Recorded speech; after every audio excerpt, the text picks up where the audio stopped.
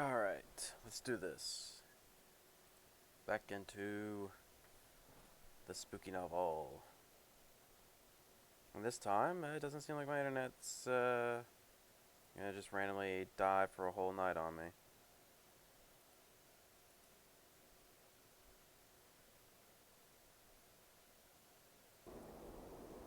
So, let's see. Let me make sure everything's right. Okay. And load game.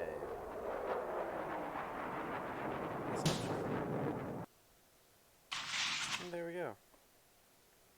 Wonder who the second spirit will be. A night's passed since what went down at Yamato Shrine.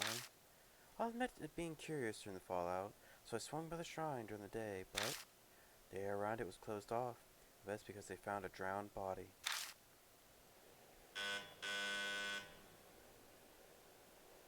Let's see, let me mess with something real quick. Very carefully mess with something. There we go. Who could that be? Ah, dang it, I just remembered something.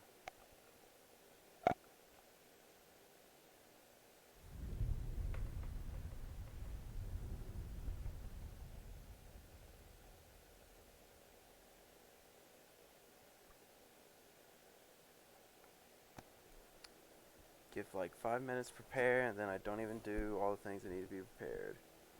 Oh well, now I'm prepared. Open the door.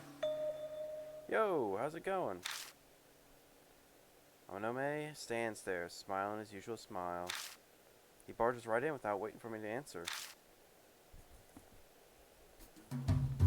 I planned to stop by earlier, but things got busy, so I was held up. Did you have anything you had to do? You're so careless. I had to clean up the mess from last night. Taking care of the mess. Made arrangements so the cops won't suspect us. After all, we made quite the ruckus. Plus the security guard is missing. Oh, that's right. They managed to find the guy safe and sound.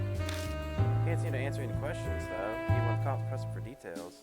He must have been scared shitless, though it has nothing to do with me.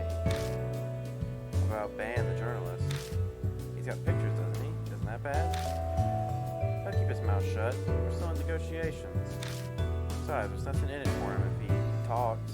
Just a thanks and a pat on the back. So in that sense, we can trust him. I don't really like how he's got us by the scruff. It makes me uneasy. That's all I have to report. How about we call it a day?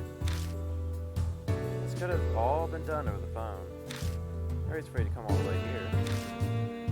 I stopped by while I was out on my walk. Oh, has Kakuya made contact with you? No, not yet. I see. It was like the days with you wrapped around. It was like the days with you wrapped around a little lady's finger will be taken. Let me know if anything happens. Later. There's a possibility that he will not help us out on the next one, since in the first game it sort of rotated out some of the characters to rotate in other ones, which was more like a reason for that in the first game. This one I guess doesn't have much of a reason to do that, so I guess it's a wait and see. But there were some characters who did repeat, like visit. Like there was one dude who pretty much on purpose got himself in deep shit just to get answers. For once, the night ends with nothing happening.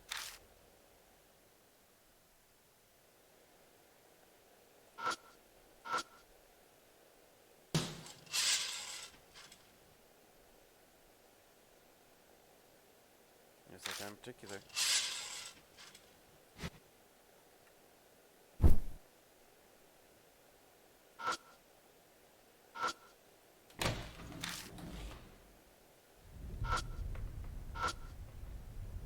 I feel like taking a shower right now.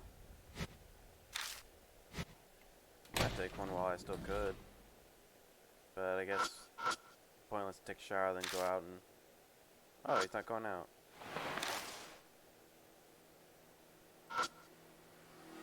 Fridge, look inside. Damn, nothing good in here. I can faintly see my face reflected in the window.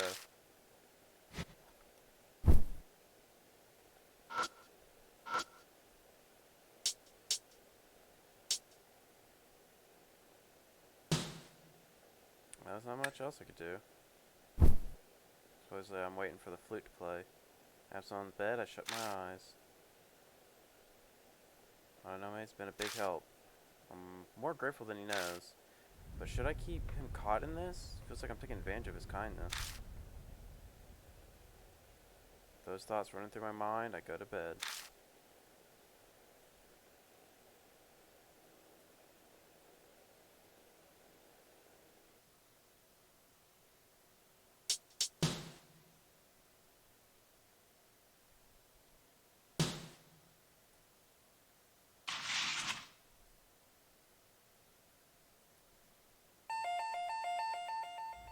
On the way back from the Black Rabbit, I stopped in the convenience store to buy some dinner.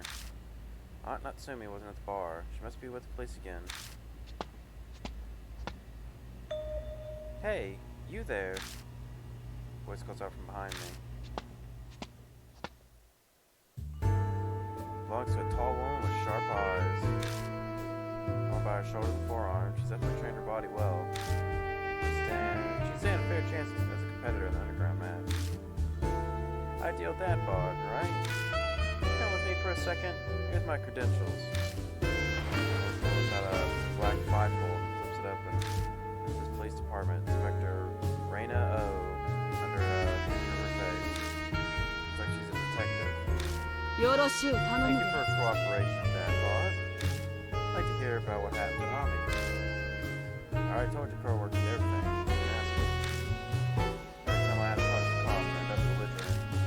Probably the bad influence hanging around the Yakuza's son. Of course, I've looked through all their records. I must say, the details are rather strange. You say the kidnapper is a girl in traditional dress. Is that true? The officer who questioned me said the same thing. I don't expect you to believe me. Oh, come now. Don't say that. We don't have any leads yet, so any more information you can give us is going to help. Ami's mother comes to the station every day. I want to give her peace of mind that the investigation is moving forward. You understand? I've already told you guys everything. I'm hungry. Leave me alone. I see. I guess that's it then. Here's my card. Please contact me if you remember anything else. Oh, you're cute when you smile. You're a handsome guy. Grumpy face does you a disservice. By the way, you seem to get along with Seiji Amone.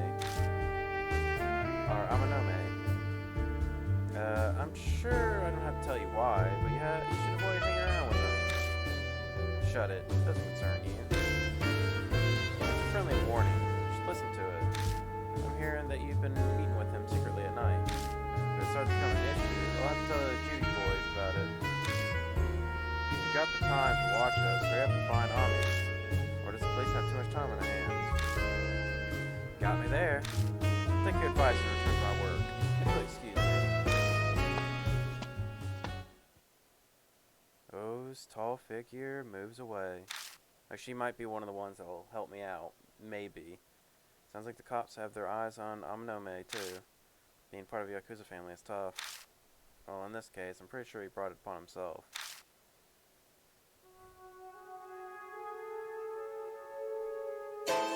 This is...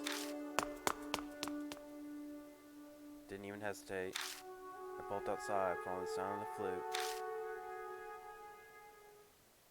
The music stops. This is the same place I met Kakuya before. Guess it's her favorite spot. Cold, damp wind blows.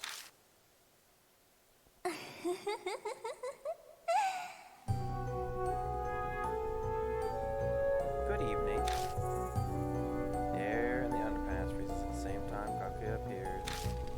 Yet I'm dripping with sweat. You beat the Hiroshima woman. That's amazing. Kakuya lost, but it was so fun. Don't fuck with me. I thought of the next game already. We're playing the Kubitaoru of Kintoki game. Kubitaoru, I guess that's better to say. Look for Kubitaoru of Kintoki. If you don't play with Kakuya, disappear too. And Ami will never come back. How long is this fucking game going to keep going?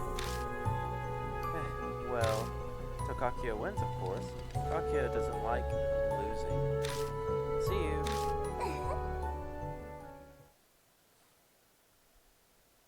Kakuya melts into the darkness. Damn. A new game has started. Better investigate who this Kubitaoru of Kentucky is. What should I do? Almost nothing about horror stories in the occult, so the name doesn't ring a bell. Even so, can't bother Amanome and Hazuki with this. I don't doubt I'd get help if I asked, but I really don't want to. What would happen with the Hiroshima woman? It's too dangerous to get others involved. One step at a time. All I need is to search the internet and read some occult magazines. It's late. Bookstore's already closed tonight. I'll start tomorrow. And so, the days of death following me start up again.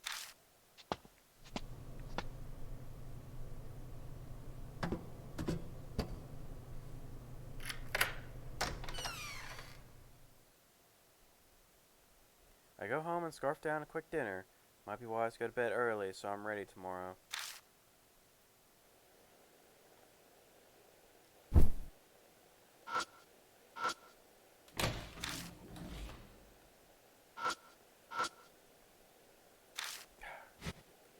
Alright, well, they're fine then.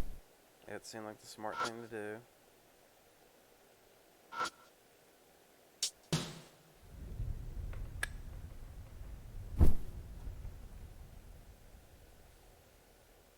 Collapsing on the bed, I shut my eyes.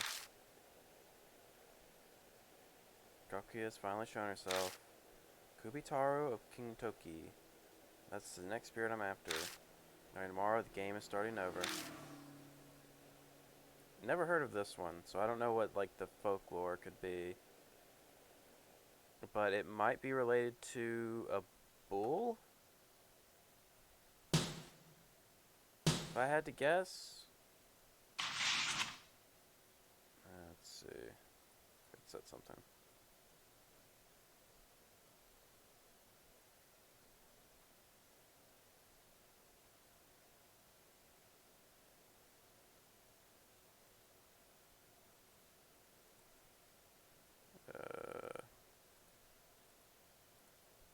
There we go. With no luck. Not a single scrap of info on Kubitaoru of Kentucky. Shit, can't find anything. When it got late, I switched to looking online, but came up just as empty. Can't believe I'm stuck already. I'm a damn idiot. Good morning. Suki, what are you doing here? This place has been on a walking route lately. I saw a light on, so I got curious. What are you looking up online? Just pictures? Or maybe something naughty? Don't make me punch you. Oh, how's it going, buddy? Oh, did I interrupt something? You too, Amanome. Why? What else? I'm here for Miss Natsumi. Thought maybe I could finally see her today. My life's been horrible recently. As Amanome talks, I still have his laptop in front of me. Damn, I still have Kubitaoru of Kentucky typed in the search bar. What's this Kubitaoru? Oh, I know. That's the name of a spirit, right? Did you meet with Kakuya? He's in mum, I see. You forget. I know you very well. Thinking of being the cool guy who doesn't want others to get involved or something. Good. Bet you're panicking because you can't find any information, though. Am I right? No fair, Dadbod. You keep spirit things from me. I want to know. Tell me. I don't know. I don't think I can avoid it at this point. I give up. Share everything I heard from Kakuya. Kubitaoru of Kentucky, huh? That's one I don't know. Wait, back up. You, the mistress of all occult, don't know? Yeah, I've never heard the name before. Damn, must be really obscure. You know, I don't know. You know I don't know. I'm not even sure I want to know for my own sanity. But if you say Kentucky around here, it can only refer to one place. Kentucky is a suburb north of Soji Station. It's located on the other side of the railroad crossing where I picked up Hazuki a few days ago. You might know something. Hey, Maruhashi! Yes, sir. Hey, how are y'all doing? Looking sharp as always, Dad Bod. Didn't know you were here. Master Seiji told me to wait outside. Man, this AC feels so good. I'm completely sweaty. Maruhashi, you grew up in Kentucky, didn't you? You ever heard of the name Kubitaoru of Kentucky? Maybe it's an urban legend or a ghost story or something. Kubitaoru of Kentucky. It could be that. You know something? Maybe. A little. I heard rumors recently about some dog killings that have been going on in Kentucky. I guess I was wrong. Oh, I saw that on the news. Something about a lot of dogs being killed lately. So that's going on in Kentucky. The cops are investigating it already. It's pumped up patrols in the city day and night. Is pain getting anywhere? What's it have to do with Kubitaoru? There's a rumor. People are saying the one doing it is Kubitaoru of Kentucky. Culprit is a spirit? You want to know more, Maru? Huh? Is that supposed to be me? Ah, sorry. Shorten your name. It sounded round, and so are you, so you don't like it? No, it's cool. I'm cool. Since you look like Momo. It's like Momo herself is calling me that. I don't mind. What a bittersweet feeling. What are you getting all excited for, Tubby? Hurry up and tell us about Kubitaoru. Yes, sir. I'll go ahead and start. This is what I heard from my older sister who lives in Kentucky.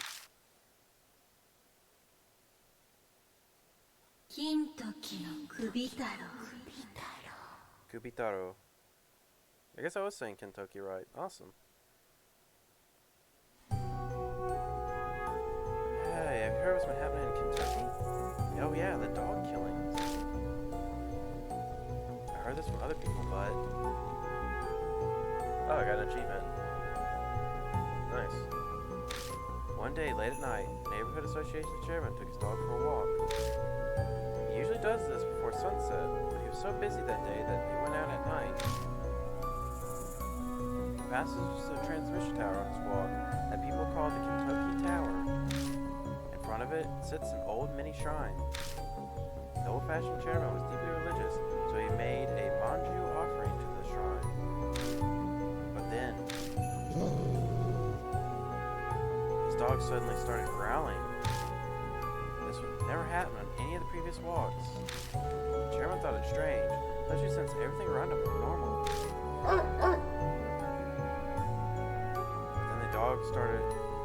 Then the dog escalated to barking. Anxious, he urgently tried to shush it. It was late, and the sound would disturb the neighbors. But the dog was barking like it lost its mind. The chairman was becoming concerned when suddenly a low voice came from behind him. Have head? Have head?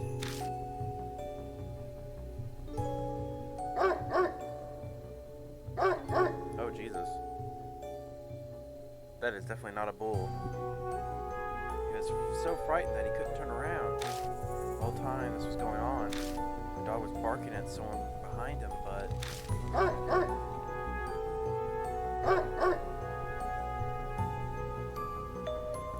Suddenly the barking stopped. Jumping back to his senses, the chairman spun toward his dog. Only see the animal collapse in a pool of bright red blood. And they say the dog was missing its head. Chairman escaped safe and sound. But rumors say other owners have been killed trying to protect their pets. And their heads were cut off. It's possible that it's the ghost of Kubitaoru Kentucky. A murderer who killed in Kentucky a long time ago.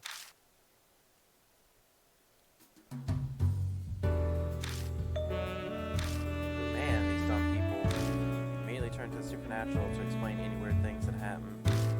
Could be some nutcase. Noe bounces back from his frozen state surprisingly quickly. Seems his experience with Hiroshima will envelop him a bit towards ghost horror. This guy, Kubitaoru of Kentucky. He was a big guy who lived in Kentucky way before I was born. My granny would tell me he was really a cruel man. He'd cut off the heads of animals, dogs and cows and the like, and collect them. Wow, that's awful. I wonder why. Maybe he was performing a black magic ritual? I don't know that much. Hey, Maruhashi. That rumor earlier. You said Kubitaoru was a murderer, yeah? Does that mean he was also collecting human heads? Yeah, sounds like it. That's what all my friends and family back in Kentucky say. Well, actually, my granny didn't bring up the part where he was a murderer that much. She always just talked about the animal heads. Looks like the rumor has discrepancies. Rumors are unreliable after all. It's common for there to be slight differences in the telling. If you want to take this one with a grain of salt, ideal. You gotta follow up on it though. It was just like the Hiroshima woman. Right, there are no other leads. Hey Maru, you don't have anything else on you, Kubitaoru? Well, alright. I heard Kubitaoru loved manjus. That's the one thing I get about him. I'm a sucker for manjus too. What you like isn't important. This is all we're getting out of Maruhashi. So what are you going to do, Ideal? Test the rumor, like I did last time with throwing a rock. You want to check if Kubitaoru exists. Test the rumor, huh? Sure, that makes sense, but what part of the rumor were you thinking of testing?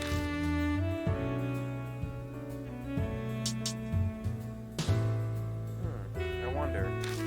Could be that walking a dog at night is conditioned. Maybe. We can start by going to the tower. We can try other ideas as we get there. That's true. I'm down. I want to see this place for myself. I agree too. Maru, where's the Kentucky Tower? Sounds like they're both planning on tagging along in this case too. Doubt I can stop them at this point. Walk through the shopping district by the station and cross the railroad tracks. It's a straight shot from there. Can't get lost. So you just gotta keep an eye out. Because everything's been going down. The cops are patrolling at night too. Damn, it'd suck if they caught us. Can you get your police friend to deal with it, Amanome? No, not right away. I don't even know who's in charge of things there. Guess it's back to sneaking. Not really what's going on, but you're going to look for Kubitaoru, right? I know my way around Kentucky. Want me to guide you? No, we don't need you. A thug face like you working around with us, at least one with testing specialist. But you're gonna face off against a crazy psycho who tears off dog heads. It's too dangerous. You can't stay behind while you're putting yourself in danger, sir. Have that little faith in me? Yeah, you can say that. I don't feel like you couldn't collect properly. You can't collect properly, shouldn't talk too big. Don't you agree, Ideal? You don't seem to care. Well, that's fine. Sir, you're really harsh. But he did give us information on Kubitaoru. At this point, isn't he being more helpful than Inome? Okay, yes, you did well. 5 mess with info. You're always going on about how someone gave birth to twins or new products in the store. You're very skilled in gathering the least lucrative information. I'll give you that. Mr. Seiji. So just keep collecting info on Kubitaoru. Don't do anything unnecessary. Got it? Understood. Leave it to me. He nods vigorously, a huge smile on his face.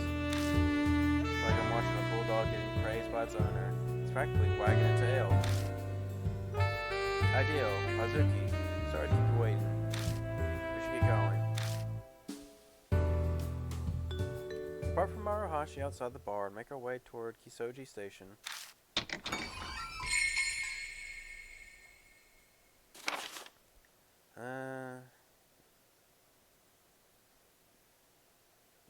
This one right here is not related to the rumors at all. Like, this has no reason.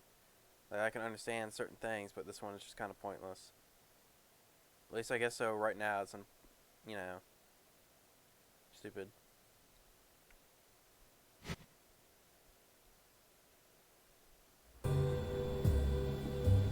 Well, we're here in front of the station, bud. I've already seen some pesky flies. Ferguson slips up in a small smile as I slip over to the police station. Two officers visible inside. Oh, come on, stop that. Everyone knows police and dogs bite if you make eye contact with them. That station there is actually in charge of canvassing all of Kentucky. If anything happens, they're the first responders. Keep an eye on him. He's got a point. Lookout here would be good backup if things go south. Kentucky is through the shopping district across the railroad crossing from here, right? You stopped me on the crossing earlier, though.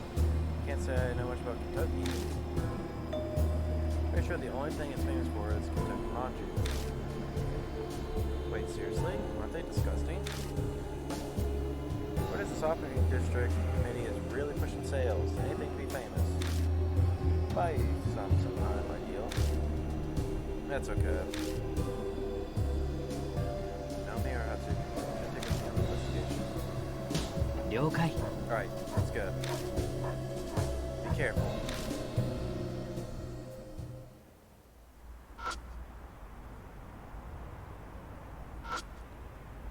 Cops look inside, look busy answering the phones. Should go quickly move on before I make contact with any of them.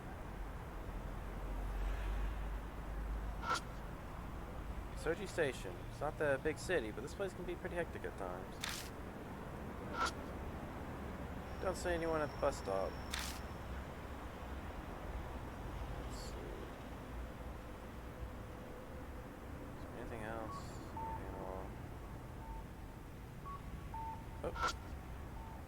Building by the station with offices and cram schools. Say people are still inside at this hour. A few of the rooms still have lights on.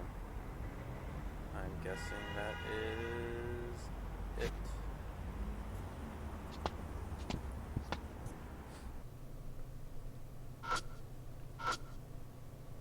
Small shrine. It's got a Jizo standing in front of it. Jizo. Hizo? I don't know how to say this. I never actually thought about it. There's wrapped in front of the Jizo. This label says Kentucky Manju. These manju taste horrendous, but man, if they don't have an amazing selection of flavors, put manju back. What? You're not taking it? What? You're not going to take it with you? I won't stoop to stealing offerings. Good man, good man. Soft drink vending machine. Nothing looks to be sold out. What if they ever need to restock? Poster advertising the sale in the shopping district. Person on the poster urged people to come. Celebration of the 16th night.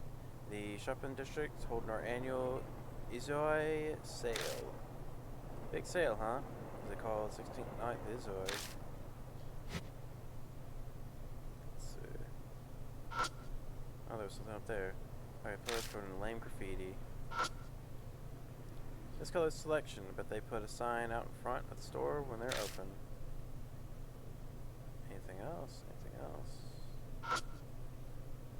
Looks like a clock store that's been around a long time. Sign's so weathered it's hard to read. I think the sign's made of wood? There's a cartoon octopus drawn on it. Seeing how some parts are almost illegible, the store might actually be pretty old. Doesn't look like there's... Wait, what was that? There's a swarm of bugs gathered around the light. Maybe it's because the other areas are dark. There's an awful lot of them. Yeah, there was like something glowing there. It's just like really hard to see.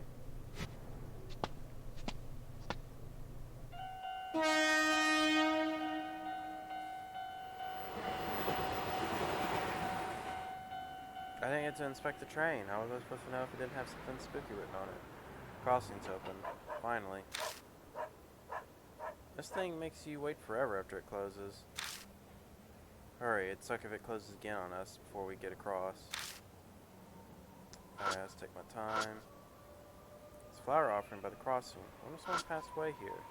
Flowers look fresh. Must have been offered by someone recently. I can hear the far-off clatter of the train.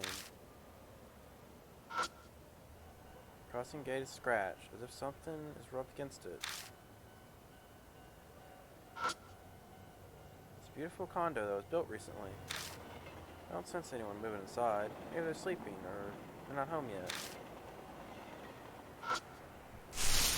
Here's another side of the road rustling in the wind.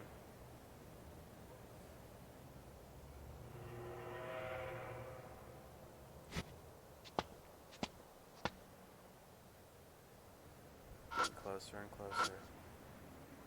It's a shared garbage area for the apartments. Open the lid and dug through the trash, but there isn't anything particularly interesting. See yellow, black reflectors right around the telephone pole. Closer look reveals the marks that are kind of look like scratches. It's eerily quiet. I wonder if it's because of the rumors the past few days.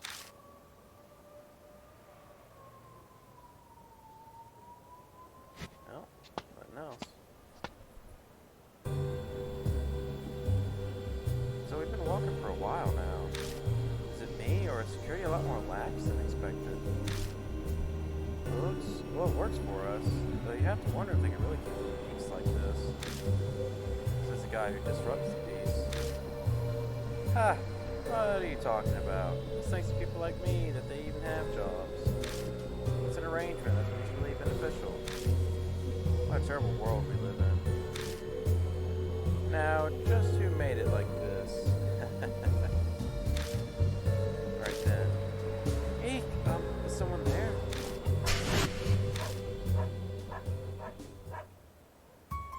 Cop appears out of nowhere by the side of the parking lot.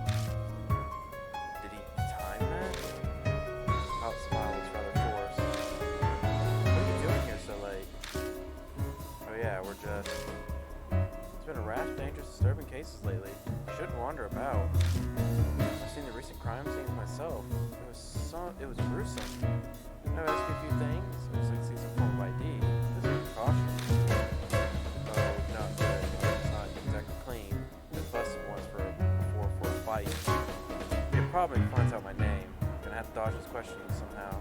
A lot of people here are reporting supernatural, crazy things to the station for some reason. Here, so the police aren't shamans. They don't deal with ghosts in their life. Anyway, I'd appreciate it if you cooperate. Here, the cops being really talkative. Maybe he doesn't like this sort of thing. Warning. Security. Here it comes. Ask about the incident. What?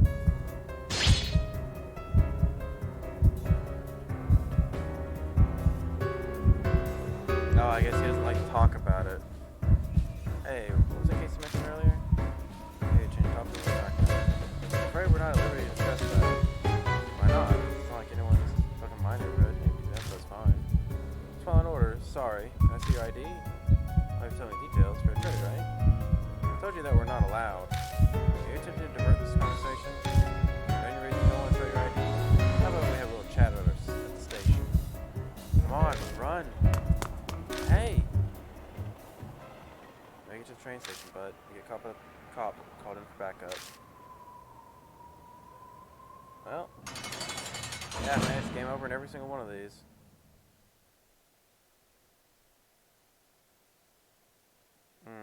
Maybe pointing in the distance was the right answer. The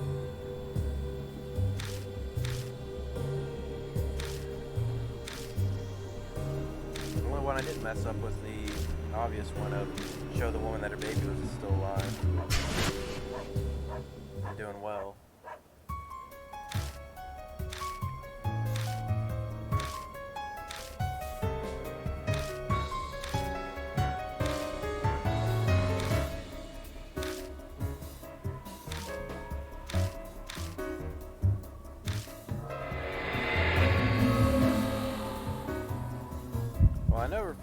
definitely gotta be the bad one. But point into distance is definitely gotta be it, man.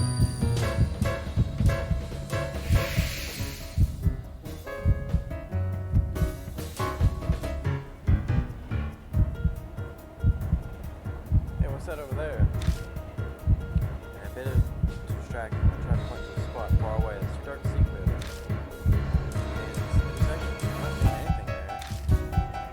Further back. Well, I've pulled the intersection past that. Hey, come on now. You can't see that far. You shouldn't make things up. The guy's really like it, but he's a pro athlete. So I'd say it's impressive. But I don't doubt he's seen something. What was it then? You're not going to say you saw a ghost, are you? No way. There's no such things as ghosts. Well, care to tell us what you saw?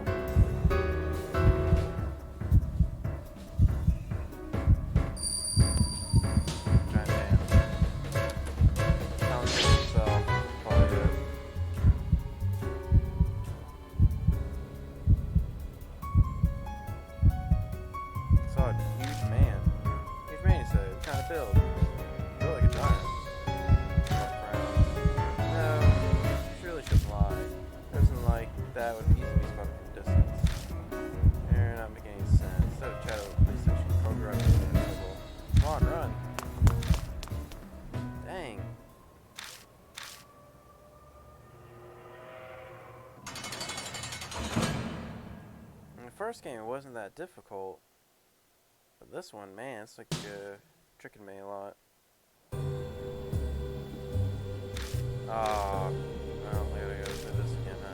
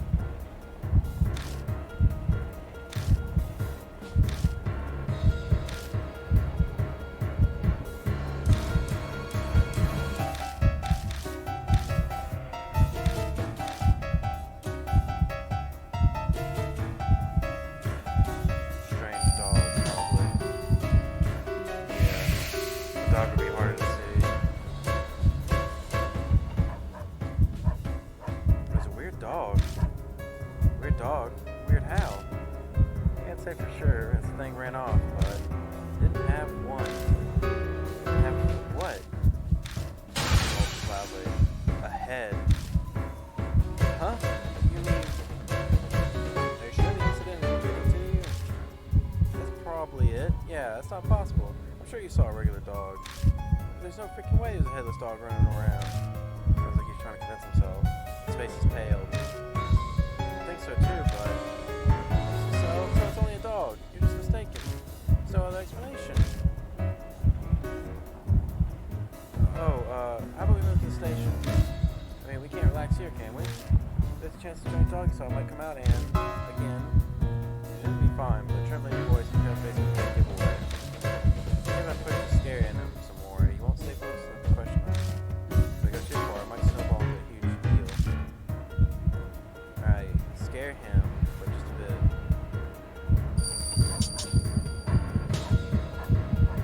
There we go. This one has to be it.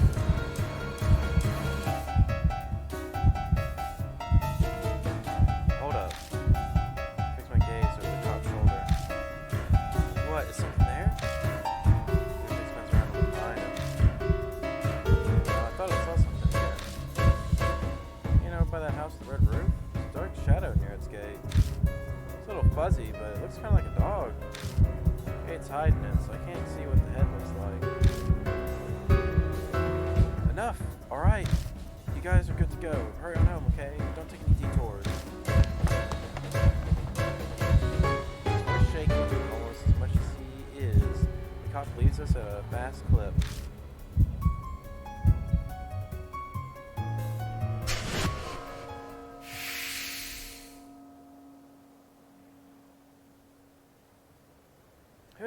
That was close. Thank God that cop was a wuss. Normally a lie like that would be easily seen through.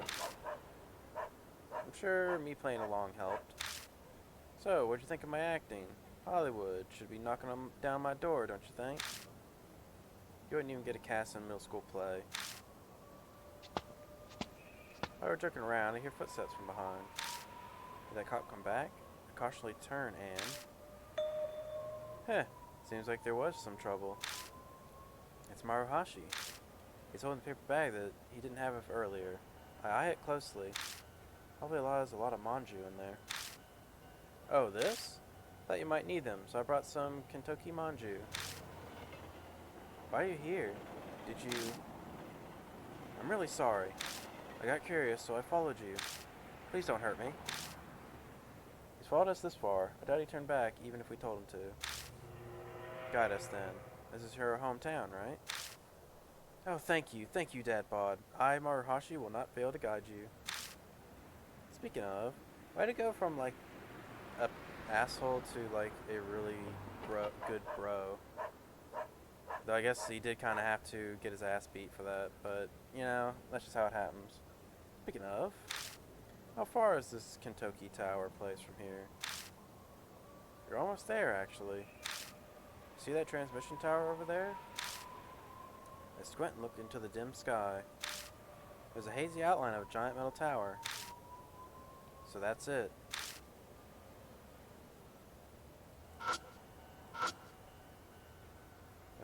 Fire extinguisher in a metal case.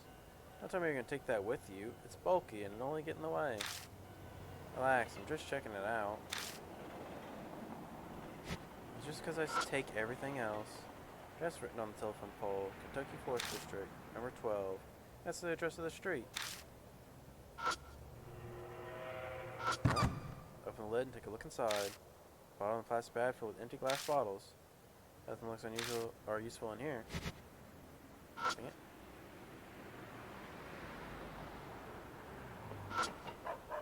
The steel tower appears faint, so far away. Watching it stand in the dark, I am hit with an immediate aura, or intimidating aura that I don't feel during the day.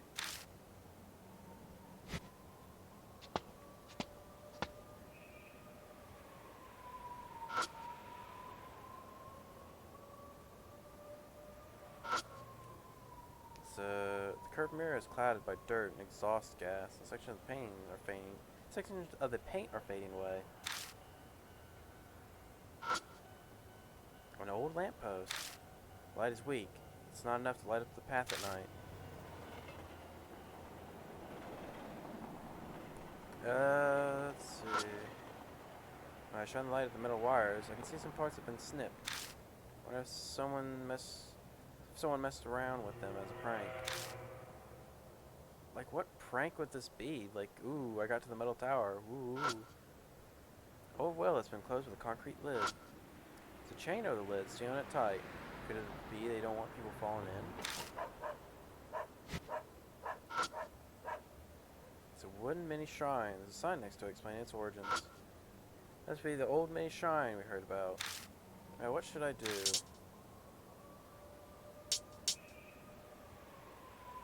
Something's written on the sign in thin letters. The thing's smudged and hard to read, but it looks like the origin of the mini shrine is explained. It says, a sacred tree called a Kentucky cider used to be here. Or cedar. Is it cedar or cider? Cedar. Cedars were two brothers called Taro Kentucky and Jaro Kentucky. The one here was Taro. Oh. Kubitaoru. It says both brother cedars are gone now, with only this mini shrine left. I see, so that's why the transmission tower is called the Kentucky Tower. A bit bland for a sacred tree replacement, but I guess they wanted to pass the name down. They then left the mini shrine in place of the tree. I once afraid of the wrath of the gods. After all, they said the Kentucky Cedars had some crazy-ass powers. Crazy-ass powers, you say? Like what? The legend of a man accomplishing a great deed, or some illness being cured? My granny says, apparently the two sacred trees gave divine protection from the lightning. Ever since the trees were cut down, there have been more lightning strikes and electrical accidents. Oh, that's just stupid. If lightning strikes stopped because of tree power, they wouldn't have needed Ben Franklin. What's he got to do with this? Huh? Well, maybe someday you'll realize it's not important right now. That has absolutely nothing to do with this. It's because of him getting struck with lightning that we even had electricity. He didn't stop the lightning. He's not fucking riding. So Maruhashi, are there any other odd legends? I don't know anymore. When I was a squirt, they just told me not to play around here, and I already even talked about it. They also said not to go near the well, but, well, that's common sense. The well, huh? The well's probably dry, but someone's still maintaining it.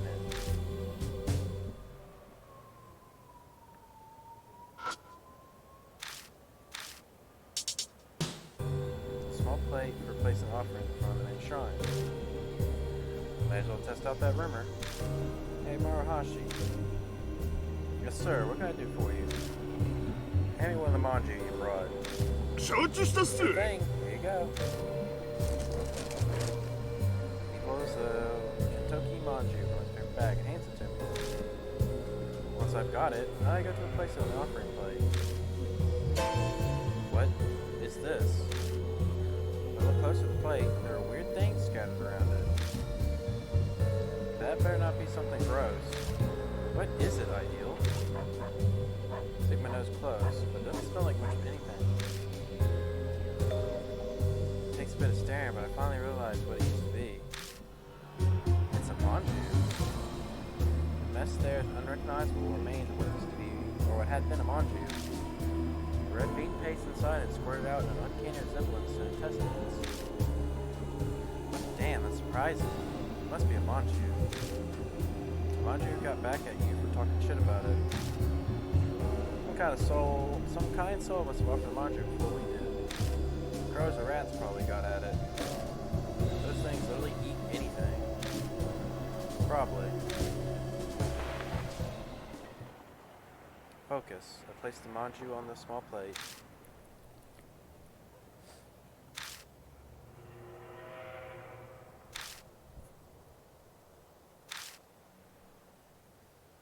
Doesn't look like Kubitaoru's coming.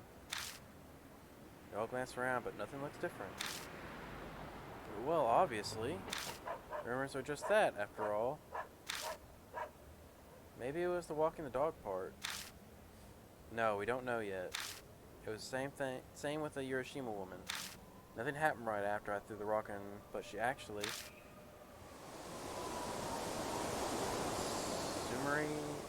Summery, lukewarm breeze blows between the transmission tower and the nearby home.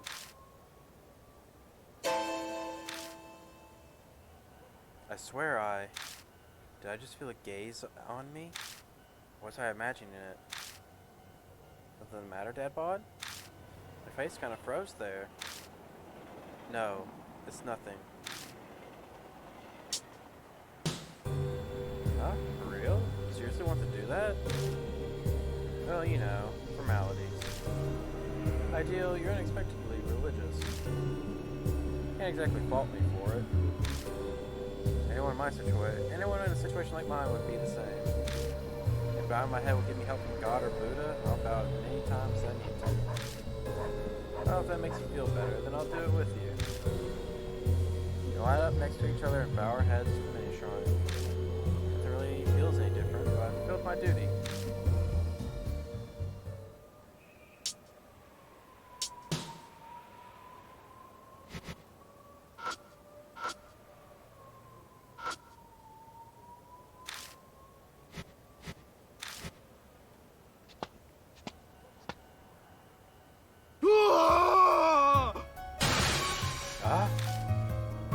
Man screams from somewhere close by. What was that? Let's go.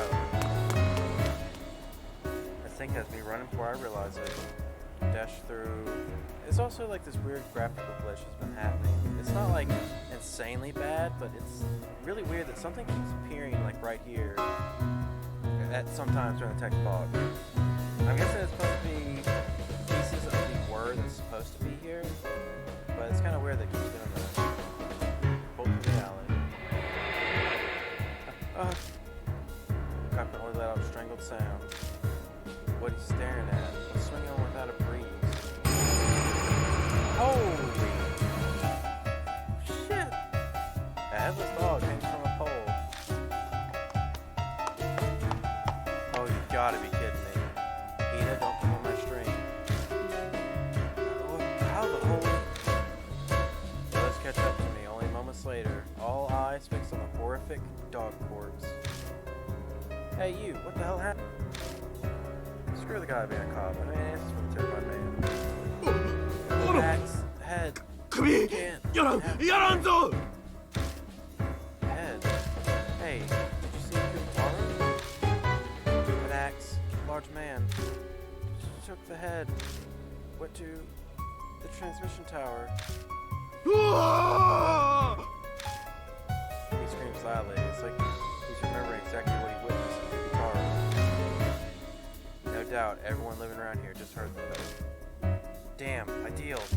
I'll call the police. Let's get out of here. Quick nod. I take off to a sprint toward the transmission tower.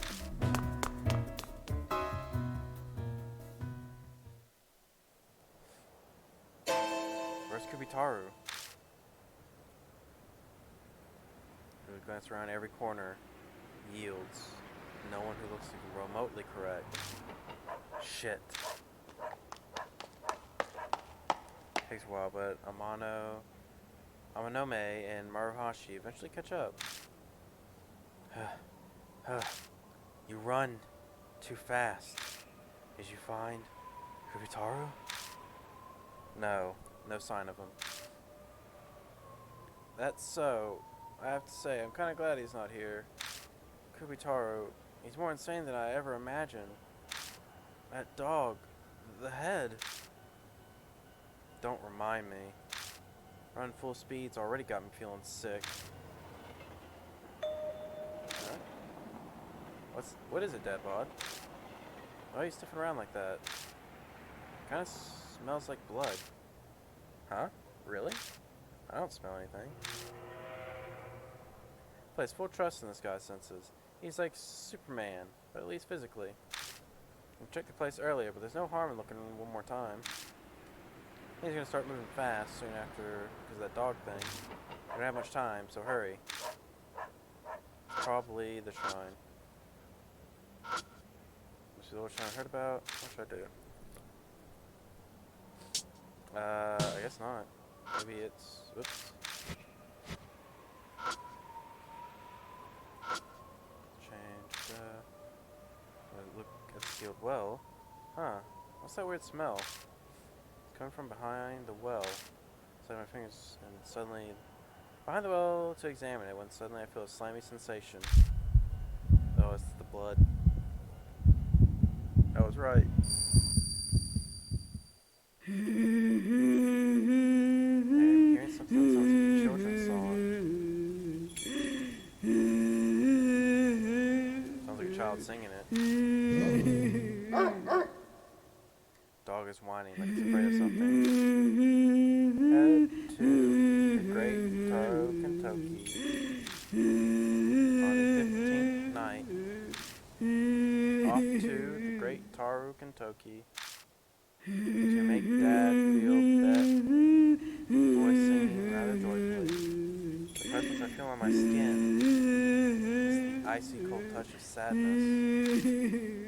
Head to the Great Taro Kentucky on the 15th night.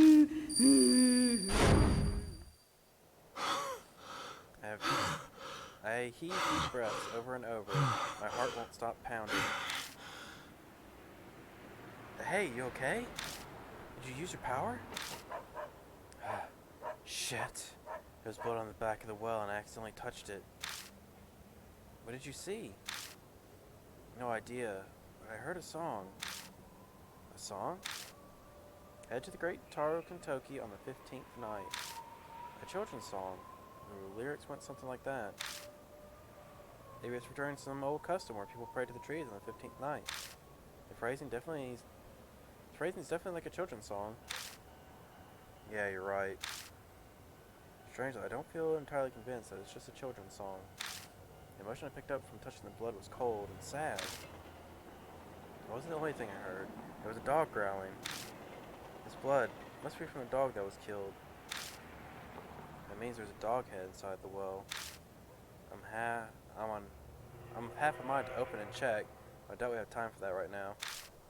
The incident earlier. The cops will be here soon. The cops find us, they'll want to question us, and it'll all become a big mess. Yeah, we can check again tomorrow. Let's make ourselves scarce before the cops come.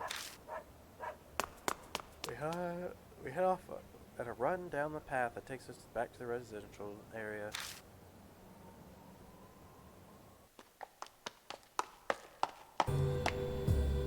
Welcome back. Look pale. What happened? To recap everything for her. The disaster that might be caused by Kubitaoru, the odd song I heard through the lemon tree. As she listens, her concerns melt into curiosity. Faces of Kubitaoru and the mysterious children's song. It all sounding so bizarre. I wanted to go too. I'd have been perfectly happy if you'd gone instead. Then I wouldn't have had to see the corpse of a headless dog. Maybe I'm glad I did go after all. Pardon me. Seems like things are going down at the station. That's at the police station. Lots of people have been passing through the doors. Someone must have heard the scream and called the cops. Town's gonna be crawling with cops. We can't investigate things like this. Guess we'll have to call it for the day. Okay. Alright. Let's be plug. Usual time and place. Now, if you'll excuse me, I have plans. Sir, wait for me. Oh, that's right. Dad bod, you can have these. Maruhashi shoves a paper bag full of Kentucky Manchu at me. What the? Okay, I'm off. I should be going soon myself. I'd like to head back with you part of the way, but I have to stop by the agency. I need to discuss work with my manager. What are you working on right now? Oh, you know, summer things. Like shows that bring in idols and swimsuits to play sports in the pool. Oh, of course a boy would think that. But for those who have to do it, it's hard. There are guys who try to take weird pictures. Alright, good night. They head off in separate directions, leaving me standing with a paper bag. Guess I'll head home.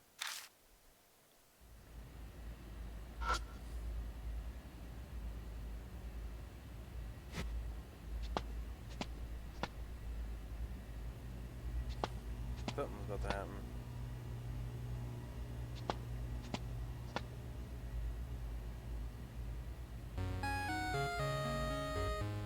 My phone?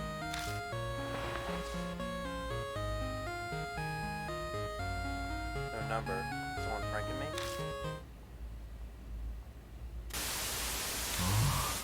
Oh. You. Good. How was that? Huh? Now text? May as well open the message.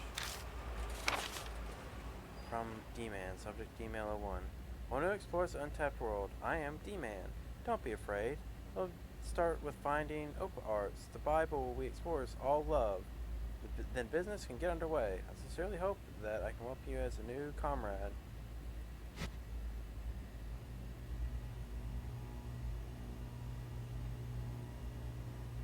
Huh? The hell? D-Man. This whole thing's too elaborate for a prank. I think Open Parts was the name of some kind of weird magazine about UFOs or something. Might find it at the convenience store.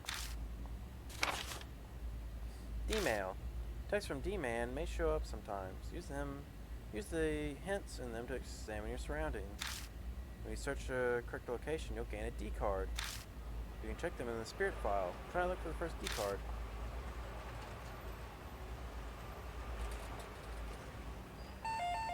Which is the convenience store. Let's see, look at the magazine. This thing, see the colorful sports pages. What?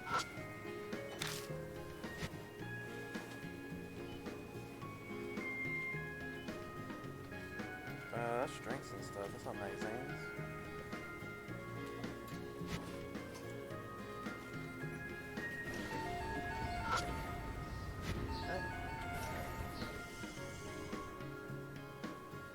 What would the magazines be then?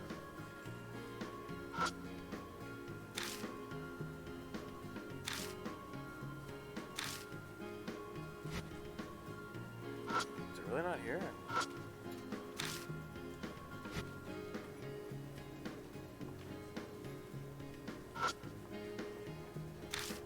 Some bread. Okay, here. And bathroom. Oh, is this it? There's only one copy left of the magazine I'm after out in the rack. Oh! These silhouettes, they look familiar. I think these might actually be the silhouettes of the ghosts in the first game. If it looks that way. I can't really tell anymore because of the text box being here. When I open it, the important notice catches my eye. Thank you for the continued support of this magazine. It's been brought to our attention that customers have found cards inserted in every issue. Please note our company has not been including any cards, either as bonuses or extras. These cards are in no way affiliated with our magazine. I ask you for understanding and cooperation in this matter. As I finish reading this, I noticed a strange card tucked in between the pages.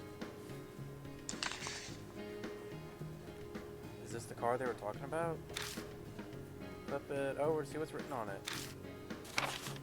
Congratulations on your first D card. To help you believe me, here's a little about myself. How much do you know about the urban legend of D-Man? Rumor has it an occult magazine called Monthly of Art sometimes cases a small item for inexplicable reasons. It said that these cards contain info on several spirits. This information comes from D-Man. That's right, it's yours truly. What's the purpose of these cards? An extraordinary man like yourself may have already realized the secrets of the untapped world. The cards help me offer my knowledge and recruit those with potential to join me. This is by no means mandatory. It's just fluff compared to the fate you're facing right now. But if you're interested, I wanted to offer something related to my memoirs. To start a story about one of my acquaintances, a Mr. K from H City, showcase your talent to the fullest and dive into the unknown. Acquaintance of Mr. K from H City. Kingdom Hearts.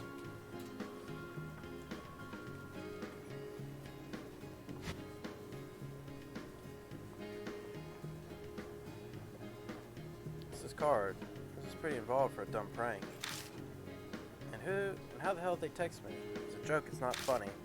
Shouldn't be playing along. Who in the world is this D guy anyway? D cards. You take a D card. Before the future text from D-Man arrive, try to use hints to find cards. Each D card can only be obtained immediately after the text is received.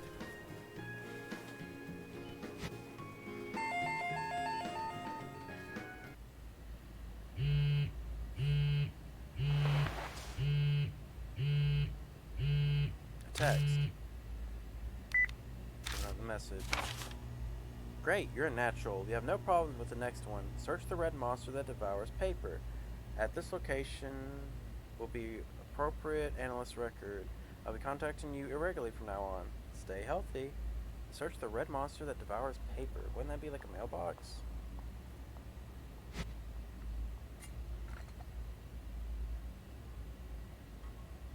D-Man again. Damn, this guy's persistent.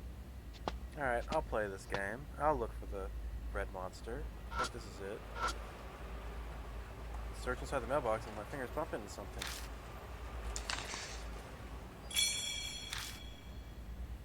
Lower my gaze to the writing on the card. A case revolving around the rumors of the mark from a few years ago in Tokyo H City. It said the mark is a curse. Those with a dog bite like bruised face, a suspicious death, or go missing.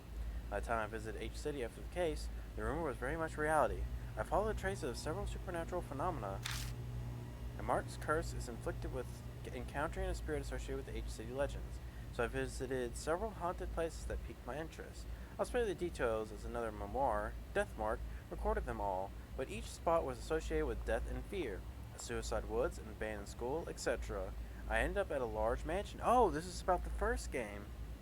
Because Death Mark was the mark on your body that if you got it, it was because like the ghost like essentially chose to haunt you. And the pain would get worse and worse until it finally attacked you. That's where I met Kay, who I now consider a good friend. Our similar backgrounds caused us to hit it off. I heard all about the case and its conclusion from him.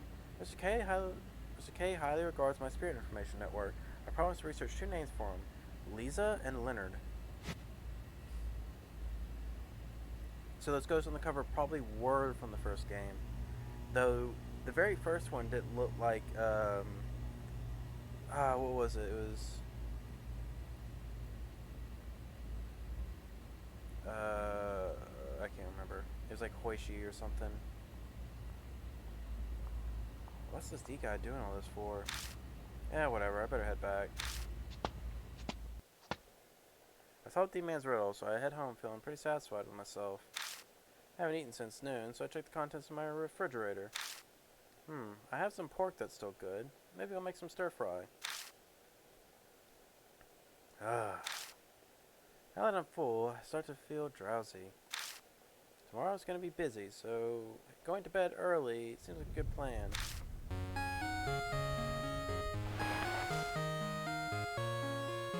It's Amanome.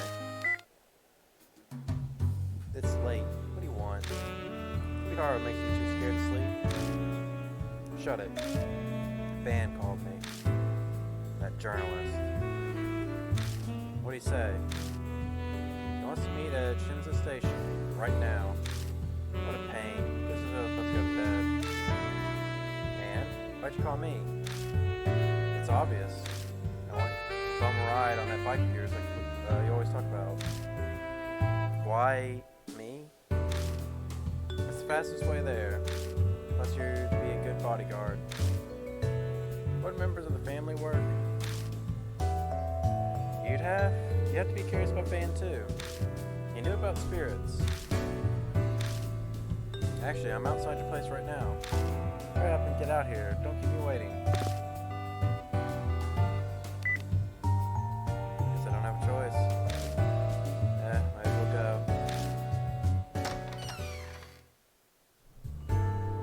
Long time no talk. Let's get going. Here, your payment. It honestly keeps sounding like I'm getting stabbed. I may toss in a canned drink like usual. Tonkatsu drink. Tonkatsu? Where do you find these types of things? Well, my friends know my hobby. I'll try to curry favor by sending gifts from other places. My stomach's already full of pork. No, you don't have to drink it now. Take your time and savor the flavor tomorrow. Let me know what you think of it. You look pleased. That seems to like you. Anyway, let's be on our way.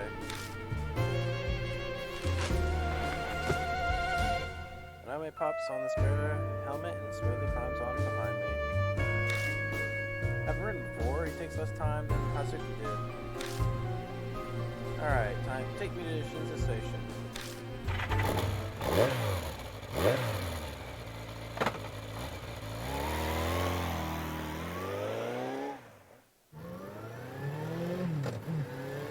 Down the empty road, heading toward the center of the Shinza port. The bright building in front of me, Moon Tower, points me to the correct direction. Shinza Station's right by it. I'm kind of sleepy. Day's fatigue and full stomach have made my eyelids heavy. I really should have had a cup of coffee or something before I left. Back suddenly smacked from behind. Must be trying to keep me awake. We've known each other for so long that I can just tell these things. 10 years, huh? I was a mess back in those days. That poor Aunt Natsumi took me in. We had no money, everything always felt like it was falling apart. All I had was anger. Only thing I knew how to get rid of it was fighting. Didn't matter to me who I fought. A cop, an upperclassman, a son of the Yakuza, big fights with them all. Somehow in the end, that son of the Yakuza, Seiji Mone, decided he didn't like me. I always thought I would probably just hit him too hard in the head. Been hanging out ever since. Amanome and I are complete opposites. He disguises his true dark Yakuza self behind the outgoing mask. I'm a loner musclehead who hates drawing attention to myself. Even our clothing preferences are opposite. He goes for white and I only wear black. Only thing I figured that we share is our lack of common sense. We're both broken in some way. Low rumble machine echoes through the vacant business district. We're almost to Moon Tower.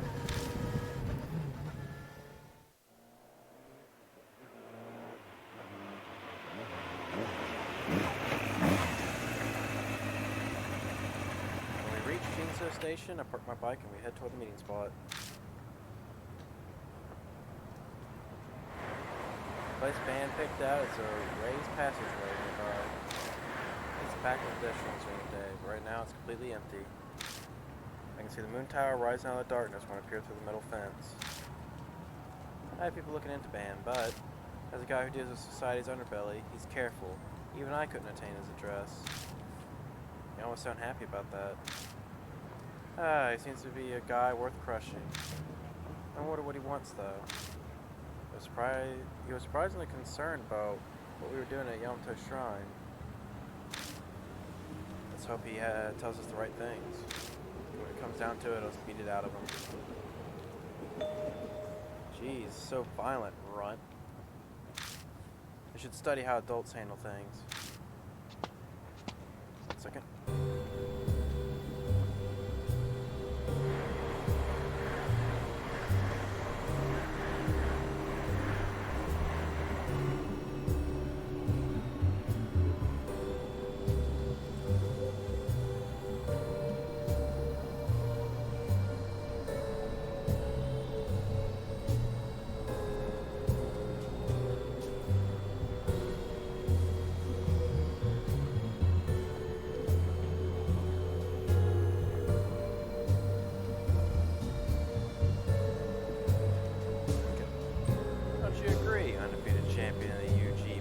Ideal dad bod. So you looked into me too. Your mother is horror novelist and assuming dad bod. Or should I say foster mother? Her real mother is her older sister, Satomi. She passed away due to an illness 2 years ago. I wasn't officially married, so I couldn't find out who your father was. Are you stalking me? Oh no, this is insurance. To show that I know you very well. I can even let your mother know about your little part-time job. Son of a... Cool it, Ideal. This passage has a security camera. You won't be able to get out of it if you hit him, and you'll end up worrying Miss Natsumi. Let me handle this. Good. I'd really like you if you didn't trouble my friend, Mr. Band. Why are you here? I want to know what you were doing going after a spirit back at Yamato Shrine. I surely doubt men your age like to dabble in occult arts. I'm not exactly against telling you. In exchange, we'd like to know what info you have on spirits. Mutual exchange. You stay silent for a while. Then, well, fine. Except for that pretty fast. Information on ghosts to put food on the table. You say that, but you seem eager. It's a grown-up matter. Anyway, hurry up and talk before I change my mind. You tell them about what we experienced so far. Ami disappearing, Kakuya the curse, the Hiroshima woman, and Kubitaoru of Kentucky. Our story ends after we mentioned that we saw what we saw earlier tonight. Kakuya, huh? No, something of her. Nothing concrete, mind you. Hey, tell us what you know. Who is she? Hold your horses, half-pint. I don't look it, but I'm still a journalist. I need evidence before I share anything. Give me time to investigate. The journalists that I've seen don't need evidence at all. They just say whatever. They speak quietly but firmly. They tell you he's not dodging. Fine. But I don't have time. You gotta hurry. I'll try. Rather than focus on Kakuya now, I say Kubitaoru confronts his big problem. Are you going to die when the time limit expires? It won't be long until it bounces here again. Bring death from my ears. The terrifying sensation of my skin wriggling and moving on its own. Just thinking about it makes me shudder. I'll search for info on Kubitaoru as well. He's rather obscure for a spirit though. I'm not sure how much I can dig up. I don't expect much. Rather generous of me. I have my reasons. Besides, I'm not running a charity. This thing's gotta go both ways. You tell me everything you learn about the spirits. And no hiding anything from me, got it? Yes, that's acceptable. How'd you see you're more understanding than expected, Mr. Band? Hey, I'm a nomad kid. Spirits and the Prince of Threats are different matters. I have others suspect rumors on you. I won't be generous with those. We can go into all that another time. Look forward to hearing you Kubitaoru, though. If my friend were to die, by my family name Nome, I will chase you down. What a scary brat you are, threatening an adult. Well, I'll be going now. Don't die. Ben walks off toward the Shinza station. Didn't expect him to cooperate that easily. Kakuya is interested in you, so you're a valuable source of information for him. He'll be helpful for the most part. Can't exactly say that makes me happy. Bear with it. It's thanks to his interest that you have access to info and a connection. Oh, that's right. Nome steps aside and takes out his phone. Hey, it's me. Everyone can fall back. Thanks for your hard work. Sorry about that. What was that about? Well, if he had come to see reason, I was planning to invite him to my office. Emergency measure. You understand. It's a little visible. Your guys are here, then why did I have to bring you on my bike? The minor details aren't important. Come on, I need you to take me home. Last train's already left. End up giving Nome a ride again. As I drop him off in front of the office, I drive straight home.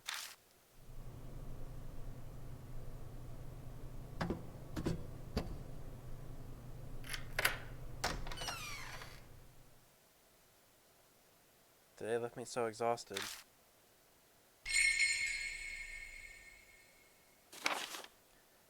Taro and Jiro.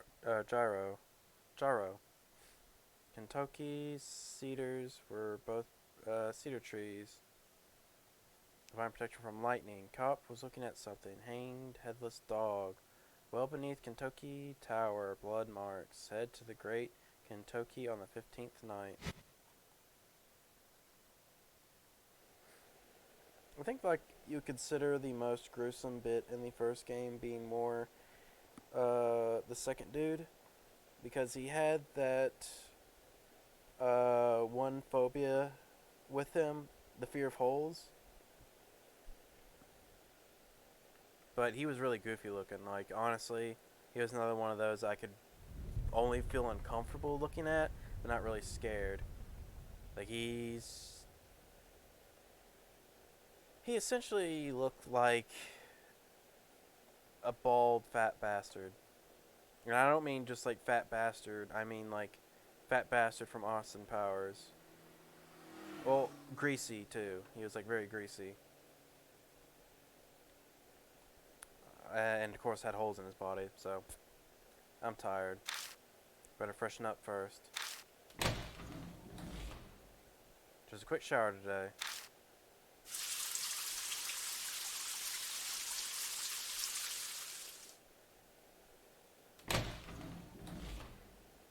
Ah, that was refreshing. Oh, I'm thirsty. I want something to drink. Over the fridge and look inside. So you have a bottle of tea. That'll do. So close to the fridge. Remember what's tucked in my bag? Hashi gave me some weird manju earlier. I like to toss them and forget them, but I guess I'll keep them in the fridge for now. What to do when my hair dries?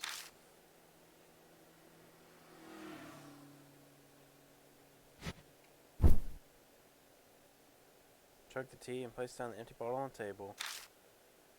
I don't feel like it.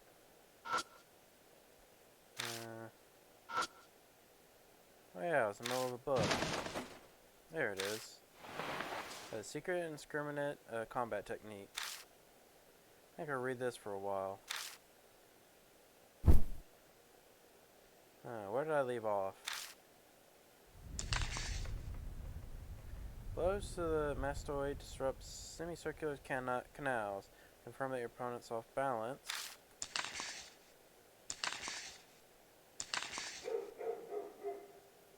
Neighbor's dogs are barking. What the hell are they barking this late for? What the hell are they barking for this late at night? Open the curtain? Yeah, he's gonna be there. It stopped, finally. What the hell was that about? I don't feel like reading anymore. May as well just go to bed.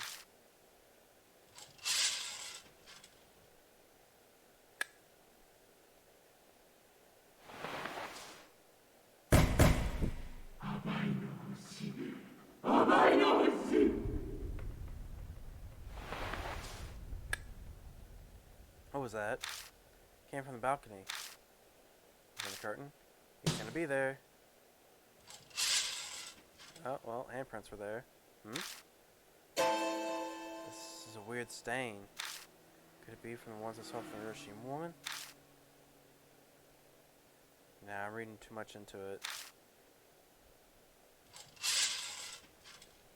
That'll be able to fall asleep right away, but I think I'll lie down anyway. Pass in the bed and shut my eyes. Think back on what happened a few days ago. Strange things have been happening to me since I started looking into the Hiroshima woman rumor. If that's the case, I think earlier had been something to do with the Kubitaoru of Kentucky. After everything that's happened today, I'm exhausted. Despite still being riled up, my consciousness drifts off immediately. Do I want to save? Yes, I do.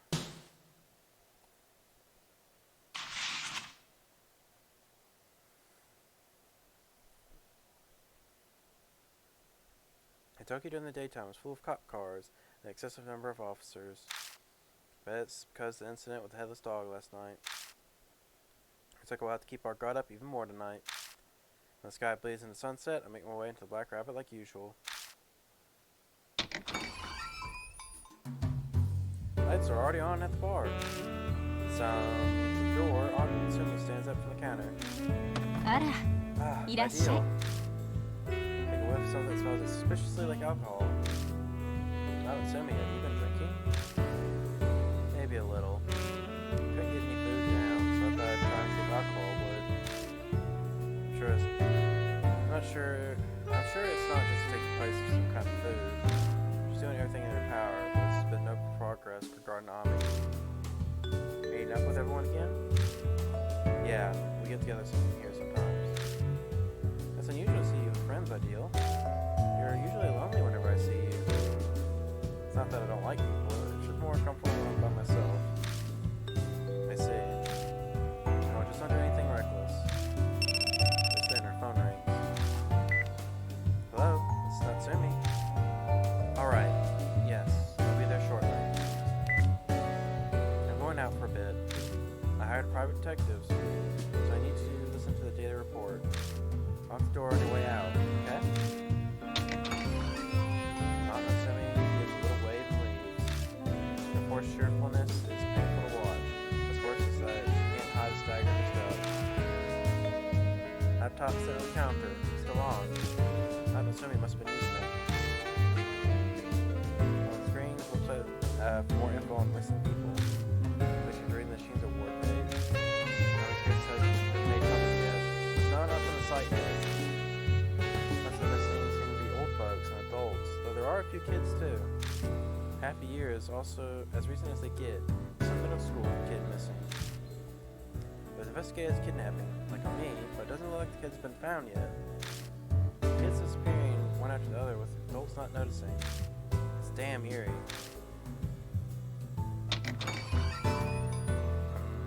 I'm not at the bar long enough before Onome and Hazuki arrive at the same time. おはようございます。 Good morning. We ran into Onome at the station, so we decided to walk over together. As people in the industry feel the need to say good morning across the time. Still throws me off when I hear it at night. 調子はどうだい? Oh, how's it See going? you. One more second.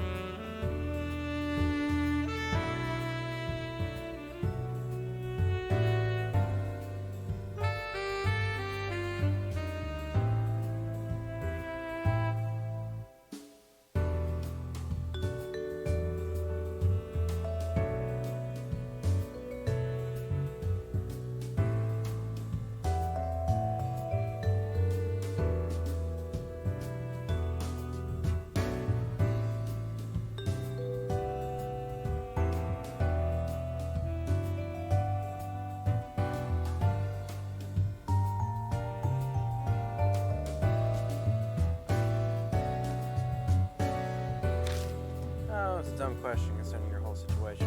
Probably not great. No Maruhashi today? Told him we canceled our meeting today. He's looking like he was going to follow us again. I'm not too keen on walking around with a sweaty guy in the height of the summer. Oh, speaking of Maruhashi, I have a gift for you. A smile. I don't know about this. It's another weird drink. Oh, is that what you wanted? Sorry, guess again. Here. Main Kentucky Manju. Not this again. You're so fed up. It's great. Present from Maruhashi. He asked me to give it to you. Seems to think you're a Manju loving comrade. I really don't need these. Aw, he likes you. You just seem to draw people to you, don't you? Want some Manju, Hazuki? Thanks, but I'm on a diet. Oh, I see the laptop is out. So, are Manju really that bad? I don't even know what they are. I see the laptop is out. Perfect, I wanted to do something. Fan contacted me earlier. He gave me a website URL. Said instances subscribed on or affiliated with the Kubitaoru of Kentucky. Guy who we were pretty sure was a jerk. Why is he helping us? Well, yesterday, I was Zuki about last night. Boo, that's not fair. Nobody's got to go on a ride with Dad Bod. That's what you're upset about? Middle-aged men don't interest me. Now, if they were missing limbs or transparent, then I'd be in my no flirting rule. No, no head is grounds for immediate now. Cut it out. Say enough as it has with Kubitaoru.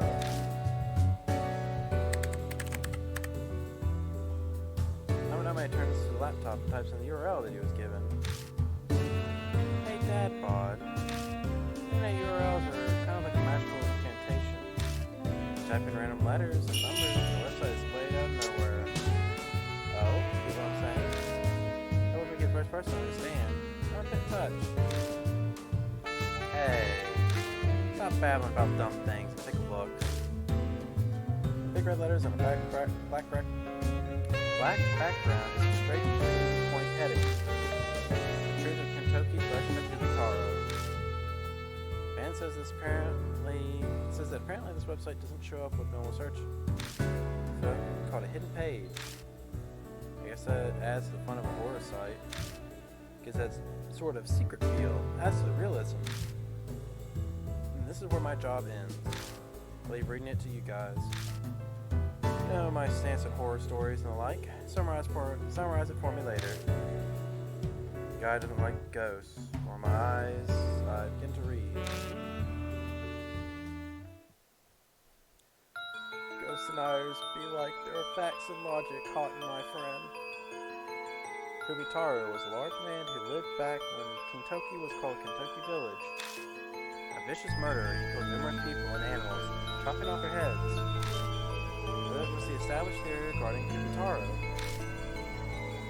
However, that is not the truth. The writer believes Kubitaoru was a large girl of superhuman strength, born to a landowner in Kentucky Village. She was dull-witted but violent. It appears true that she chopped off animals' heads off for fun. She didn't attack people. Residents considered her a bother, but couldn't complain due to her station. Any stature? Behind her back, they called her Kubitaoru for her large stature and violent nature. Yeah, it had to be stature in that station. There's a reason why the truth warped into the rumors of a large man and a vicious murderer. Apparently, Kubitaoru did something that touched on the taboo of the village, and that's how Kubitaoru died. Her father silenced the village with a gag order in order to hide the family shame. Time passed. The truth stayed hidden. From scraps of info, the vicious murderer was born. This is the truth behind the rumor of Kubitaoru that the people of Kentucky believe today.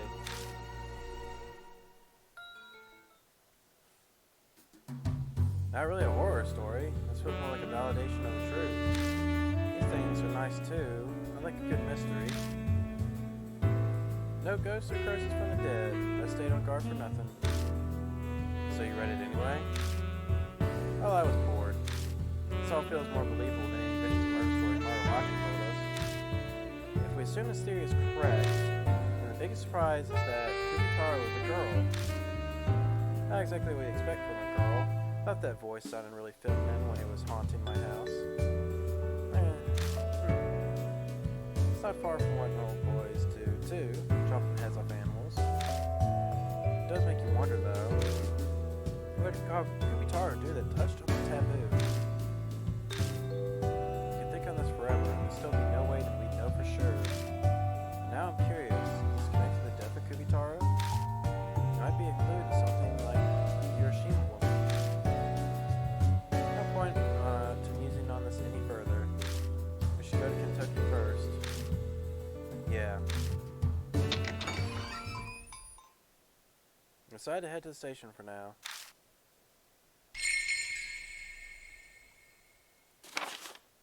Large man known as Kubitaoru collected heads. Human ones? Unconfirmed. Fluctuates in rumors. Not a man. Large girl. Superhuman landowner's daughter. Did something taboo. Kept secret to hide shame. To no one's surprise, there aren't a lot of people out at midnight. The Clarence police station tells a different story from last night. It certainly looked busy. Yeah, it makes sense after what happened. I swung by Kentucky around there. There were cop cars everywhere.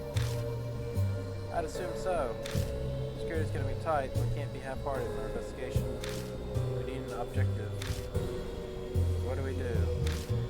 If we're investigating Kubitaoru, then I think we'll have to open that well. We didn't have time yesterday. How do we know?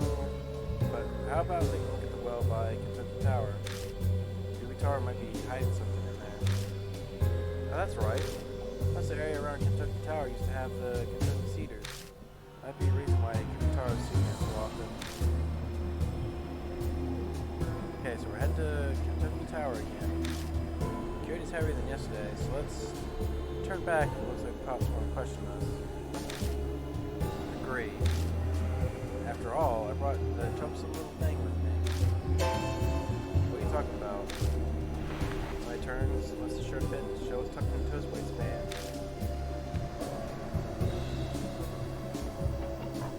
The guy seems to have an automatic pistol. A gun? Isn't that going too far? I'll have you know this is an ridiculously modified gun. If I don't unlock the secret mechanism, it won't shoot. Can't even pull the trigger. Regardless, it's probably a good idea to have some kind of weapon protection, right? You actually believe something like that would work? They aren't from this world. Nobody's never been face to face with Hiroshima.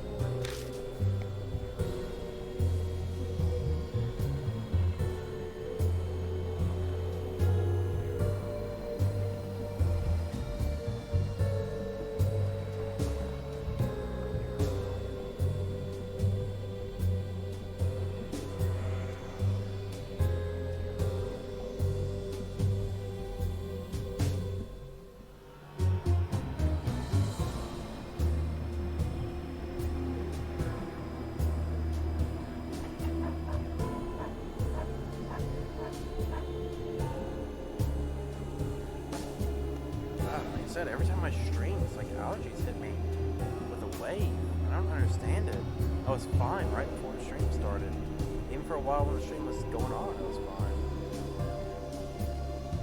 Is it normal to be allergic to streaming? I guess, I get why you want to save your weapon, but we'll be in deep shit if we're caught and confiscated. Oh, then we better not get caught. Sorry, better not see and have no knowledge of what you just have tucked in your pants. That's fine. I'll just say I secretly brought it. Where to get going? The ways to go before we reach Kubitaoru.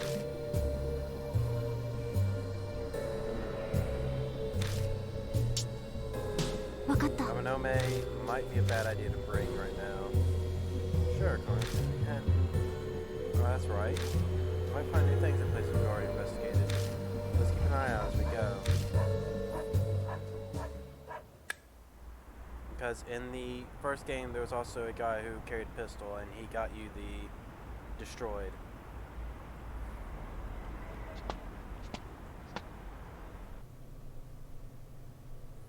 Actually, wait. That's right. She said there might be things we get again.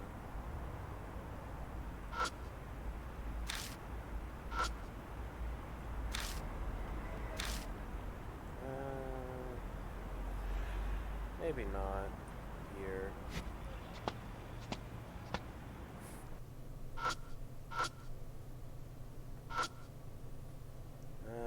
Nacho variety flavors. Suki claims there are even more flavors. Be sold out.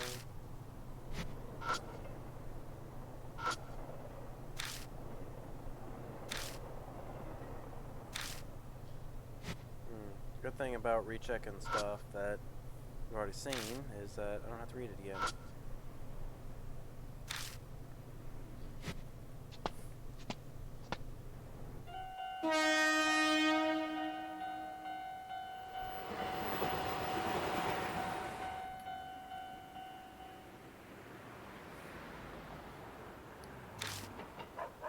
Makes sense we came at the same time as yesterday. Right.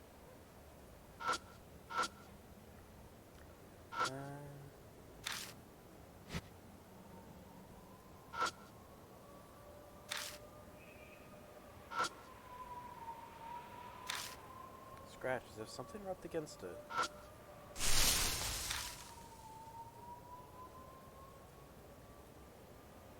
I guess also if you can't really see the dot and you think it's there, you could just click around. It doesn't seem like you focus on anything if it doesn't exist.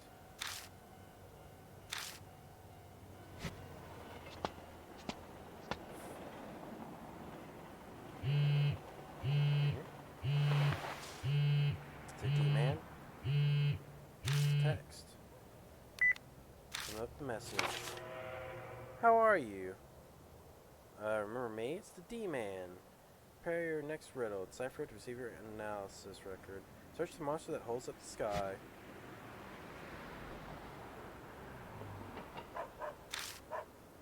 Who's texting you at a time like this? That's just something dumb. Let's see. Monster that holds up the sky. Would it be this? Run the telephone pole. Scratches. No? A few days ago. I open the lid and look inside. I see a sheet of paper with words written on it. The words on this are kind of suspect. Oh, that's the suspicious charm. Included the latest monthly OOP arts. A charm with a ton of divine power. Wise monk at the northern end of Honshu wrote it. What kind of power? Apparently it expels any spirit. That's kind of specific for a divine power. Definitely suspicious, just like its name. I may as well hold on to it. Maybe it'll be useful for something.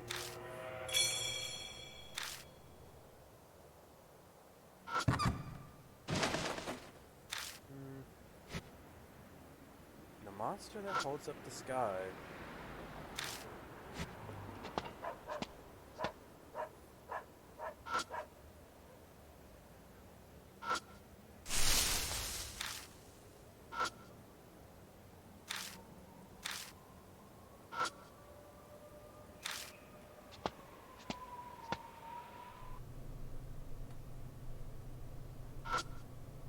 wouldn't be this, would it? No. I doubt it's any further back, but... I might as well check. I'm not sure what it means by a monster that holds up the sky.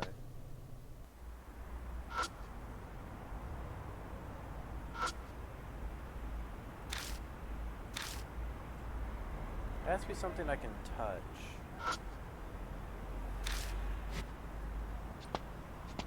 It can't be something that's out of reach.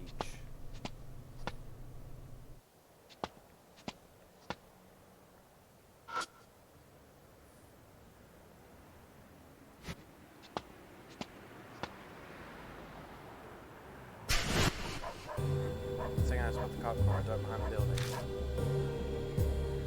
Oh, that's really there, right there, isn't it? I think we'll move out of the way. Probably should turn on the flashlight now. Biding our time helps an opportunity. 41 north of the headquarters. 41 north of the headquarters, over. Apparently here inside the vehicle, so it is a transceiver. Yep, still in there. Alright. Too bad Kubitaoru won't just beat him up. What do we do now? Information from the witness said the large dog sport was collected by the shelter.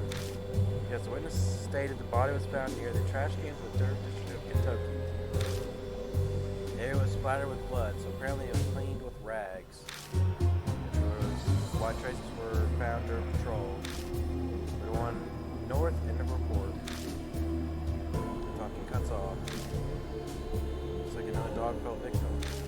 Third district. Did we just come from that? Were traveled and showed no signs of anything going down.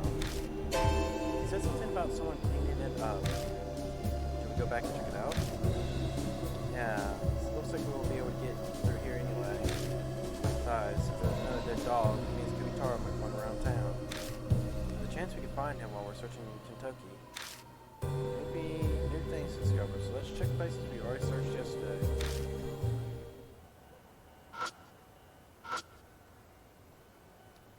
It's gotta be a hold notification until they're gone. Alright, well I can't do anything there.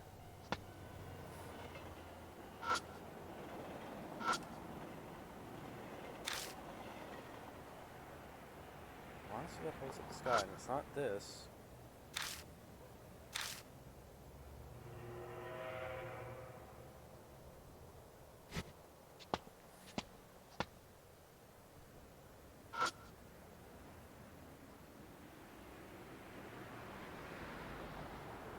Not any of these.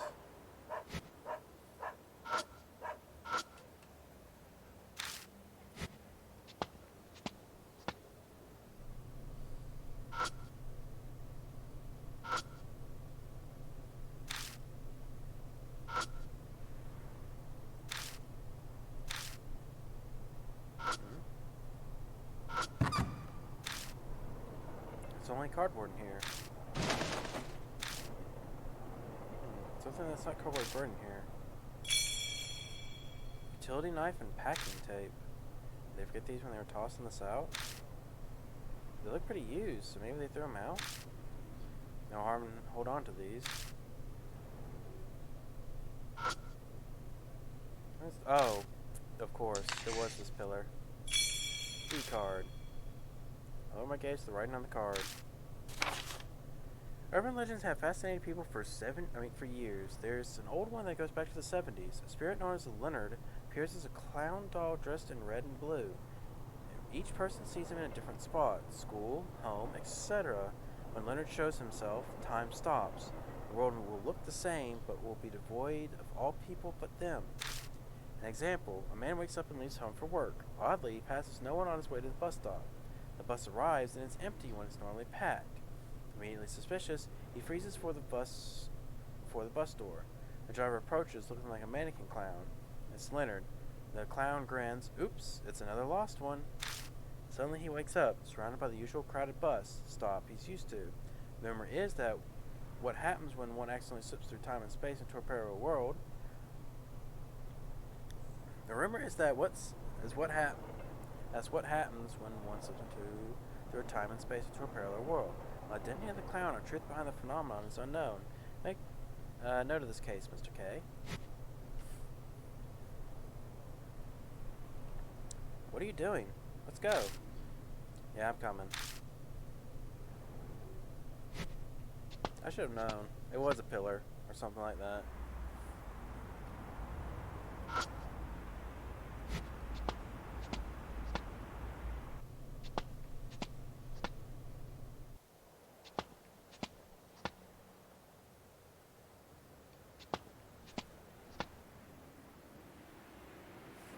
Always cop car parked Kakuya across the path, but investigate somewhere else. But I've already checked everywhere, even before the other night. What am I missing?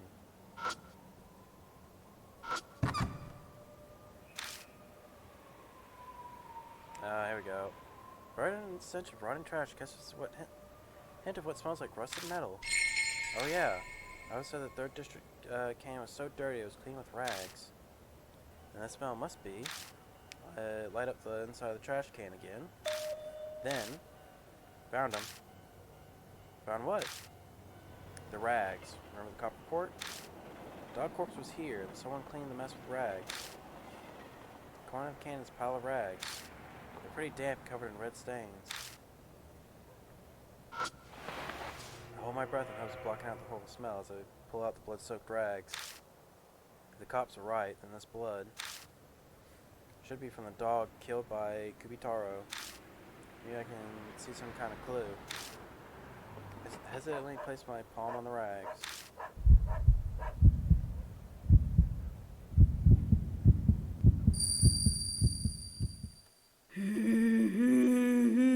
Again, I can hear a song. No idea from where. The dog's growling again. That's what the dog saw when the animal was killed. Head to the great Jiro Kentucky. Come on, Izoi. Offer to the great Jiro Kentucky to make Mom feel better. The song sounds like the one from before. The emotion behind the voice singing is different. Rather than laughing, it feels more like crying. Head to the great Jiro Kentucky. Come on, Izoi. Woo. I braced myself before I touched it, which helped my heart's not racing like a freight train. How'd it go? I heard a song again. Head to the great Jiro Kentucky, come on, Izoi. Offer to the great Jiro Kentucky to make Mom feel better. I see. They say the Kentucky cedars were sacred trees. Maybe they could cure injuries and illnesses. That could be why the locals make offerings to the mini shrine even now. Could be. Bowing head in respect and making offerings, sicknesses getting cured. They make a children's song like this because the sacred trees really have that power? The voice that sang it sounded like it was crying.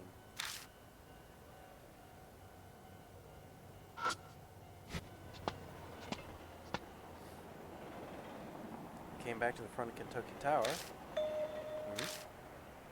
Don't know when it happened, but it looks like the cop car is gone.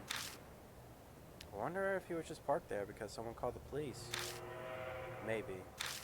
In any case, this is good for us. We don't have to come back again. Yeah, you're right. Let's see.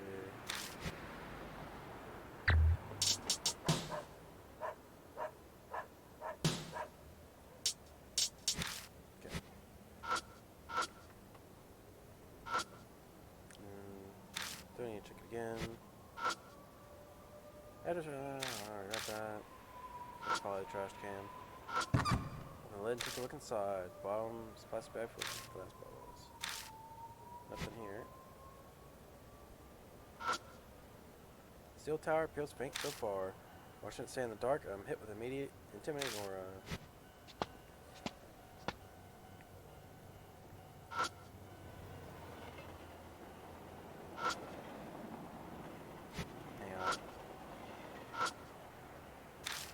What if someone ate them?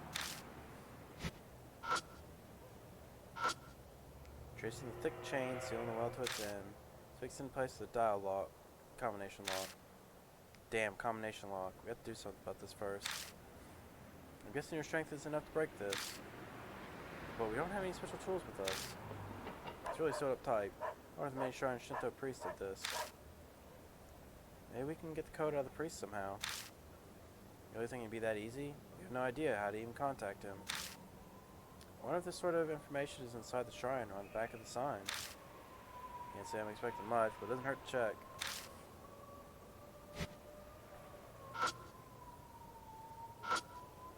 Two of us split up and begin searching the sign in the mini shrine. And it looks like I can cross off anything being on the back of the sign. Oh, there's something behind the shrine Shintai. On the Shintai? Sounds kind of disrespectful. Inside the mini shrine, find what looks like a sheet of paper wrapped in thin string. Shinto priest note. Unroll the weather dampened paper to find words written with a brush. If you want to know Taru's age, then inquire of Gyro. What's this? The Shinto priest for the mini shrine wrote this. Taro and Gyro were referred to the Kintokis, right? Since there were two brothers. It says to ask Gyro. I wonder if the one here was the older brother Taro. And Taru's age must be talking about. And the numbers for the combination lock. I see. I bet a forgetful priest made a note like that, only he'd understand. And hid it here. Sounds like someone went senile. Well, I guess the priest for a small shrine like this probably didn't have a successor. So where's this Gyro anyway? I wonder. Didn't we see a place that looked similar to here somewhere? Place that looked similar to here earlier. Wouldn't that be the arcade?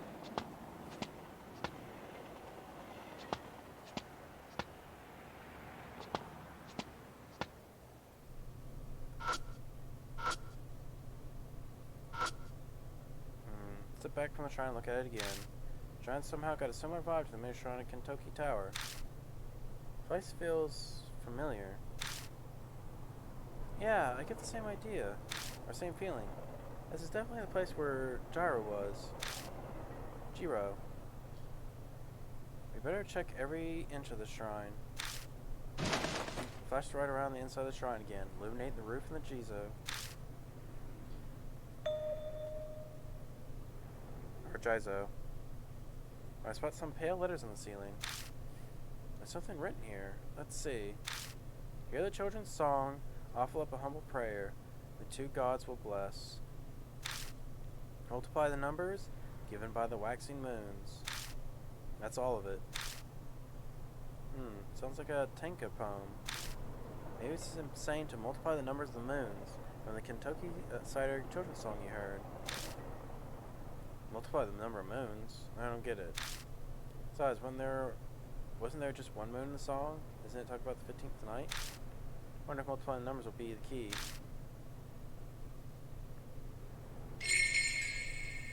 Alright, so it's 15 times 16. Combination lock, poem, multiply numbers given by waxing moons. Search every inch of the shrine to see if there's anything that could be a hint. Spot what looks to be a dog's face behind the shrine. What's this? Looks like a pouch with a dog's face on it. Dog pouch. Why have someone lost this? May as well take it with us just in case.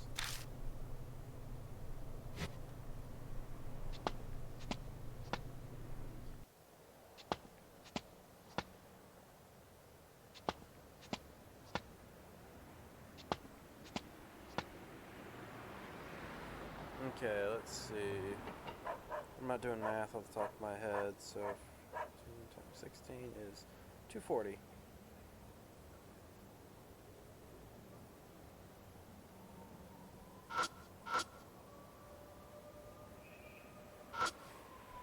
Well, it's sealed with a thick chain and combination lock. Did I unlock? Oh, Jonah song and the Tonka I found. Shrine are clues. Two cedar songs. Numbers given by the waxing moons and multiply. 2.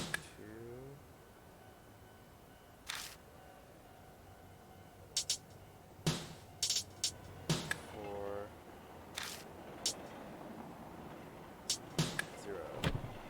shit won't open. These aren't the right numbers? What?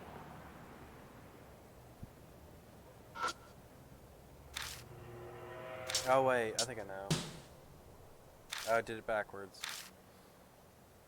So it should be 0,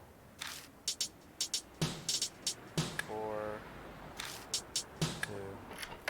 Oh yeah, it's open. Wow, I can't believe you saw that Tinker Riddle. Brilliant job, Dad Bod. Thanks. Going to open it. Take some effort to slide the extremely heavy concrete lid to the side. Wow, it's pitch dark in there. Can't see a thing. Hold on, let me get the flashlight.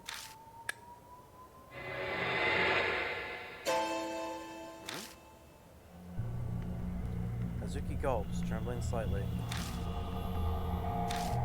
Are these all heads? A doll head, a mannequin head, a toy head, Jizo thread, a head, Jizo, and a backpack with a rabbit head silhouette, and a dog head. What's this? They're only heads. It's definitely some kind of crazy ritual. I guess it's that they're all Kubitaoru. Safe bet. This is Kubitaoru's collection.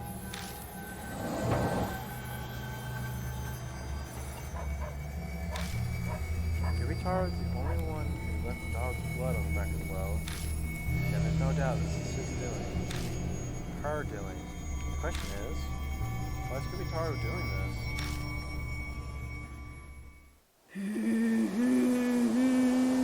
Evening breeze, song. It's that children's song again. It's because my hand touched the bloodstain inside the well. Check my fingers. Wait, I didn't touch any blood. This isn't blood imagery. This is right now. I quickly step away from the well and look around.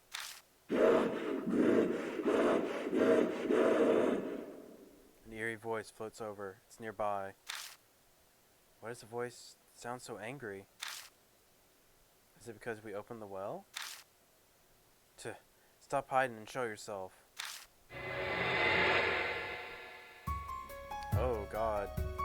You are ugly. And is that? Kubitaoru. She's huge. Is she really a child? Swing my flashlight around to get a better look. When the light hits Kubitaoru. Huh? She disappeared. Maybe she was startled by the sunlight hitting her? Maybe she was startled by the sunlight hitting her. It's a she. But she's still a ghost, even with that big body. Damn it, where'd she go? Ideal in front of you.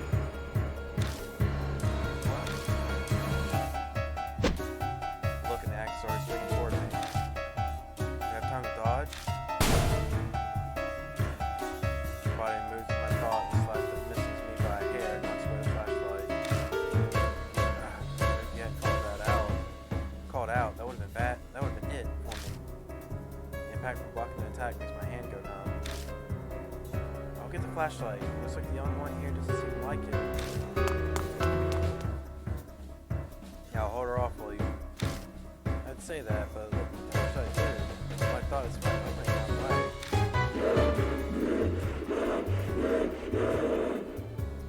Shit, she's angry alright. Not sure I can block another one of those attacks. Hey, head. Could ya give me? Huh? Head?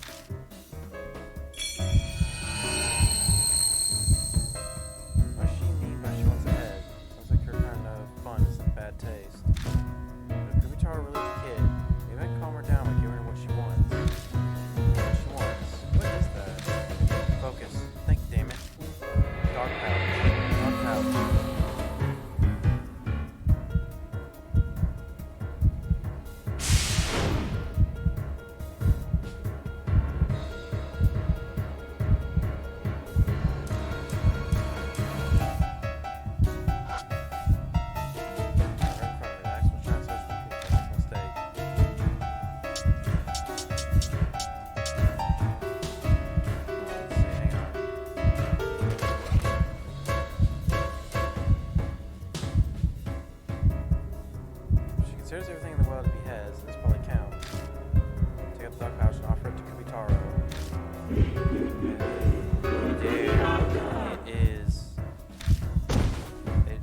skillfully tears the dog pouch from my hand.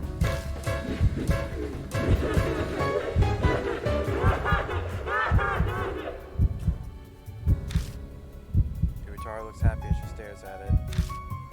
Yes, now's a chance to escape. Time to go, Hazuki. Yes, sir. Hazuki dashes toward me, handing off the flashlight, book it from Kentucky Tower. We glance back as we run. There's no sign of her coming after us. We carefully cross the tracks, dash through the Galleria, and make it back to the station.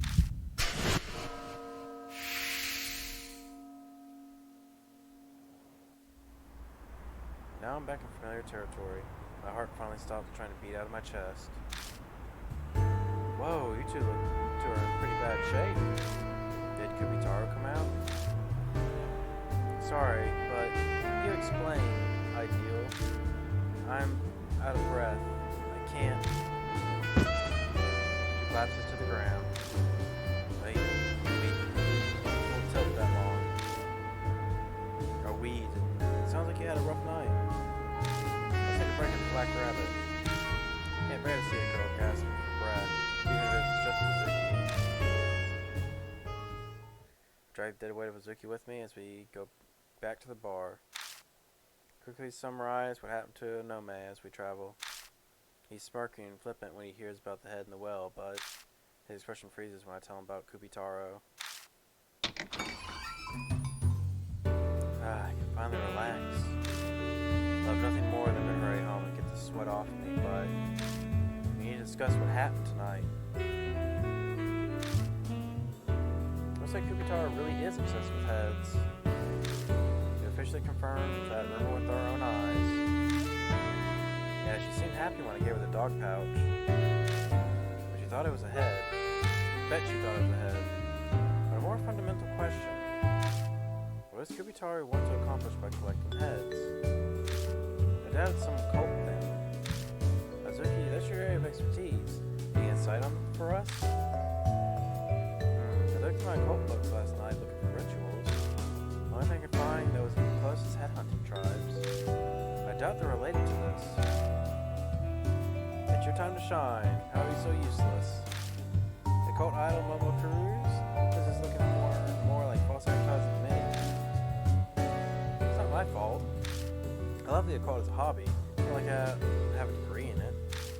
Passion aside, I'd say Unsinger is more well versed than me. He's a horror author after all. That's right. Not Unsinger. She might know something. True enough, but she's out right now. They plan on waiting around till she comes back. I mean, I'm fine with that. Yeah, that means I can see her, but no, she has notebooks with all the information she's gathered. Got a bookshelf over there. So you're saying we're going to dig through Miss Simpson's private stuff while she's not here? Heh, sounds fun. I'm in. Pretty sure that there isn't anything like what you're expecting, Amanome. Oh, the info notebooks of a great author. I wonder if it's written in blood, or if there's hair stuck between a bunch of pages. I don't think there'll be anything like what you're expecting, Hazuki. Make our way to the bookshelf and start looking for Aunt Natsumi's notes. Notebooks contain things like summaries of traditions and collections of crime reports. Every note in the neat handwriting that puts my scrawl. Every note in neat handwriting that puts my scrawl that even I have a hard time reading. Okay, there we go. I uncovered 3 notebooks with urban legend investigations from uncovered. Which one should I look at? Red. Got the red notebook and turn the pages.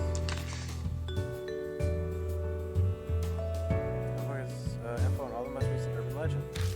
This also has the details of the pregnant woman murder. Didn't know Kubitaoru live sometime right after the war. I don't think we need recent information. Blue. The notebook is urban legends from about 3 to 5 years ago. That's what speculates on the incident that happened in H City, west of Tokyo. Some kind of weird scar urban legend. It doesn't have anything to do with me right now.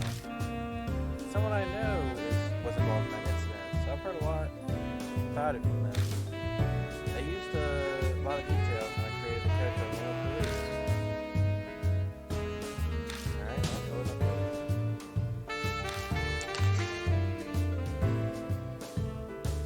This notebook is info on the variety of articles on the Machines Award. Data dates cover a wide range, even going back as far as 50 years ago. Not necessarily wrote notes on each and every one of the articles. Flipping to the pages, I come across an article about Kentucky ciders.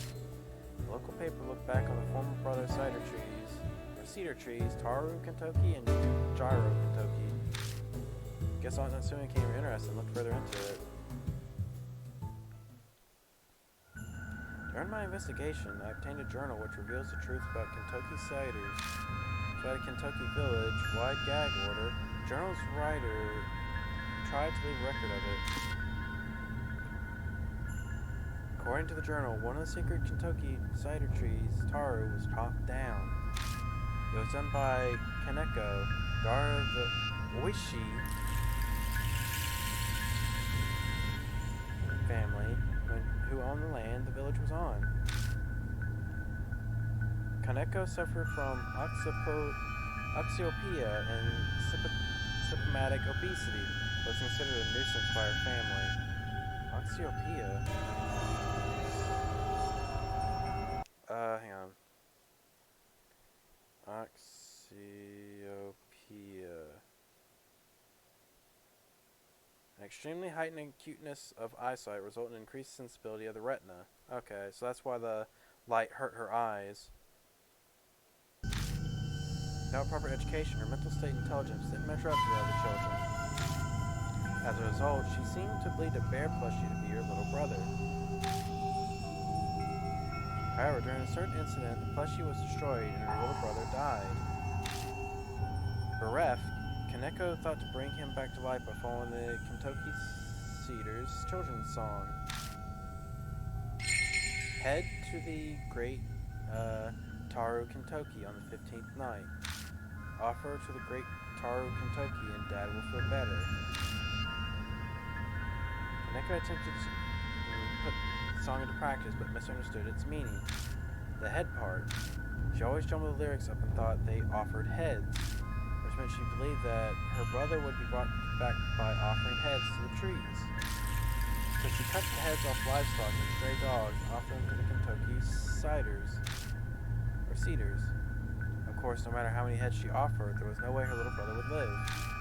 Furious at how her wish didn't come true, Kaneko stole an axe away from her house.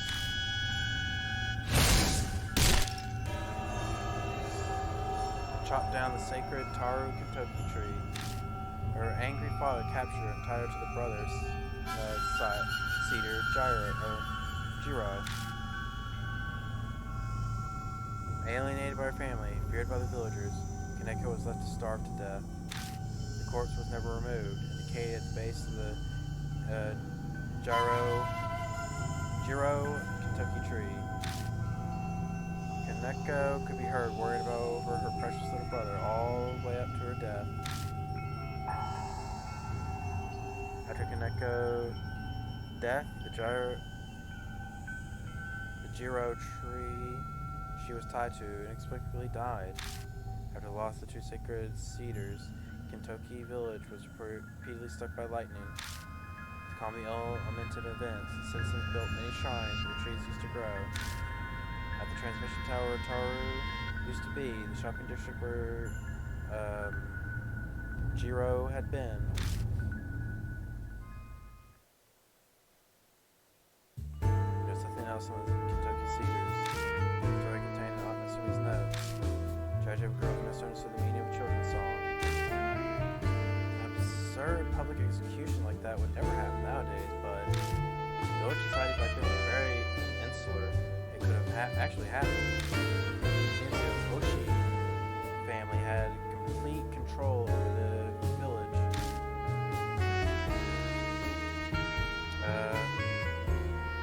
Villagers were obedient saps that followed the gag order until their deaths.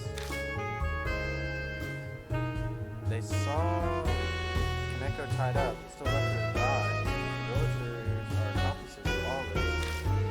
Here they maintain the secret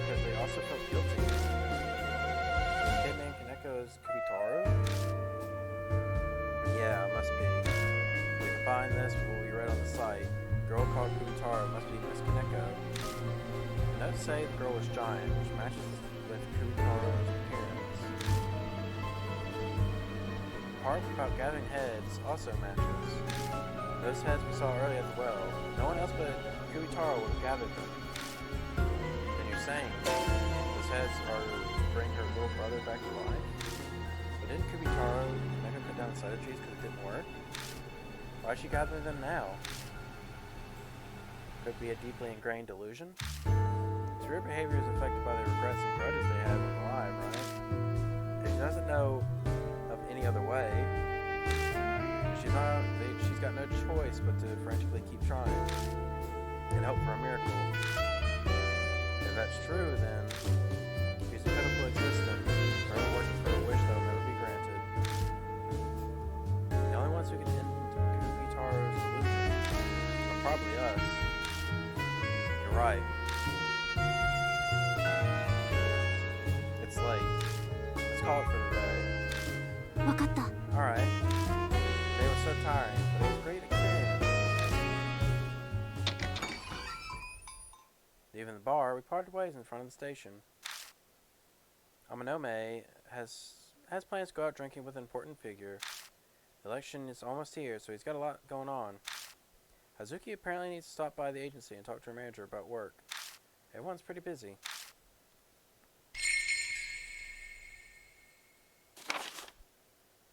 When I cut down tree, landowner Oishi's daughter, Kaneko. Not bright nuisance. Oxyopia, symptomatic obesity. Blair Pushy Chair's brother wants to bring back. Misunderstood song, bows heads and prayers. Offer heads. Angry at unfulfilled wish, cuts down Taru Kentoki. Tied to Gyro. Starved to death. Covered up by dad. Curse?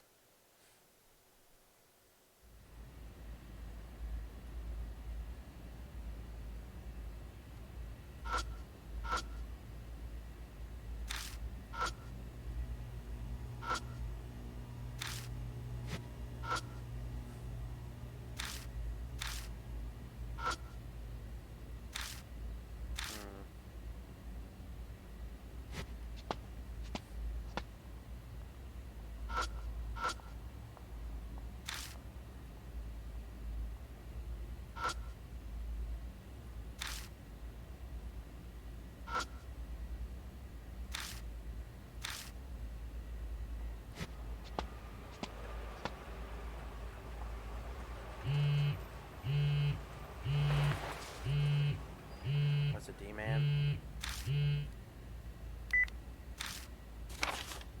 How are you? It's D-Man. I've prepared your next riddle. Suffer the severe analysis record. Search the monster that counts the burning air.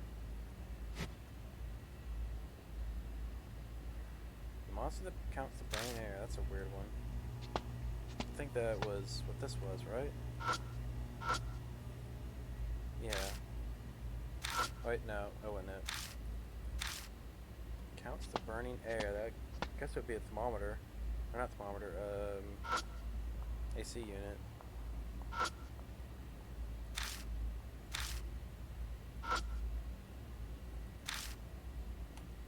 Yeah, I guess it's just what it has to be. Or no, it would be a thermometer. What am I thinking of?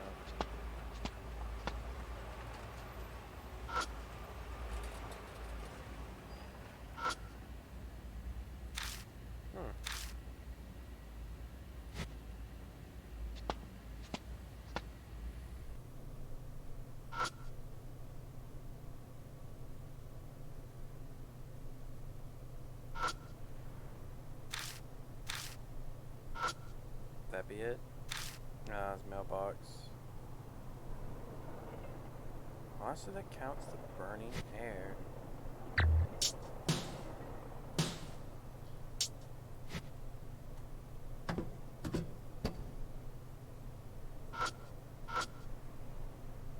There we go.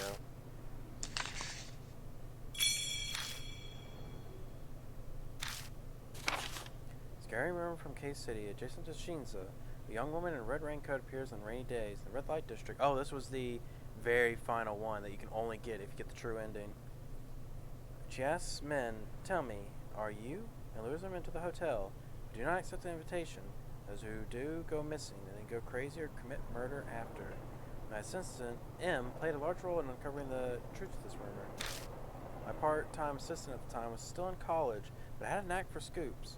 Reminds me of you. I digress. A certain man's name came up. I often crossed paths with the police in my work and got close to a detective while spending a few nights in jail. Technically, he was no longer a detective, but more of a private investigator. Regardless, there were two sides to the Red Riding Hood case. One the outcome of the ghost spirit, or girl spirit. The other, the darkness that created said spirit. Evil in human form can rob lives and human rights with the power of money. I'd partner up with detectives, smoke such evils out and expose their deeds. I helped expel evil to some extent myself. To explore the unknown, you must face the living darkness. Judging by your current situation, if I were to look forward, I'm sure you'll have to face such filth in the near future. Sorry, digressed again. I suggest you do your own research on those spirits. Maybe you'll learn about them from Mr. K. Truthfully, I hadn't gotten the chance myself either. D-Man. Is he mocking me? Taunting with the fact that he knows where I live? Too much effort to worry about it. May as well go home. I'm already at home. Man, am I tired. Maybe I'll just go to bed after my shower. I'm good. Just a shower today, too.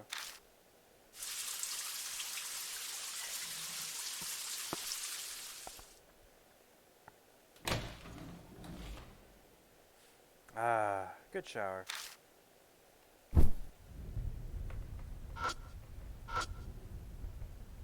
Hair's not dry, but I'm gonna lie down anyway. I hope nothing happens today. Dogs in the neighborhood are barking again. Damn, why does this happen every night? What the hell are those dogs barking so much for anyway? Someone skulking around there or something? Huh? What? It's coming from outside again. Just like yesterday. Something out there? Open the curtain? Yeah.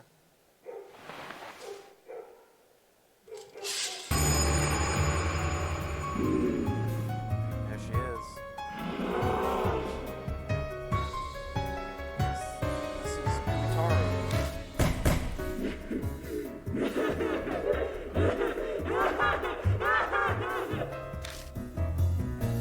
Kubitaoru's closing in. Only a single sheet of glass separates us. Instinctively, I shrink back. I don't have time for fear. I have to do something. When no one chases me, here's she won't go away. There should be a way to do the same now. Think, damn it. Oh, back at Kentucky Tower. Kubitaoru avoided light from the flashlight. If I have a bunch of bright light, how should I get light on Kubitaoru?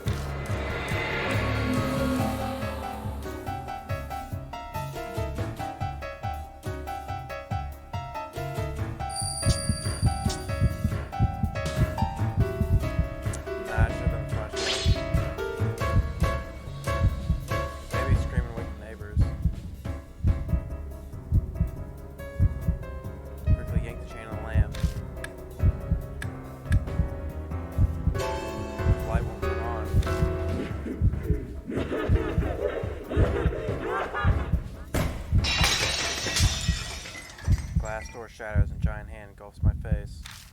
I'm dragged over the balcony, most of my body off the ground like I'm floating.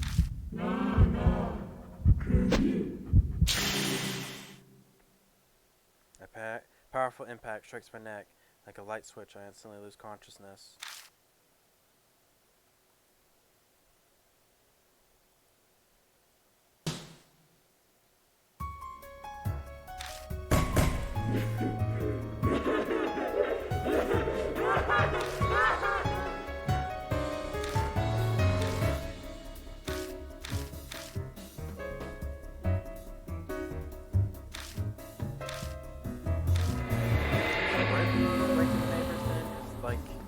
Flashlight doesn't seem to be it. It's what's hinting at.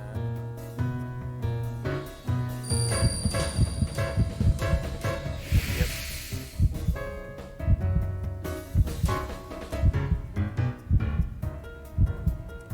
eyes shut and for my gut to scream as loud as I can. Immediately, lights flash on the windows of the house all around us. By the time the lights reach the ground in front of me, Kubitaoru is gone.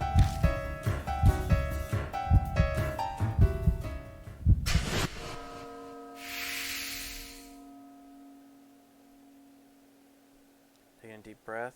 Deep, calming breath, I close the curtains and turn on the light.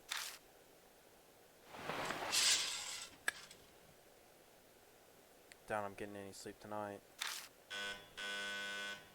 The intercom buzzes like the world's ending. Probably my neighbors coming to complain about me screaming. May as well deal with them. Not gonna get any sleep anyway.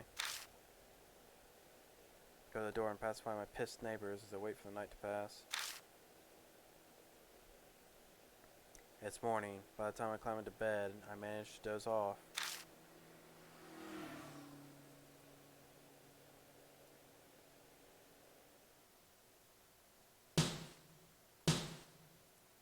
Close one.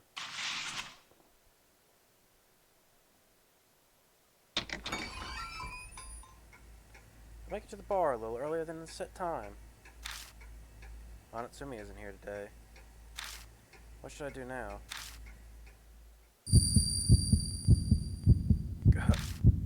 It's the burning feeling. Out of nowhere, the wall shifts and I'm dizzy, nearly collapsing onto the floor. The sensation.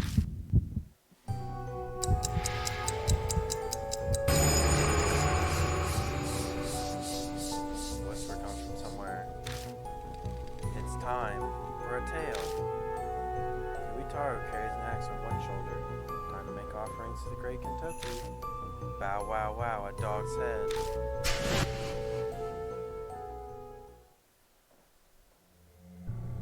It's here. Kakuya's curse. Time limit warning of my death. Its footsteps are near. Damn it. Waves of anxiety morph into buckets of sweat, coating my face. Gotta take care of this by tonight. おはようございます Good morning. You're early. You're here early, Deadbod.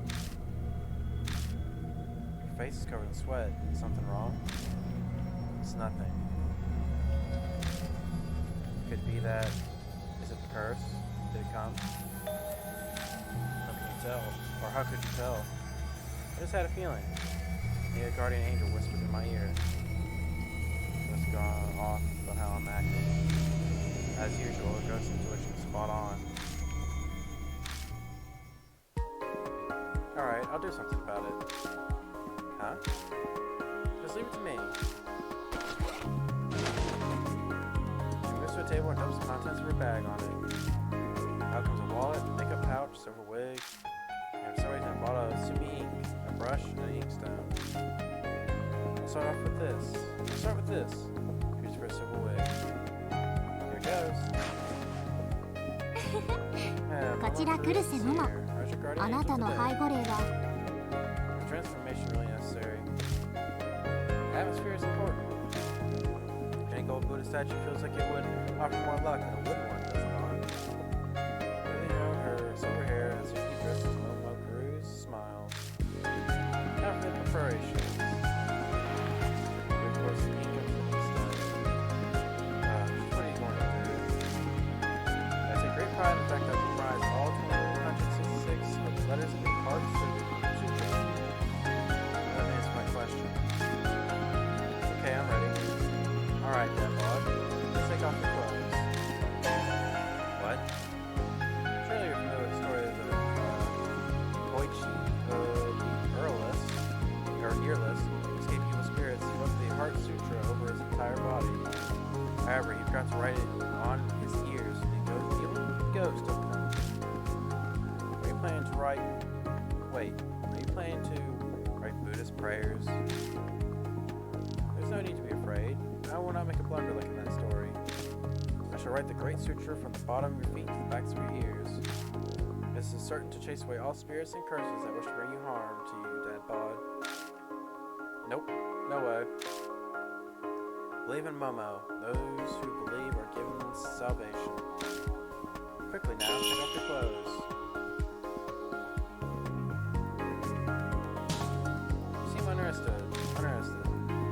trust what I say?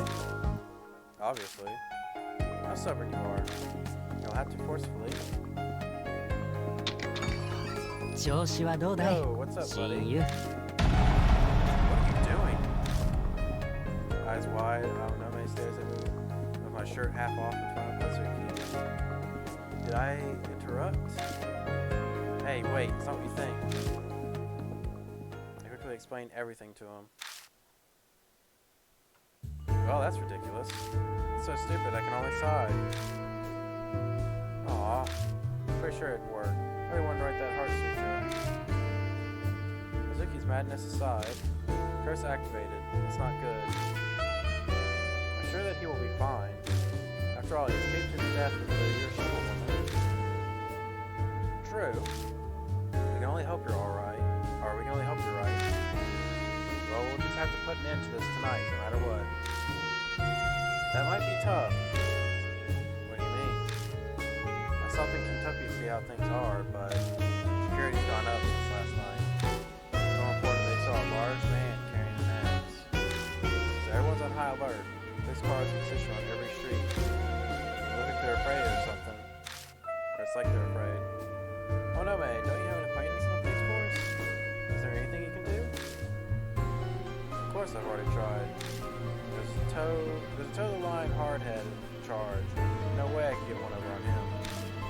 I have something I can work with in a few days. I'm sure my hands are tied short term. Damn it. What shall we do? It'd at least be interesting if Kubitaoru appeared in the middle of everything. Oh, that'd be a riot. I'd love to see the cops flip out.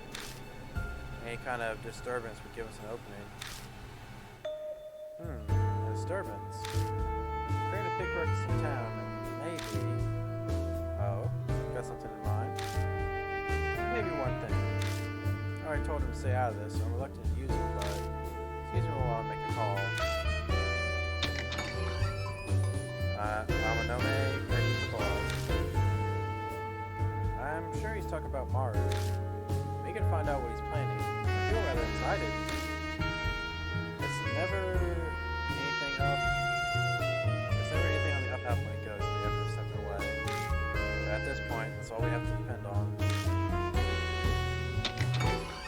It's not long before Aonome returns. Hey, sorry about that. Got to ask Maruhachi to stop by the office to take the dog out for a walk. It's a blatant lie, but going by the look on his face, things must have gone well. I just realized I hadn't eaten dinner yet. Let's find a place by the station to eat my treat. That's out of nowhere. Is it? I'm sure you're hungry too. You seem up for it. As expected, you have nerves to steal that deal. Luck comes to those who wait. Who knows, things might turn in our favor while we pass the time eating. Come on. This is the first time the three of us got to eat together. Or get to eat together. Kazuki seems up for it. She's already demumbled herself and looks like she's ready to head out. I know a good place. It's got a rumor that an employee who died from overworking turned into a ghost. I've already had enough of that served to me, so I'll pass. Besides, I'm sure we'll taste enough of that sort tonight. Enough to cause gas.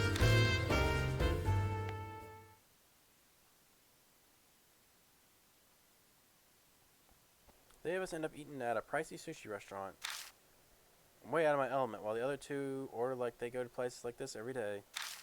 Our difference in status smacks me in the face.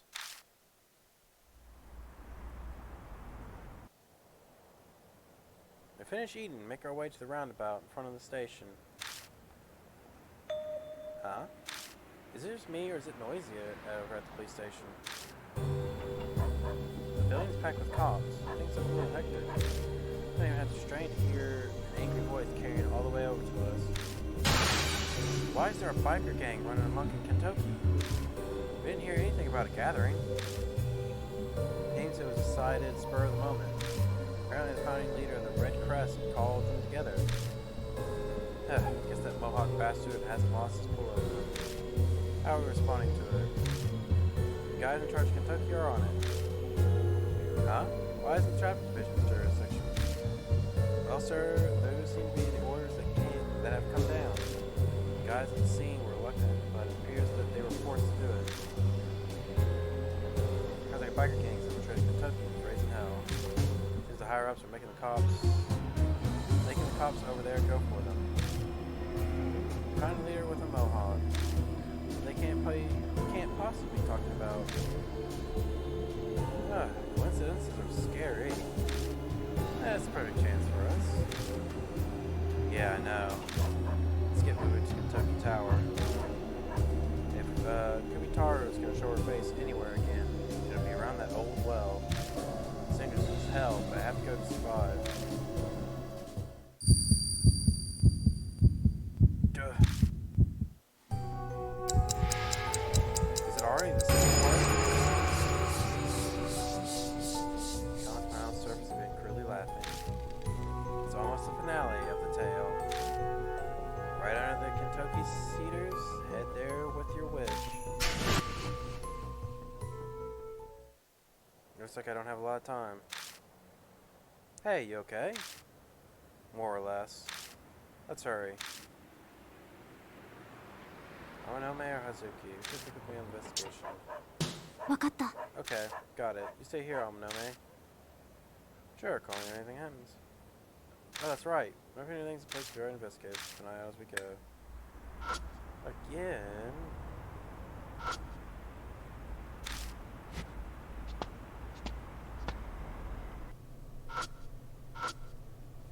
Yeah, this one is definitely the shortest of all of them. Like the first, one took me what, 10 hours? Not 10 hours maybe, but let me check. Won't be too long. Just go look on YouTube since I uploaded the VOD. Let's see. 6 hours, almost 7. Alright, I don't know why I thought it was 10.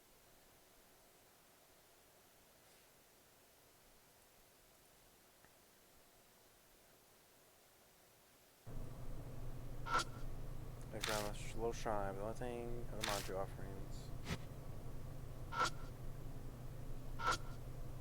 Full of trash.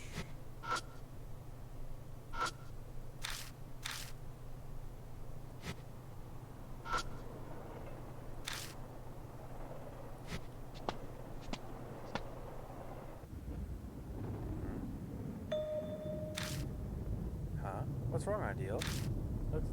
You looked up so suddenly. Nothing, just thought I heard the sky rumbling. You know what? I think I hear it too. But this weather doesn't look like rain. Yeah. Oh yeah, I heard the Kentucky gets a lot of lightning strikes. Something about losing the Kentucky cedars to find protection. We should be careful. Well, I mean, there's no way we really do that, but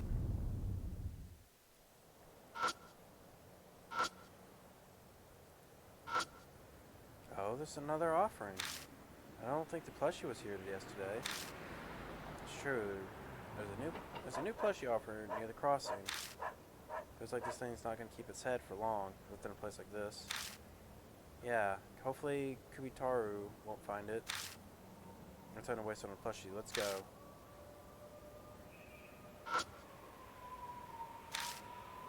That plushie might be of importance. Kubitaoru did want a bear.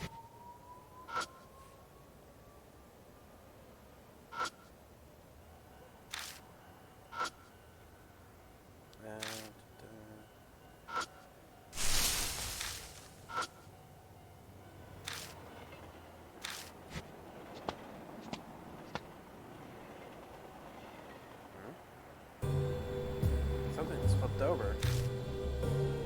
Cop car. That's a police car.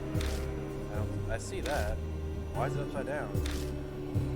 It said a motorcycle gang had run wild, so it must have been them. You know, causing some mischief. Their idea of mischief is different from mine. There's a lot of graffiti too. One of the police are after them. Phone rings in someone's pocket. Hey, isn't that your phone? Huh? Oh, it is me. How do you not steal that in your pocket? Yeah, hello? Cheese! Oh, is it that bud? Yeah, Yo, how you doing? Maruhashi? Can't say I expected to hear from him. Why are you calling me? Well, there's a reason why I can't call Mr. Seiji. Anyway, here's my report. I've already broken up the gathering you requested. Man, I haven't hit that speed in forever. It took me back to when I was still a leader. You guys did this in cop car? Yep, pretty great, ain't it? Well, wait, you're already that far? Actually, I'm also in Kentucky. Didn't tell Mr. Seiji. That's why he called me. Yeah. Would you mind smoothing things out with him? I'll think about it. It's where are you now? I'm near Kentucky Tower. You guys are heading this way, right? Heard from Master Seiji that you were able to open that well? Man, I'm dying to see. I've been curious about that thing since I was a pipsqueak. Hey, watch yourself. You got into something dangerous there yesterday. I know, I won't try anything. I'll just wait and eat some manjus. Alright, later. Maruhashi hangs up. Seems Maruhashi's waiting for us at Kentucky Tower. Wow, I can't believe he'd go to a place like that on his own. That's where Kubitaoru appeared yesterday. Better get a move on if we're gonna meet up. I don't want to keep him waiting too long there. Let's hurry.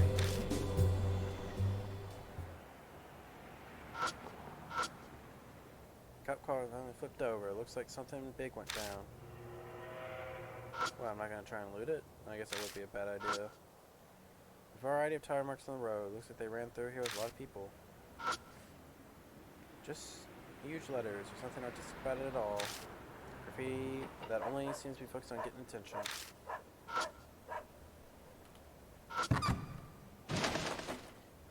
Nothing particularly interesting. Open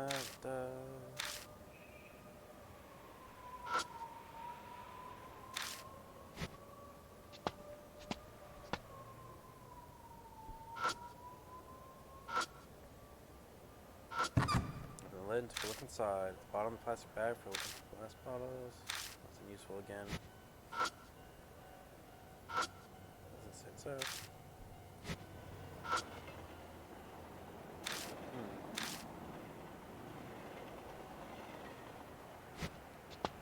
Doesn't look like there's really anything, unless I've already gathered everything.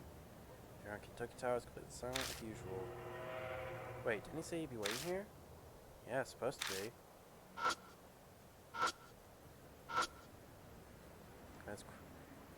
Quick glance around doesn't show Maruhashi anywhere. You better look for him.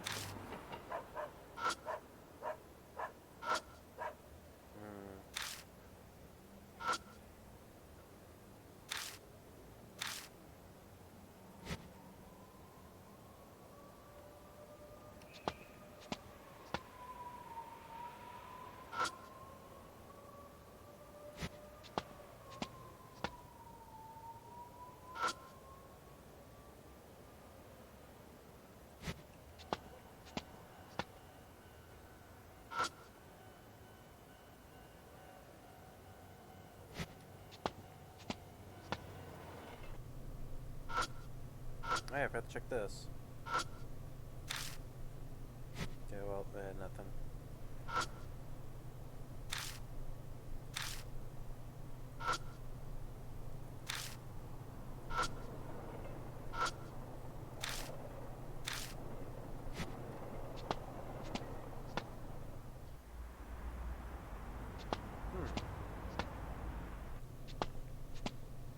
So he didn't go back.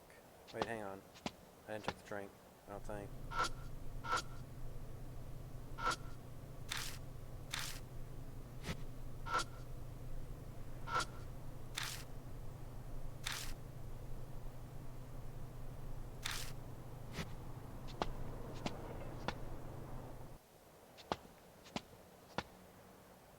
So I guess he's still there, but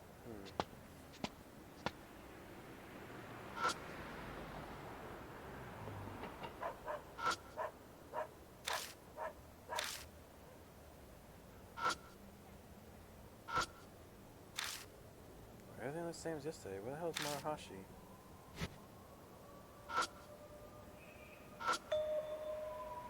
bag that held the Kentucky manjus on the other side of the well. No, this wasn't here yesterday. Oh, you know, Maruhashi was saying he'd eat his manju while waiting for us. Did he throw this away? If that's here... Oh no. Did he go ahead and open the well on his own? He might have. I told the fool to be careful. He's exactly the type to have given up on waiting and just opened it. Should we open it? Yeah. We need to check inside. What went down yesterday crosses my mind. That definitely holds some kind of significance for Kubitaoru. Who knows what will happen if I open the lid. I push the concrete lid to the side, and I look in. It's the same as last night. The heads Kubitaoru gathered for her attempts to bring her little brother back are all here. No, there's one more. It's that dog pouch I gave up before. Guess Kubitaoru retrieved it. Oh well, I guess Mario isn't hiding here. So what now? Kubitaoru appeared yesterday and had time to do more than look inside the well. Should probably check it out thoroughly just in case. I shoved my hand into the well and pushed the heads to the side. What? Really? You're gonna rummage through there? I thought since the corpse in Hiroshima Lake, but you're quite something, Dad Bod. Now my life's on the line. I'll do anything to survive. Open the rabbit bag. What's this? There's a worn plushie inside. Found in the well with overabundance of heads. Ironically, this doesn't have a head of its own.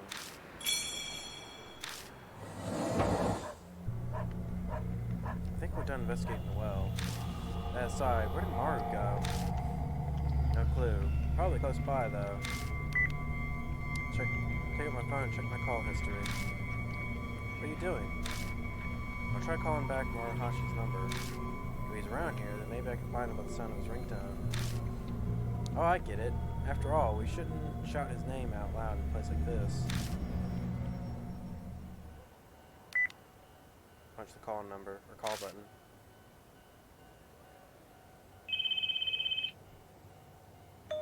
Oh, I hear the ringing. Where's it coming from? It sounds like it's coming from the opposite side of the transmission tower. Over there, huh?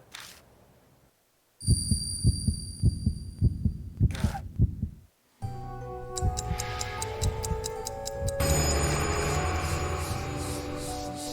Screams and mouth pierce my brain. Until it's reached happily ever after. Don't look inside, don't look inside, don't look inside, don't look inside. The well has been looked, has been looked, has been looked. Something wrong? No, it's nothing. The skull on my face as blank as possible. No point in telling the truth. Azuki would just worry. This is bad. Got to hurry.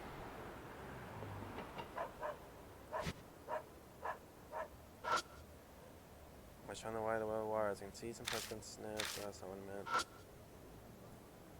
Maruhashi's ringtone sounds like it's coming from behind this transmission tower. Yeah, check it out. On the fence takes us around it. And their silhouette looks to be taking a break. Lugging around that belly must be tiring. He's been chopped off. Yeah, he's dead. Whoa, this is a surprise. Why is he sitting down in a place like this? Maruhashi isn't budging. Did the guy fall asleep? Oh man, what are you doing? Come on, take that stupid mask off. Grab the mask and it slips off easily, falling to the ground. Almost too easily. It felt like only air was inside. In fact... What?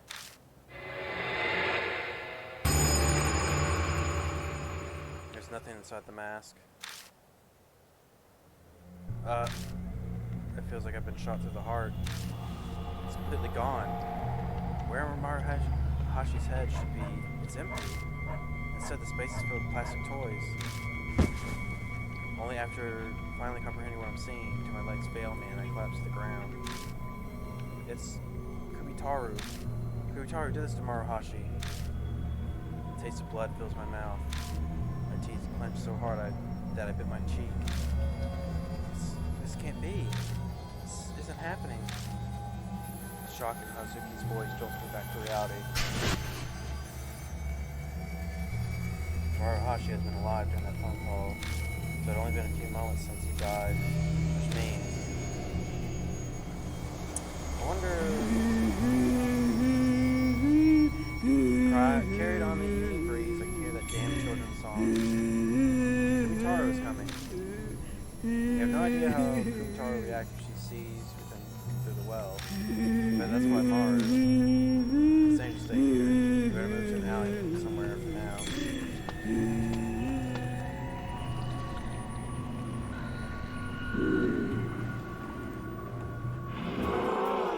I hear Kubitaoru's voice close by.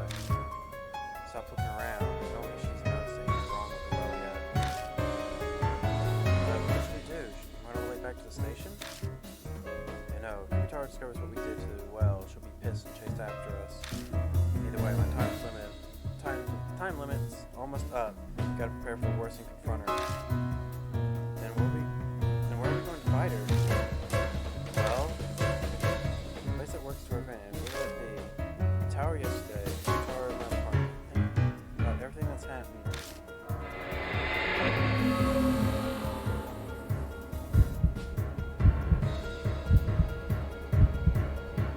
Ask me the railroad crossing.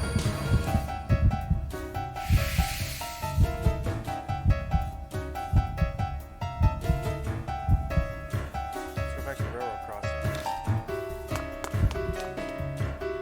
Rush down the streets and reach the crossing. Retards seem to recoil from light. A lot of cars pass by here. Maybe we can use that. Wicked.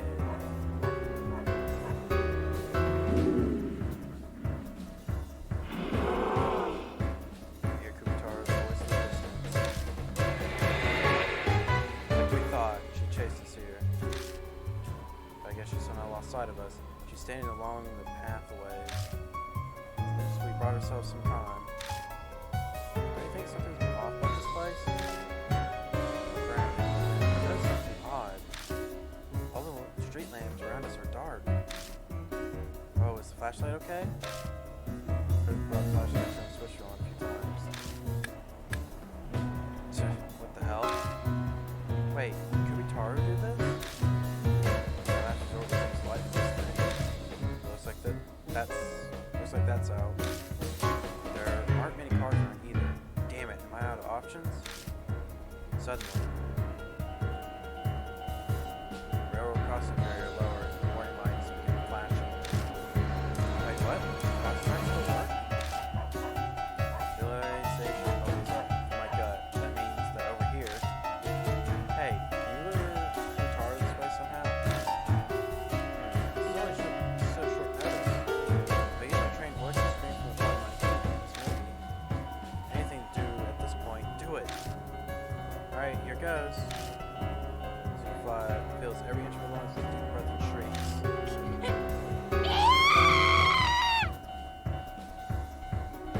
Did that? Yeah, she noticed.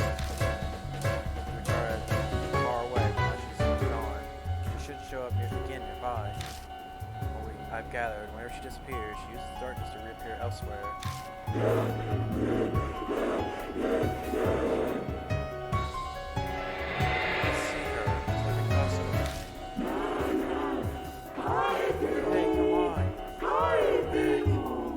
To me. Back. At this point, does it even matter if I do or not? Keep running. I could keep running, but she chased me to the ends of the earth. That's how I can find a way out of this, right here, right now. What was Kubitaoru's little brother? Where did she wish Kentucky tree so many times?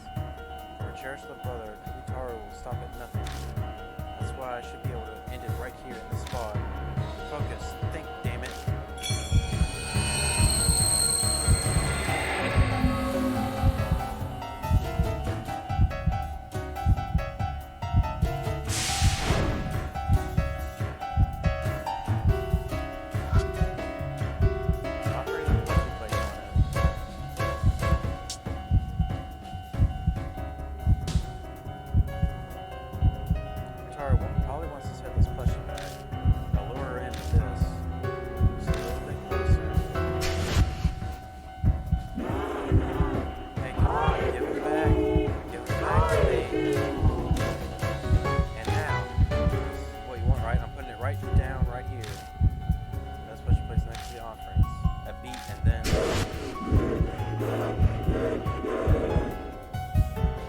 an angry cry regards Idol, ideal, behind you! No way!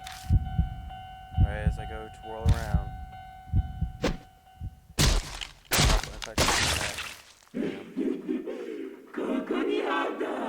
I was hoping it would be more her seeing the plushie with the head on it.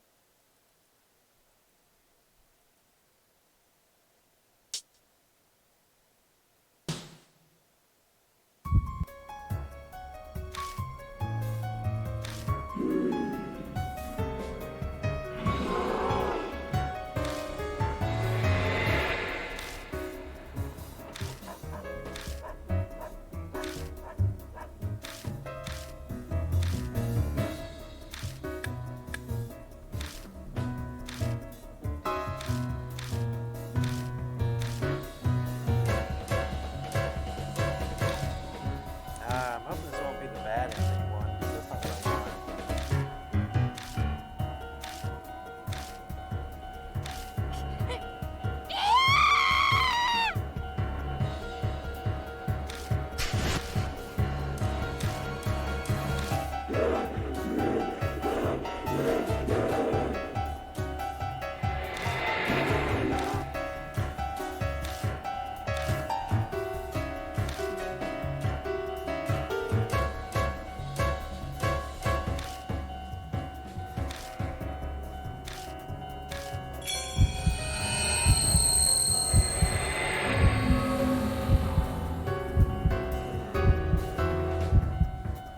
I know it's probably actually that plushie right there.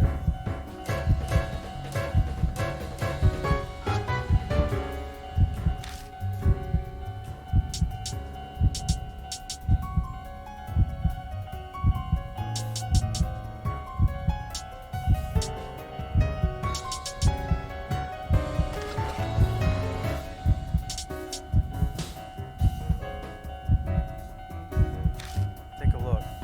That bear plushie, what do you plan to do with the utility knife? Little brother Kubitaoru cherishes it so much it's probably a headless plushie. Maybe the original looked like before it lost its head. Oh, I see. Use this bear head to grant Kubitaoru's wish. Tap the bear's head right off the neck. Give it to me. I've always been good with the arts ever since I was little. Careful use of the packaging tape. So you can attach the bear head to the plushie's neck. Alright, done. It's perfect. That's actually pretty good. As if the head were attached to the plushie had always been there. Oh yeah, that looks great. I paid a big price for spending time on this. Looking where Azuki points, her expression distorts with surprise. Kubitaoru already stands on the other side of the crossing. Failure. I have to end it. I'm prepared for it. Look at the eyes with my gut.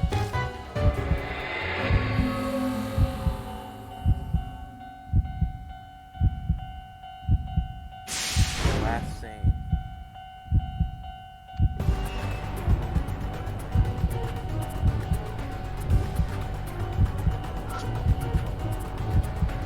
Charles, get closer. I'll do something to her, not her chance. I guess I would have to throw it to her. This might be wrong. Little brother, Kubitaoru cherishes must have looked like a big pair of plushie. I give it back to her.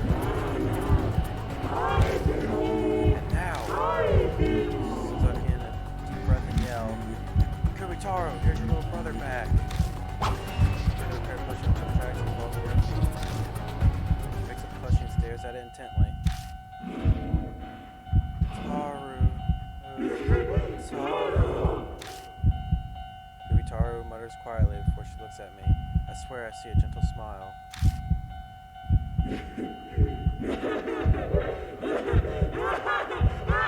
She pushes close and giggles as she fades away. Purification.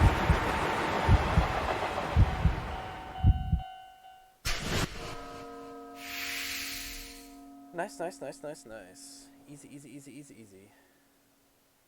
We did it. We did it. The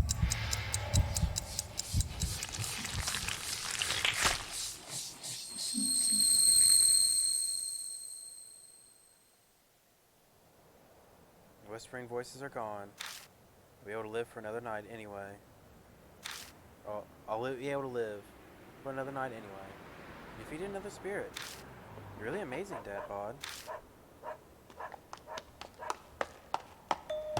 Ideal. Onome? Good. You're alright. He's nearly gasping for breath. You must have run all the way here. Why are you here? To update you, obviously. I overheard the cops talking. Said the guy chased the motorcycle kid to come back to Kentucky soon. What? You came here huffing and puffing just to tell us that? You should have just called. What do you take me for? I did, but no one answered. I took my phone. Yep, so this calls from Amanome. We were a little busy. We were fighting with Kubitaoru earlier. Kubitaoru? Catch him up on everything that's happening. And about Maruhashi's death. Amanome only listened silently.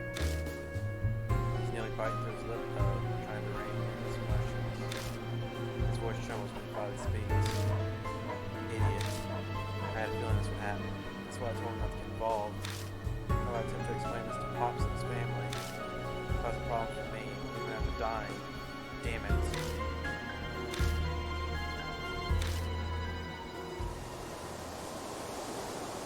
It's not a stranger who died, but someone we know. That crushes us under its weight. What's that over there? I study the place over the crossing where Kubitaoru disappeared. A large pool of blood remains. Murky surface reflects the streetlights faintly. Inside is a dirty, reversible red and white cap.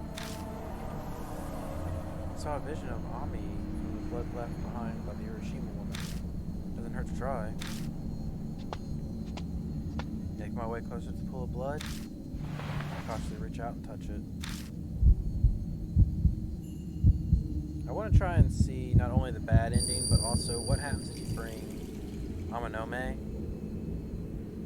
Because I wonder if that would help him survive. Ami's sitting in a dark place. It's just like last time. I can't tell anything from this. More. I need more. Show me more. Strip my focus down to a needlepoint and concentrate.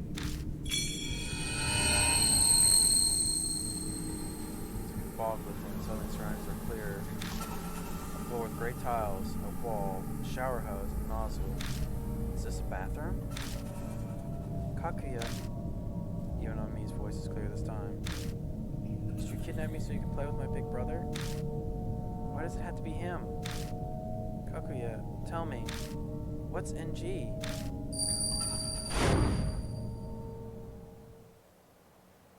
I saw where Ami was. But why was she in a bathroom? She disappeared from mine, but is it related?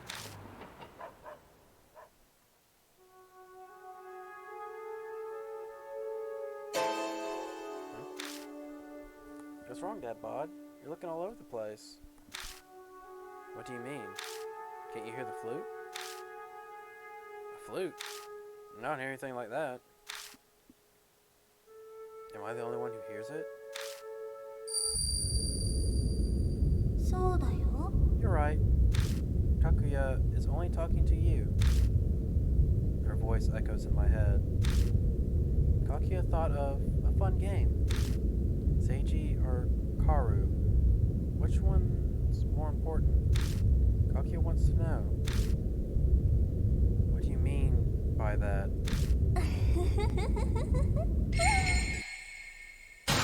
Hey, answer me! Jeez, what's it yelling all of a sudden? What's wrong?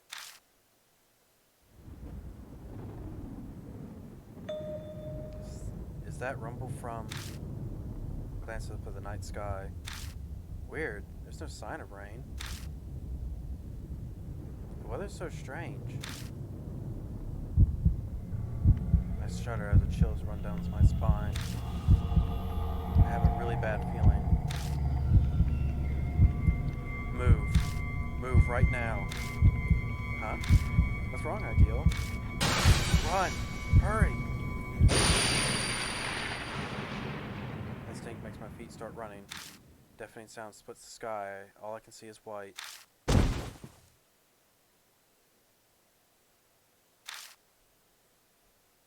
What the hell just happened? I lay flat on the ground. With shaky arms, I get up and look to the other side of the crossing.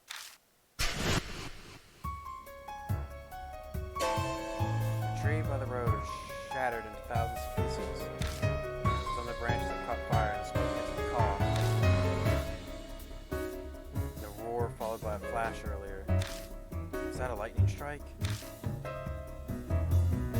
wall on the ground in front of me are Amanome and Hazuki. Amanome, Hazuki, you okay? No reply. They can tell the chests are moving. Looks like they're just knocked out. Who did I rush to first? Hazuki thought it was a fun game. Or Kakuya thought it was a fun game. Seiji or Karu, which one's more important? Kakuya wants to know.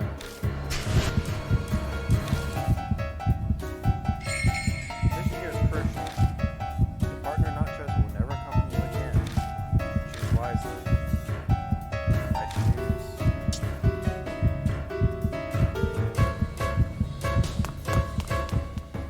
Ah, man, this sucks. Grab her body as soon as I reach her ankle and shake her hard. Snap out of it, Hazuki. Okay, Dad Bod. I hear you. Don't shake me so much. You're alright. Not exactly. My leg really hurts. I don't think I can walk. What about Amanome? Right, I'll check. Hey, Amanome! I shake him over and over, but he stays unconscious. Shit. Dad Bod, can I ask you for a favor? What, you want an ambulance? No, I'll take care of that myself. After you leave. What do you mean? But that... I want to ask you about... That's about what Amanome's got at his waist. You mean the gun? Yeah. If they find that at the hospital, Amanome will be arrested. So you should hold on to that for him, Dad Bod. I'm sure he'll forgive you for taking it. You two are best friends after all. Okay. Sorry for making you do something dangerous. I collect a modified gun from Amanome. When Amanome knows how to use it, and I'm breaking so many laws, if anyone learns I'm holding it, better hide it as soon as I get home. That's a relief. Alright, get going, Dad Bod. If the police come and find a gun on you, you'll end up arrested yourself. What about Amanome? Don't worry, I'll explain everything. I can leave it to you? Of course, trust me. I may be an idol, but I'm also an actress. This is the perfect time to show my skill. I'll call you later. Leave the rest of you, Hazuki. See you later, Ideal. Cop sirens dodge my steps to run full speed to my apartment. My own breathing is loud in the deep silence you can only find at night.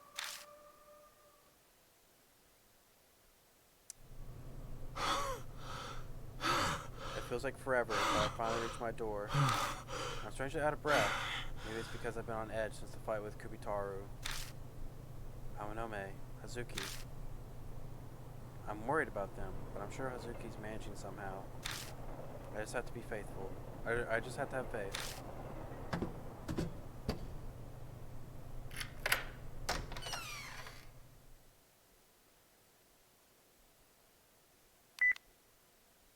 When I get home, I try calling Amanome and Hazuki. No answer.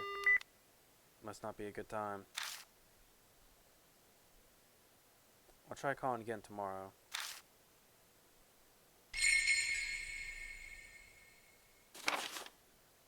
Okay, appeared. Summon lightning. Is it a game? Jealousy?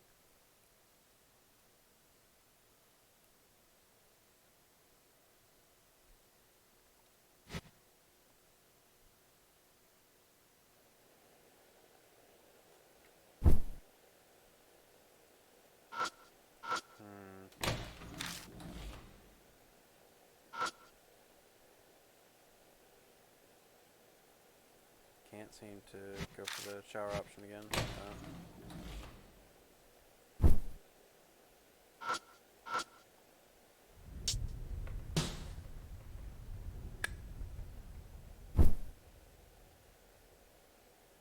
Goes on bed, I shut my eyes. As I lie down and close my eyes, I can't help but thinking about Maruhashi. I hadn't known him for long, but the guy did have some good qualities. Nothing else, he had guts. Regrets can't help me undo anything. I'm not all powerful. The only thing I can do for him now is but a hit out in this case. I don't get a wink of sleep that night. I feel like I can save him.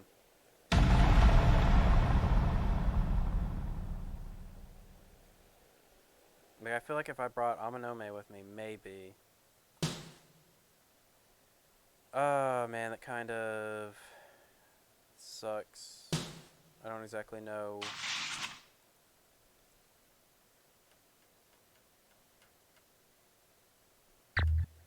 Let's see, so that's that.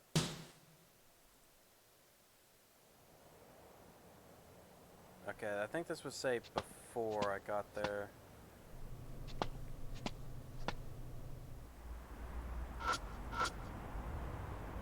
Hey, how'd it go? OK。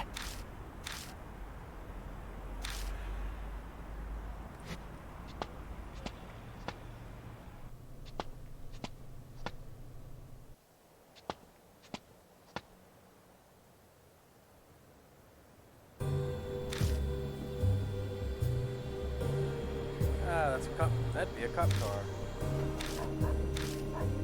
But the car and tagging were both done by the motorcycle gang.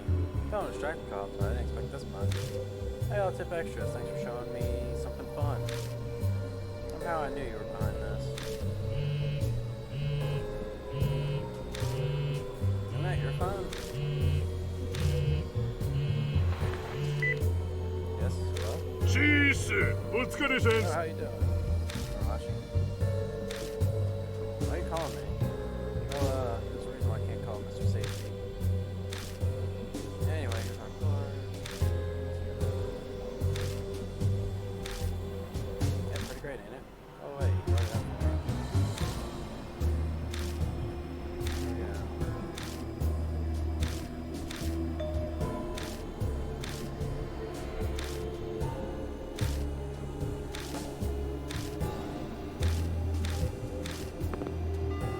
I guess maybe you can't save him.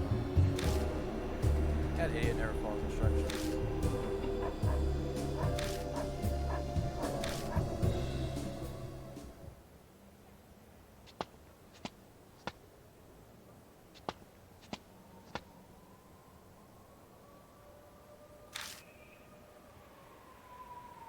So you'll be waiting right here, right?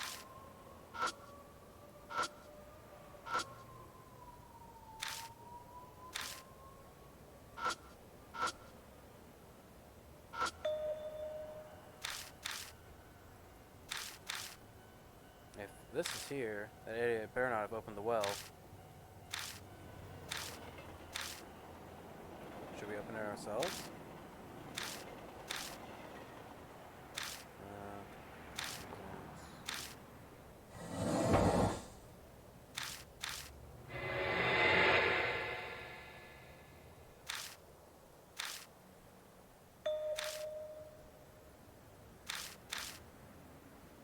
I thought there was a chance Maruhashi had been an ass and hide here as a prank, but I guess he has some restraint. So what now?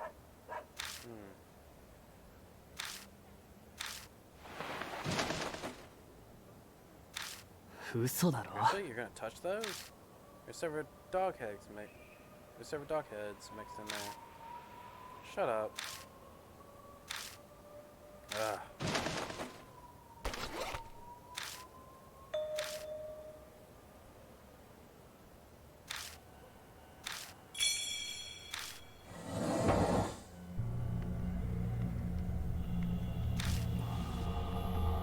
Sorry, where the hell's Maruhashi?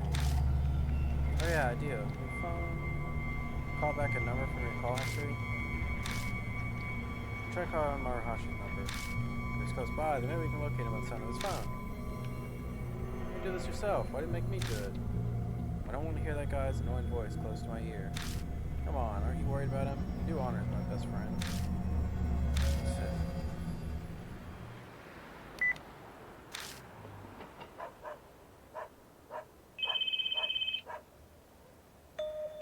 Sounds like he's close. Seems like the other side of the transmission tower. Why is the idiot not answering?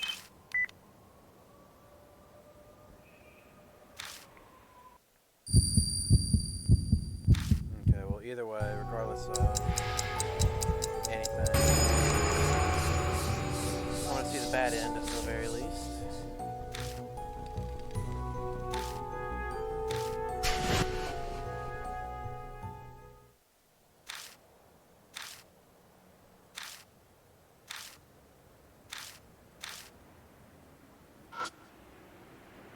Yep.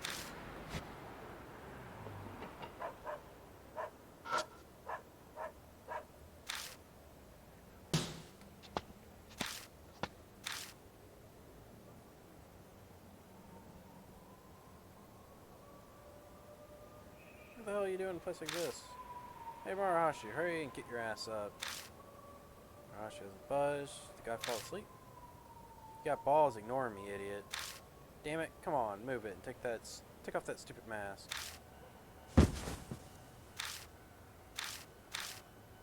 What?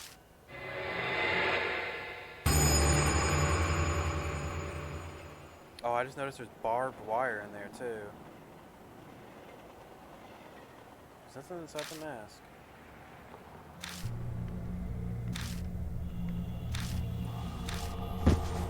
Nobody crumbles to the ground at Maruhashi's feet. That bastard, Kubitaoru. She did this to Maruhashi. Just like the dog. Gips at his hair with both fists and nearly pulling out the strands. Seeing Nome's anguish finally snaps back to reality. Maruhashi had been alive during that phone call, but it's only been a few moments since he died, which means...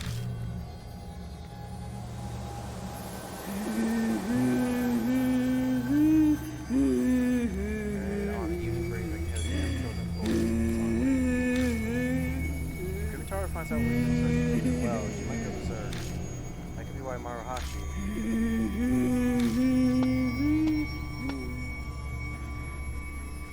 Oh, this one's different. I hear Kubitaoru's voice right behind me. Don't look, she still hasn't noticed us yet. But what should we do? Run all the way back to the station? No, if Kubitaoru discovers what we did to the well, she'll be pissed and chased after us. Either way, my time limit's almost up. Then what's the best spot to face her? Why does this one get a CG and the other one didn't?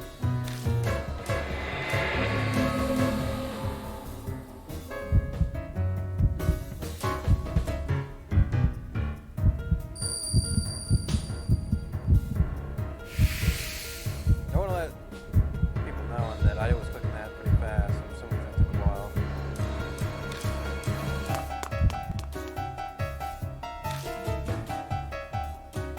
It's always seemed to recoil from the light.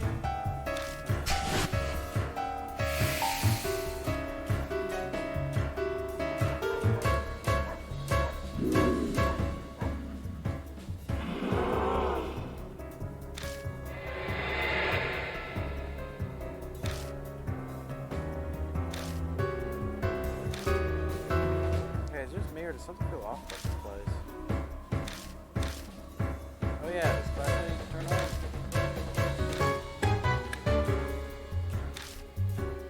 Is this Kubitaoru's doing?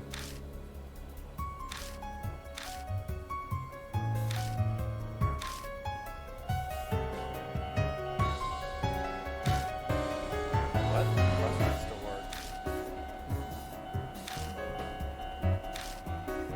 So nowhere with no prep, you know, there's an option, but the warning sound is really loud. Hey, I forgot about this. I've got the gun. Firing it should. Let's light things up, shall we?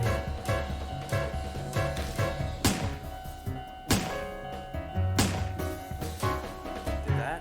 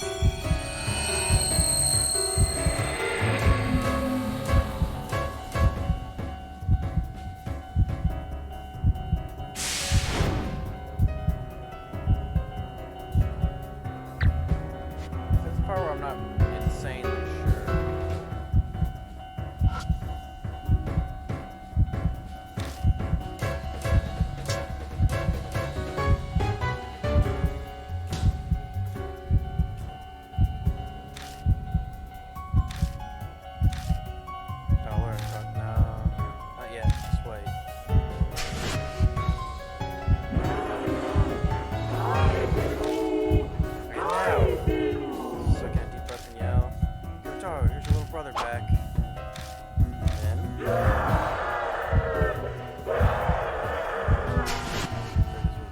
There appears the tracks in the headless plushie. She stares intently. She looks happy.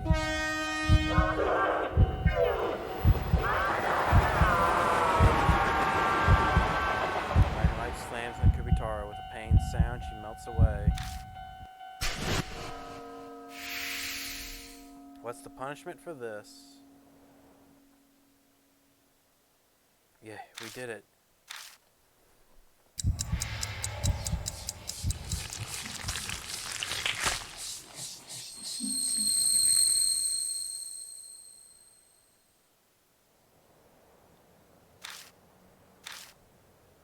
So we managed to do it? I can't believe it.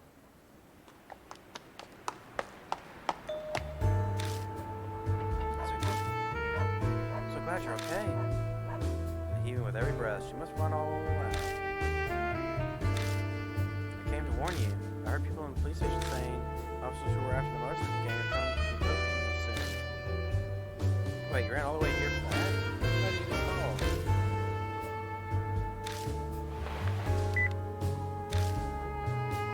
Sorry, it was unavoidable. We were dealing with Kubitaoru until just a few moments ago. Huh? Kubitaoru? What happened to our Hachi's death? No. She was lost for words. It was too much of a talk. For a few moments, she sat us down. I took everything. I never did end up telling him that I was no longer with him. This is how it was going to end. I should have just told him earlier. But that would have made him happy.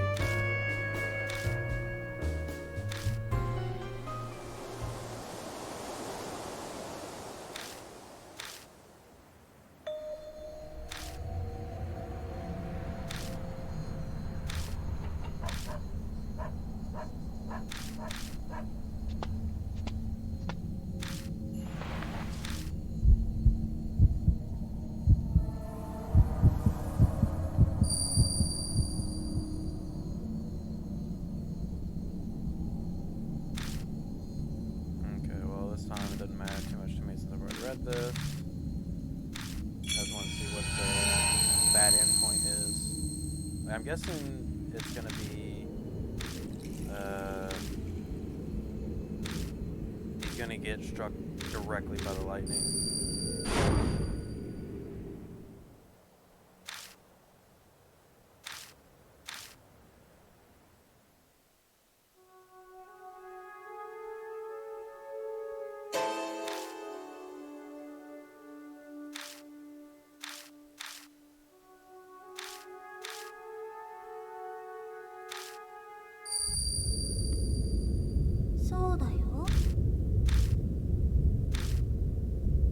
Kubitaoru says she says she wants Seiji's head.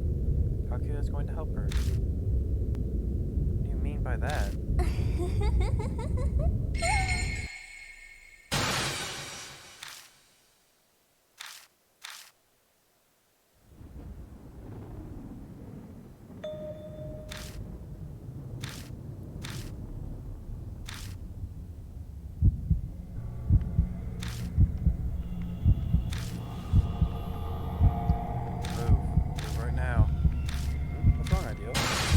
Run, hurry!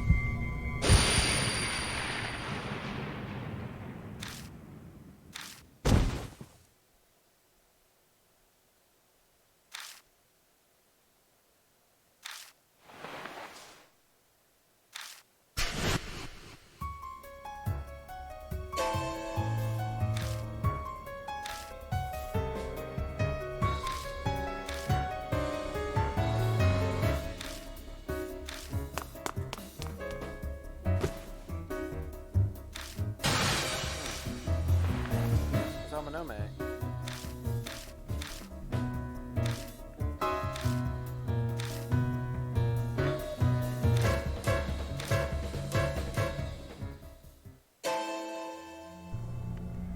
There's a railroad crossing, but there's no sign of Amanome. Where is he? He's probably fine. You know how much of a scaredy cat he is. I'm sure he already ran away. We can only hope. Adbod, ask you for a favor?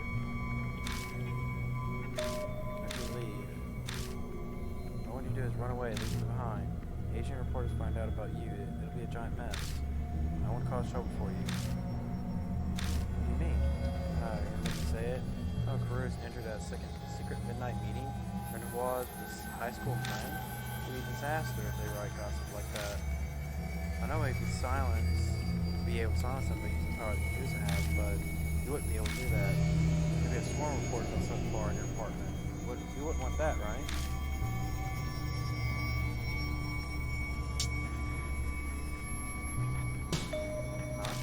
I'm happy you care so much for me. There's something way more important right now. If you have too much attention, it'll be difficult to find Ami. Please run away. I'll be fine. He's worried about me. You know, protecting your images. An idol. Totally serious. Alright. He's worrying about me. I'll make sure you contact Amanome. I'll call you later. Leave the rest of you as we keep. Is his head gonna be in my room? Like under my pillow or something?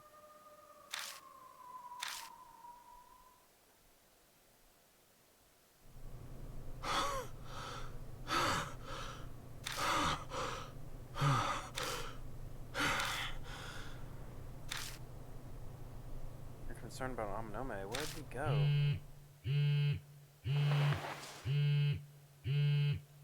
Amanome? Amanome? Is it you, Amanome?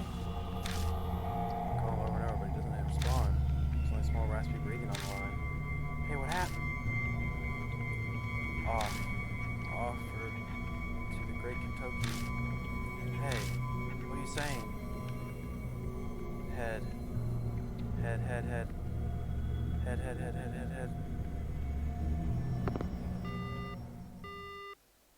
Someone goes dead. It was quiet, but that couldn't be anyone but Amanome. I know his voice. That was a Kentucky side or children's song.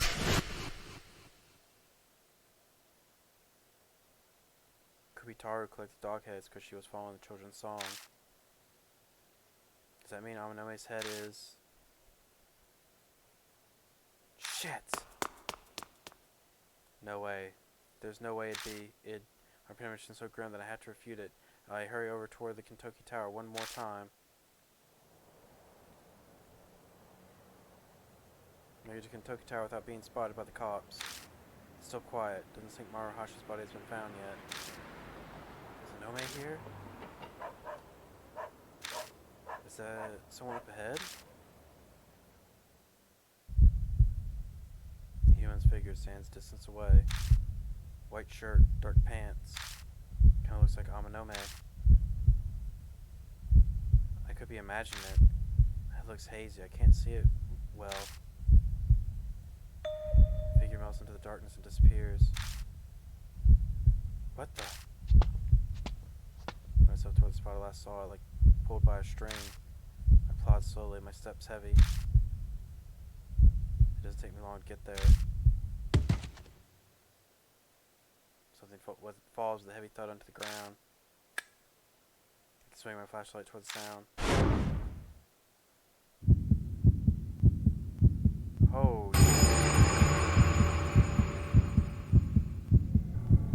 I know his head is on the ground. His expression is contorted in fear. He's staring right at me. Coming out of his head is a dumpling tree, decorated crudely for a festival. Each branch holds colorful toys, thrown on haphazardly.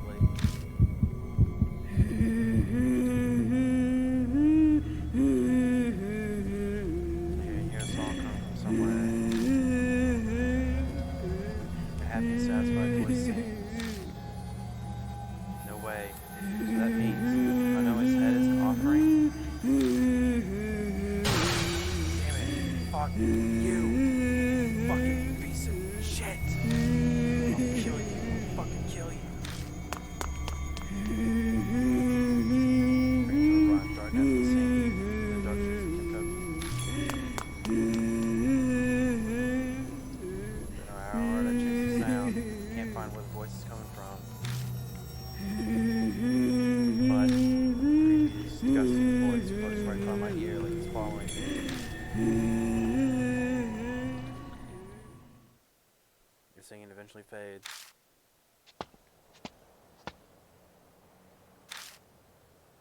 back to Kentucky Tower and glanced at the spot where Nomi's head was. The head's disappeared. Did she take off with it? I check inside the well, but there's no new head there. There's nothing else I can do. Helplessness and despair weigh down my body, dragging my heavy limbs and make the long trek back to my place.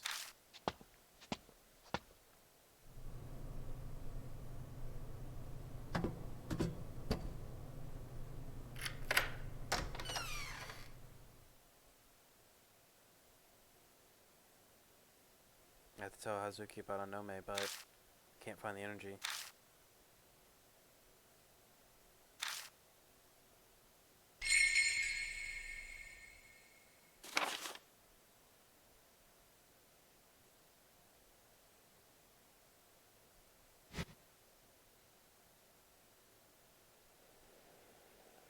Alright, well that's the bad ending. Or I guess not bad ending, but the, what's the word? The destroy ending of that ghost. That's what happens when you kill it instead of saving it. So let's see. I'm kind of wondering what it would be like if you got the destroy ending of the first ghost, then get the purify of the second ghost. Because then you wouldn't have the lightning game, which is what makes you choose between the two. And I'm guessing you're probably going to get 2 new characters on this one, because what would they do? Like, if you can't do this alone, they don't let you do it alone. There's always like a partner. Even in the first game, when you kill off some of them, like, there's still others. So I'm kind of curious how this is going to go.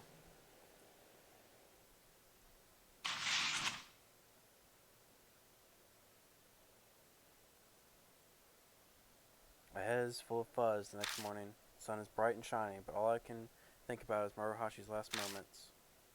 Poor Maruhashi. She checked the situation in Kentucky, but I can't muster a shred of energy to get up. Staying up all night has left me exhausted. Can't say the shock has faded either. Not the best idea, but I stay in bed until evening rolls around.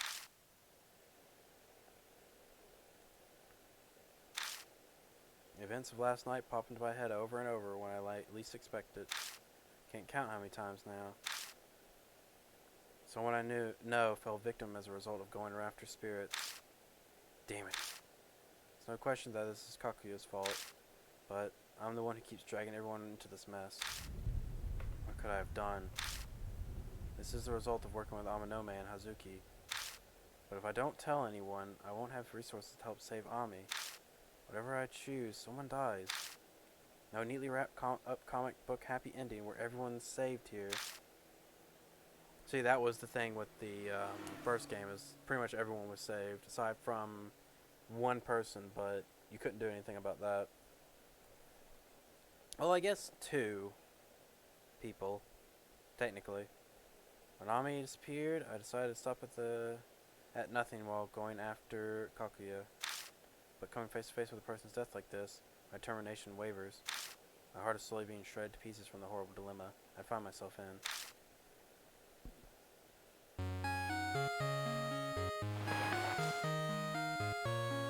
Suzuki. Oh, Dadbod.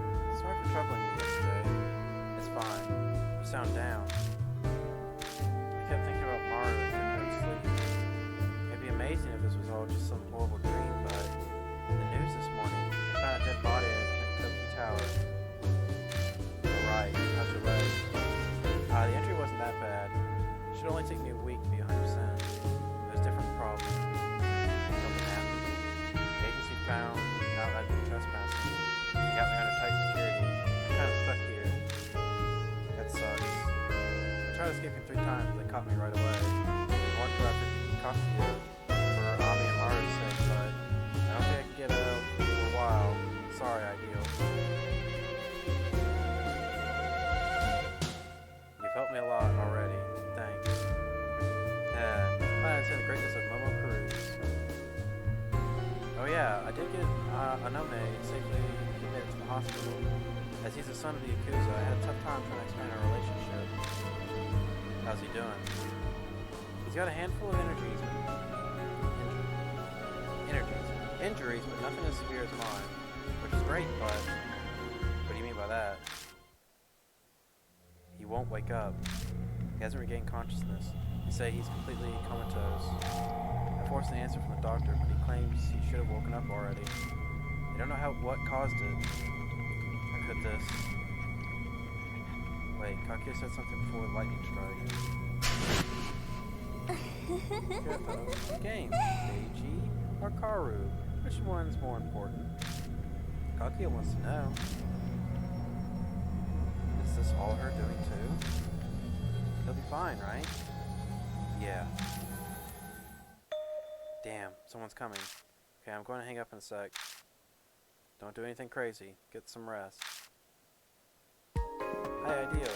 You're kind of responsible for Mara and Onome, aren't you? That's why you don't want the people around you to get involved anymore, am I right? I figured as much. If you think that applies to me, you're mistaken. You must know I'm just using you for my own purposes, Dadbog. So you can use me too. It's an equal exchange to give and take. Zuki, you. Don't carry the burden all on your own. Anyway, see you. Phone call cuts off abruptly. Kazuki. Saying her name out loud sells something in me. We only met a short while, and there's still a lot I don't know about her, but she's definitely someone I can trust and depend on. I've got to pull myself together. My chest beats with my newfound resolve. Right when I get off the phone. Why am I suddenly so popular? Check the peephole. Detective. Huh, it's that Detective Oi. There you are. Sorry about coming by so late, Dadbod. Is this about Ami again? I already told you guys everything I know. That's not my reason for coming today. I'm here to ask you about something else. There was a murder in Kentucky last night. The victim was one Mitsuru Morohashi. Remember the Hamanome family? You know anything about it? No. I don't have a TV and I don't read the paper. First I've heard of it. Why are you asking me? Well, I confirm that you are an acquaintance with the deceased, Amanome. You've also been wandering around Kentucky lately. So you're trying to deny it. Weren't you the one who sneaked out on questioning 2 days before the incident? Going by your face, I'm right. I suspected it was you from the description. It seems I hit the nail on the head. So why are you snooping around Kentucky?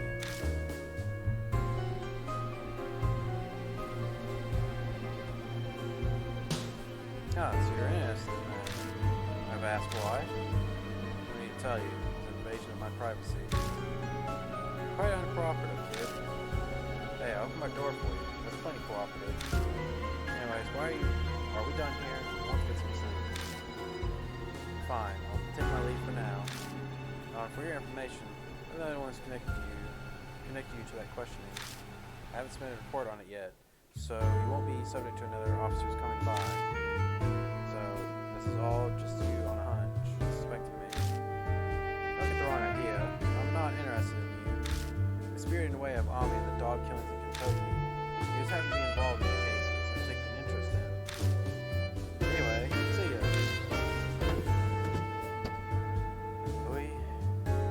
Boy's footsteps fade away. That detective, for some reason she's fixated on cases involving ghosts. There's some strange detectives out there. Maybe it's relief that freaking out is the situation, but I'm suddenly sleepy. I'll fall asleep on my feet right now.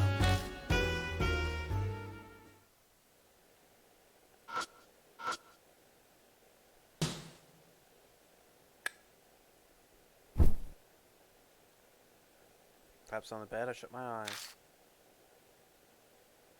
Just can't let this keep happening. It's time to take care of it so I can move on.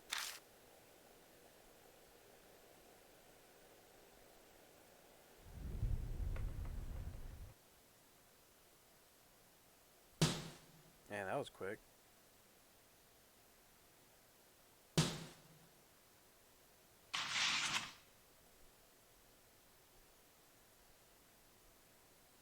I kept feeling much better. Sleeping past noon probably helped. Guess anger and sadness fade with time. Shock and disbelief are still there, though. Those have definitely not disappeared. I keep flashing back to the scene of death I'd seen, and my sight grows dim.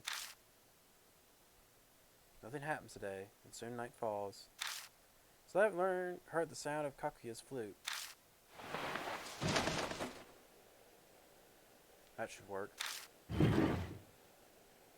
Take a breather after hiding Anome's modified gun in the back of my closet. I'm just inviting problems if I carry it around. Only he can use it anyway. Besides, weapons aren't my thing. I wonder what you would have taken if I was style. It's a number I don't recognize. Hello? It's Nomasa Band. Couldn't reach that Nome boy, so I called you. You gave me your number. Come to Shinza Station right now. Same place as last time, it's fine, alright? Without answering. And I managed to throw myself with all these self-centered guys. Time to rev up the motorcycle. We passed a good Shinza Station by taking a 5 to the left side. Drive like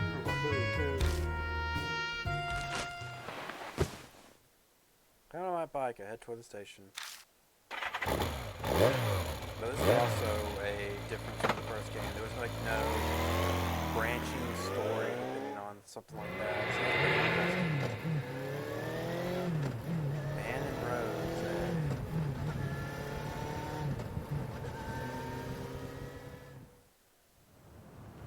So I'm kind of curious if that means you have to make the right choices in these to get the really great ending, or what? Because if I have to play through this game again, I'll have to do it off stream, so I can skip the text. It was because it's late. There aren't many people around the walkway. Looking around, I spot bands smoking and staring at the night sky beyond the handrail. They probably wouldn't be, because that'd be pretty shit to have like the perfect ending hidden behind choosing the right two people to like save. But I assume with the first choice, it's definitely got to be Hazuki, because Amanome, while he has connection to the Yakuza, it probably will fuck something up. Like, I think if I actually did try for the purification with Amanome with the first and second one, he probably would not have been able to do it. Like, part of his sky view is Moon Tower.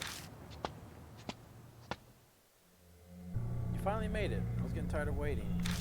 What happened with Kubitaoru of Kentucky? Did you break your curse? Yeah, we defeated Kubitaoru, and as you can see, I managed to survive. But sounds like a lot went down. Promise to tell me anything you know. Don't forget. I'll hear you out, so tell me. Explain to Ben what happened 2 days ago. Now don't tell him about Maruhashi. And quietly listens as I talk. Every once in a while, he jots down a note. See, I'm impressed, honestly. You're Hiroshima woman, Kubitaoru, and I'm sure like you took down 2 spirits.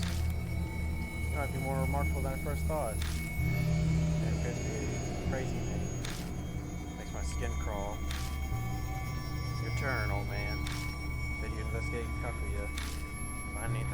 Find out anything? Alright. Oh yeah, that's right. I asked an acquaintance familiar with ghosts about it. About Kakuya's game. Kakuya's game? A doll-like girl calling herself Kakuya appears in such a peculiar game. No other details, people resort to calling it Kakuya's game. The game is what you've gotten yourself mixed up in right now. Or so you're saying. There were other people who got mixed up in this game, not just me. Yeah, for whatever reason, Kakuya appears every 10 years. And every time, the body count of missing and dead is high, even restricted to only confirmed. Do the victims have anything in common? Age and gender don't seem to matter. However, it seems everyone receives a black postcard right before becoming involved.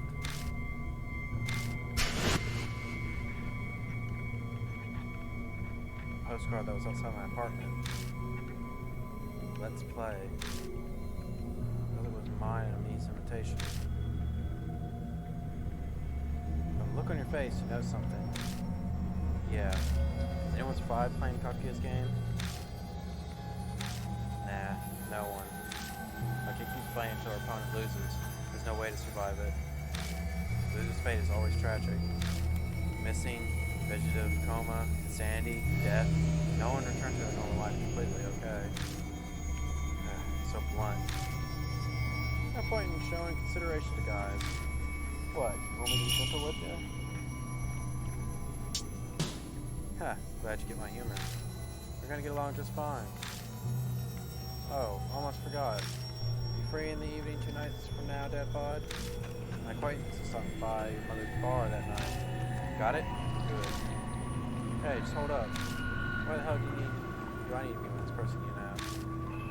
Don't look so displeased. It's a young woman. Her face isn't bad. Her personality, on the other hand, does a lot of ghost-related things. She's the one who told me about Kakuya's game. I'm sure you'll hear something interesting. You'll hear some interesting things from her. Looks like she'll be a better source of info than you. Fine, I'll make sure I have time. Never short on a comeback, I see. By the way, Dad Bod, got any money on you? A little, I guess. Sorry, but could you lend me some? I know the UG match paid you pretty well. Let's see, 10,000 yen will do. I'm good on paying you back next time. Huh? Extorting money from a high school at your age. Forget it, old man. No way I'm giving you money for no reason. I guess. I see. Guess I'll just have to give you one then.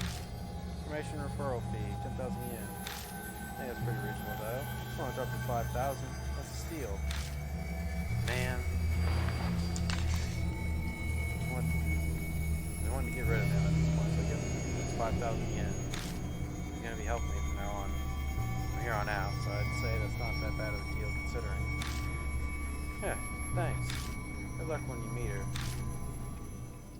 Waving his hand, Ban walks down the stairs and directly into a pachinko parlor open late. What a bum.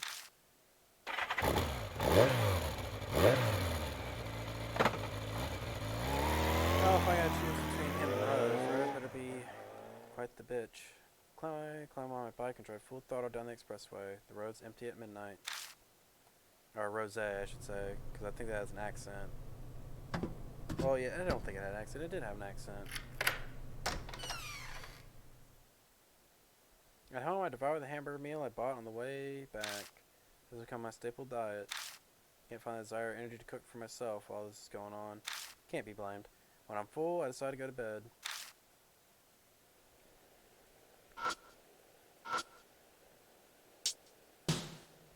I would just, like, fucking eat McDonald's. That'd be probably about it, because it's, like, the cheap, fast thing I can get. Perhaps on the bed, I shut my eyes. The journalist guy, Ban, suddenly came to mind. He's got an uncanny knack for getting info on spirits. But man, he's definitely shady.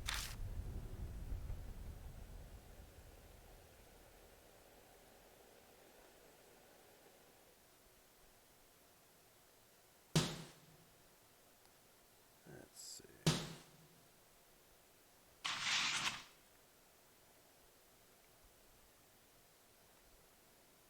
Yeah, if I can tackle 2 ghosts in one stream, that'd be great. Days have passed since the night I met with Ban. Tonight I'm supposed to meet with the ghost expert lady, so I had to get the Black Rabbit ahead of schedule.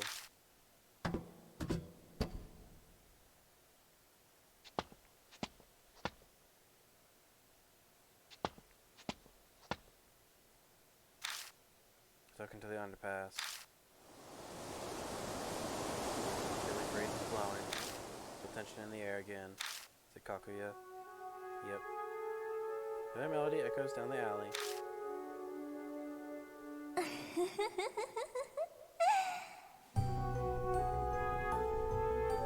Good evening, mister. Suddenly Kakuya appears before me. The air freezes with suspense. I struggle for breath. You're amazing, mister. You beat Kubitaoru of Kentucky. I didn't beat anything. Because of you, Maruhashi is. And that lightning strike. Is that because of you too? Ah, that was so fun. Didn't it get your heart pounding? I know Miss Coma.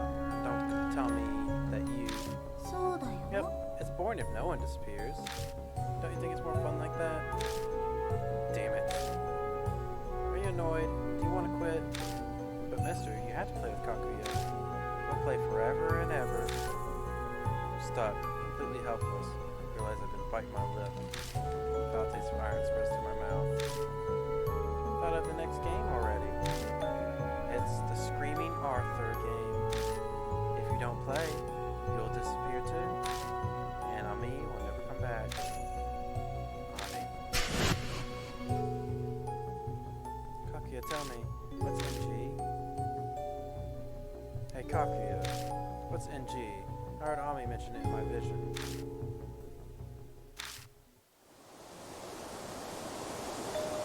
Then wind blows, and Kakuya suddenly vanishes. Where the hell did she go? I carefully look around my surroundings, checking the shadows around the pillars and shutters, but Kakuya is nowhere to be found.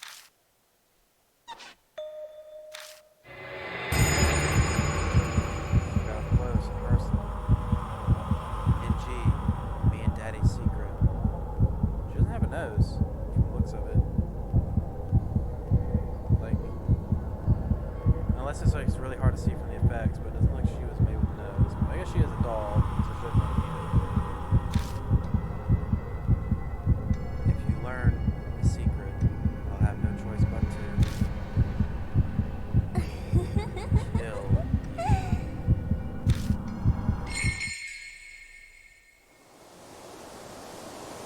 Kakuya vanishes again. I feel like I've been stabbed in the heart. That burning hatred she was aiming at me. She never acted like that before. NG. That might be the key to figuring out what Kakuya's deal is.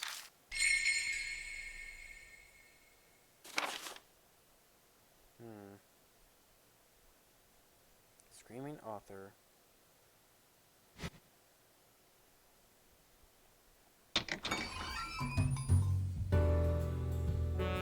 The Black Rabbit lights are already on.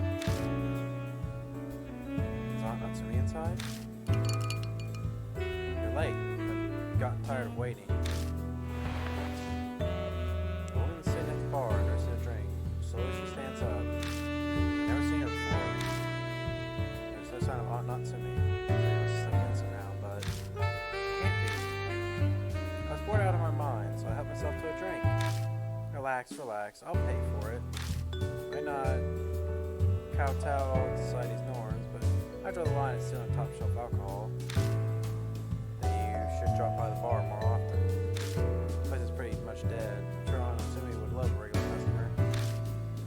Huh, I figured you'd be way more shocked. You got some backbone, cool head on your shoulders. You deserve a prize. Man said you had nerves of steel. Seems like he had your type nailed down. No band, then that means some kind of ghost lady, like ghost expert lady. That plebeian has no talent for delivering a proper introduction, does he? Isn't blonde supposed to have an E at the end, or does it not have to have an E? Or is that like two different colors? Like, well, I guess two different hair color kind of deals. Si Slavi, I suppose I shall do the honors myself then. I'm Rosé. ロゼと Blonde. 呼んでほしい Call me Rosé. Rosé? Blonde? What kind of name is that? I know my real name, obviously. It's my stage name. So I may not look the part because I do not use a silk hat or a baton. I'm a magician. What's a magician know so much about ghosts? Isn't that more up a monk or fortune teller's alley? You know, spiritual people. Let's just say my personal circumstances do not dictate my profession. Or precisely, a lady who has supernatural savant chose to become a magician on the side. But you're not.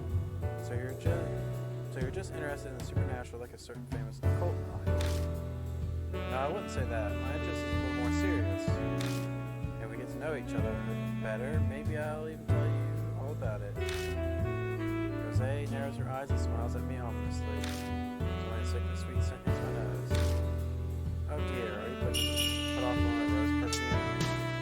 Ah, so you like this, do you? Now then, shall we get down to business? Man told me that what you've been through. I'm sure you have plenty of questions. I'll answer your inquiries as best I can. So what do you like to know about? NG? What's that? I'm afraid I can't help you with that. Apparently it's a big deal to Kakuya. Is opposite now. I regret that I can't give you the answer you want, but I haven't the faintest idea. Sorry. Anything else you want to ask? Dan told me about Kakuya's game. Kakuya dog forces humans she likes to play games with her. Well, it's not just me. Other people have been dragged into this. They all have to do stuff I'm doing? No, apparently the type of game is dependent on the target. It could be a game of marbles, cat's cradle, or even hide and seek. That sounds like a cakewalk. Yes, I guess a kid like you would say that you're playing on nightmare mode. You must really like you. Difficulty setting aside, the only thing that awaits in the end is despair. Because Kakuya keeps playing until her opponent loses. Is there anything else you want to add? Spirits are manifested the souls of the party to bear strong grudges. To banish a spirit from this world, you must learn about its past.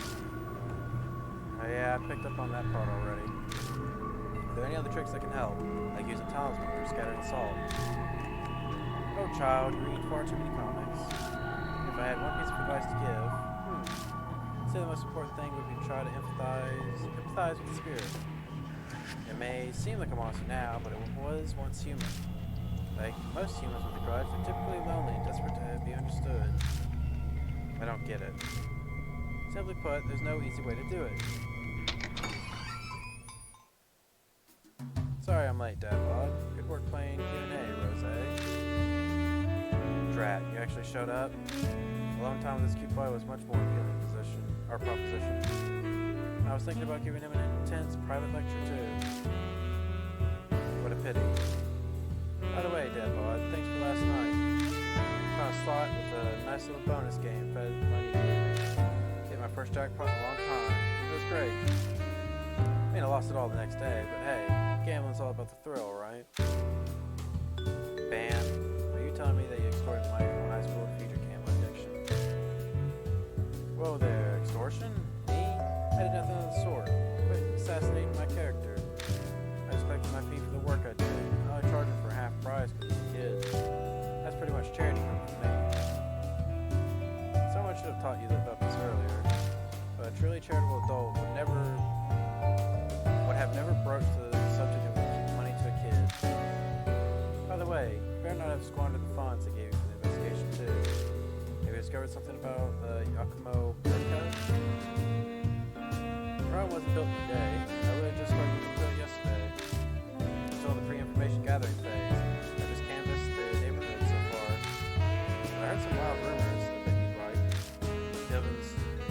People have been hearing screaming coming from the children's author Yakumo Muriko's mansion. Screaming from the house of a children's author. It can't be. Yeah, boy, what's that look for? Hey, old man. Can I tell you about that rumor? No sweat, kiddo. It's part of my report to Rose anyway. There's an odd rumor about the Muriko residence. They say that... It's the rumors of the screaming author. Yeah, heard about the Muriko residence lately? I don't know why I said lately. You know, that old mansion where Yakumo Muriko and the children author lives all alone. I've been hearing about some weird screaming coming from that place lately. And not just once or twice, but every night. So Miss Y from the neighborhood went to complain. That mansion doesn't have an intercom. So she had to go right up and knock on the door. She pounded on the door and nobody came out. The screaming didn't stop. She kept coming back day after day. Still no response. But she was sure someone was inside. So finally she got fed up. Threw something through the window to get the person inside the nose. And suddenly, a light from the second window came on. And then she heard a faint voice. Please don't look inside.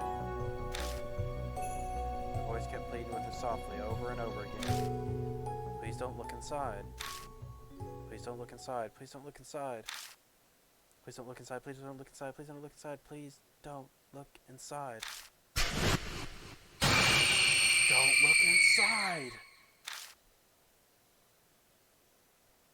That's why I heard her scream, and after that, they said she was tormented by constant screaming inside her head. She had a nervous breakdown and committed suicide. That's what the rumors say. Certainly sounds supernatural enough. The Peking Tapu, a common canard in these supernatural stories. So when folks notice somewhere that doesn't belong, it gets punished for it. Crane's wife, Oh, Crane's wife. Is that the one where... This was actually in the... Sukuna, Bryson Rain. I'm pretty sure that's what it's referring to. Is that the same thing? Is that since she was able to become a human and do like a lot of great things, but if she ever got seen in her crane form, she would like turn into a crane forever. Pandora's box, famous example. The screamer, that screaming author that Kakuya was talking about. Not realizing I speak Kakuya's name out loud. Obviously, Ben and Rose aren't just gonna let that go. Dadbod, you met Kakuya? Yeah, a little while ago. Hey, why didn't you tell me? I thought you were gonna tell me everything. Don't go frothing at the mouth, man. Assuming spirits is deadly work. They're probably just worried about us. We need to bother that much. Ben and myself have decided to hunt spirits of our own violations. We accept the consequences. But there's no need to hold back for our sakes. Tell us everything. I guess there's no dodging it. Tell them about the screaming author that Kakuya told me about. Ah, I see. How fascinating. I think the screaming author could be hiding within the Mirko residence. You sound like you're enjoying this. Why are you looking into the Mirko residence? That's only for grown-ups to know. Once I figure out how trustworthy you are, maybe I'll fill you in. This is a lady's walking bundle of secrets.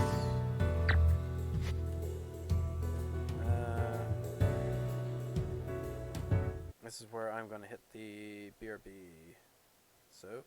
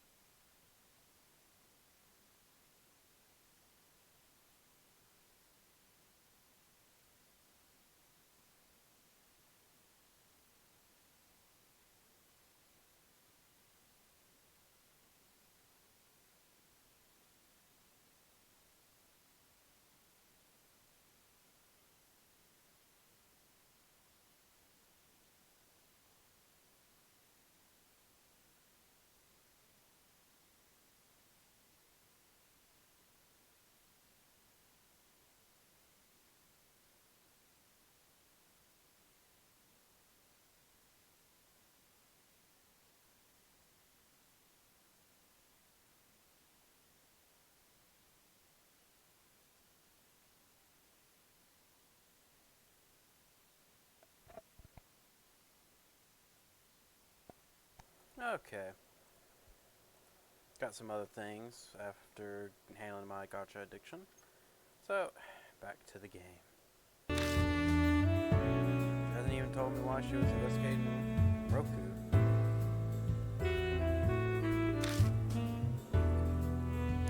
You may be an adult, but you're not trustworthy. Much for a younger man, not one facing down in midlife crisis. Did you uncover any notable clues? I told you, it's still early going. The info doesn't reveal itself that easily. I want to talk directly with Miraku, but the house has been empty for a long time. Probably I've got material for a new book. Empty, you said. It might be that Miraku is already dead. Dead? As I told you earlier, spirits are born from the grave of the dead. If we assume that Miraku has died and become a spirit, all the pieces fall into place. Looking for the screaming author, after all. Hey, don't jump to conclusions. I prefer Miraku hasn't been reported dead. It wouldn't be uncommon for someone who lives alone to die without being noticed. We'll just have to go see for ourselves. Hey, you can't just decide stuff like that. What are you even going to do, though? Investigate, obviously. Leave my methods up to your imagination.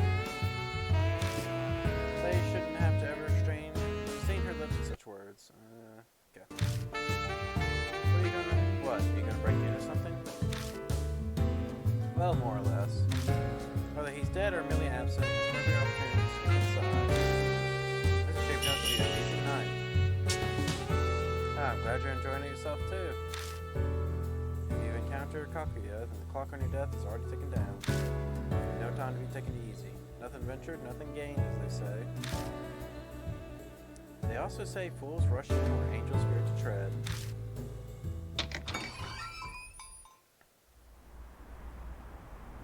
Leave the Black Rabbit and head to the station. It's getting pretty late. Most stores are already closed.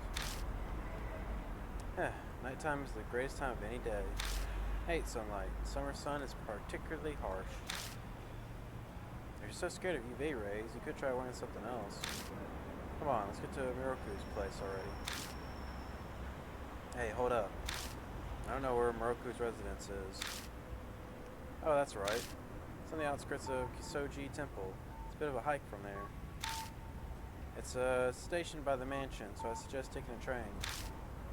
Man gives the address to the Miroku residence. It's the same ward, so I can pretty much imagine where it is based on the address.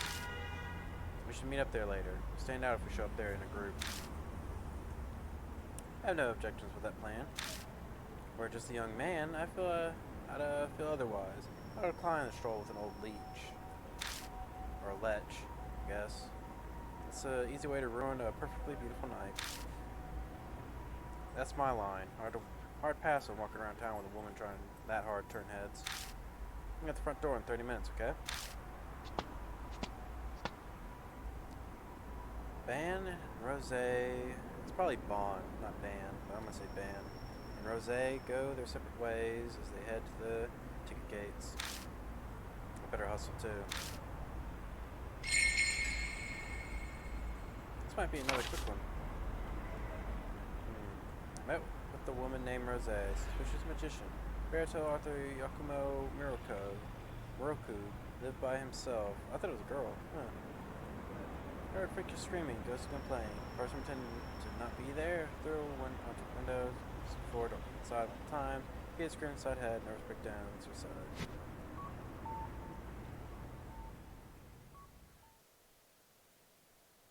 Just I'm going to is train stop away. Luckily I arrived before the last train. Reached the station without any issues. The classy residential area is full of cookie cutter homes and I quickly lose my way. Walk around aimlessly for a while until I arrive at the building I was looking for. Ah, you're here.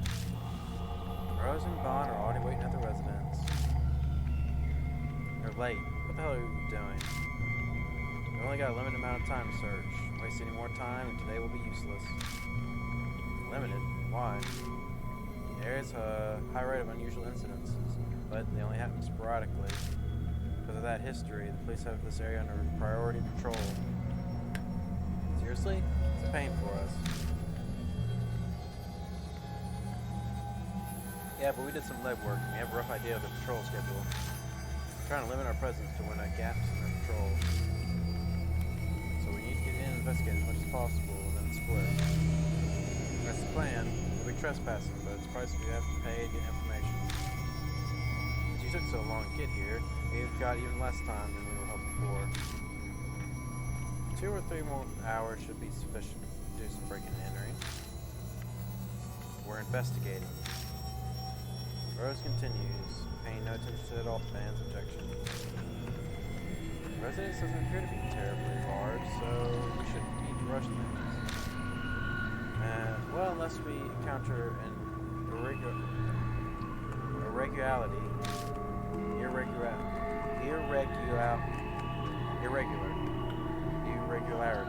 There we go. Regularity. There we go. Come on. English. Unexpected circumstance. For example, if we find unexpected security, underground vault, those sort of things. Those type of things that might crop up during a break-in. I see. You're not breaking in. Ah, why are you so hung up on the terminology? Action is the same, isn't it? Now, what should we do? We're investigating the mansion. We've already settled on this. Yes, I mean, where should we start first?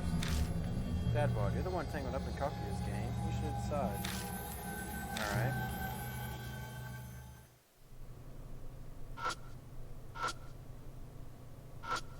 You look inside the mailbox, but there isn't anything inside. A strange looking window here. Yeah, this house is kind of odd looking. Looking close, the building's funky style isn't even just a Japanese and Western mixed design. Looks like an alpine lodge, but built with traditional Japanese style. This must have been a custom job. You don't usually see a 2-story house with that roof. The window's probably where the attic is. If so, then that's a pretty big attic. If the room under the roof is that big, it looks like it's bigger than two normal sized rooms. Is that the window that was mentioned in the rumor? If you throw something and the lights in the second floor would turn on. Guess you wouldn't need to throw something at the first floor windows, so that must be it.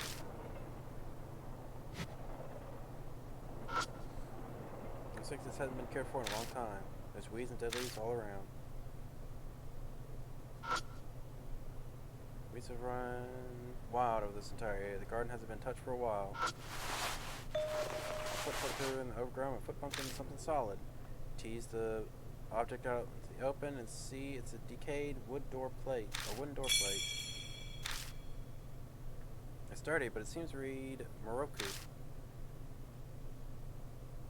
Or Miroku. It's a pretty solid sliding door. There's a layer of dust covering the door rail, so I know it hasn't been moved for a while. According to the rumors, they say something like nobody comes out even if you knock, right? I'm sure knocking shouldn't be a problem. The door, kind of firm knock. Wait for some kind of response. Oh, there's no response. Just as we were informed. And if I say this place it is in, Moroku probably isn't living here.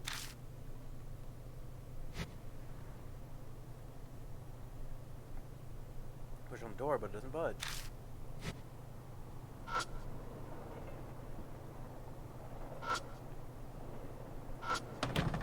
the door, just in case. Anticipated, doesn't open. Looks like it's locked. Oh well, just want to just kick it in. Whoa, you're already thinking about breaking in? Too reckless, kid. Damn.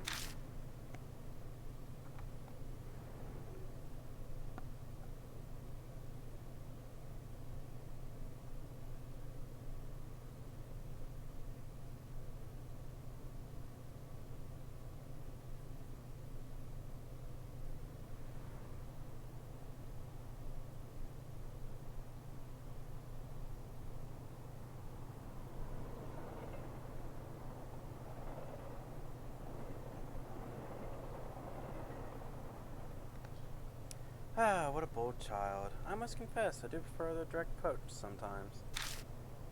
But we can't be too hasty, Dad Bod. Let's look around a bit longer. After all, there's another part to the rumor as well.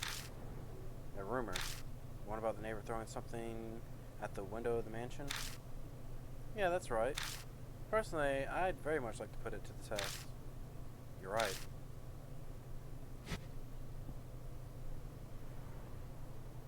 It has to be the top window, or...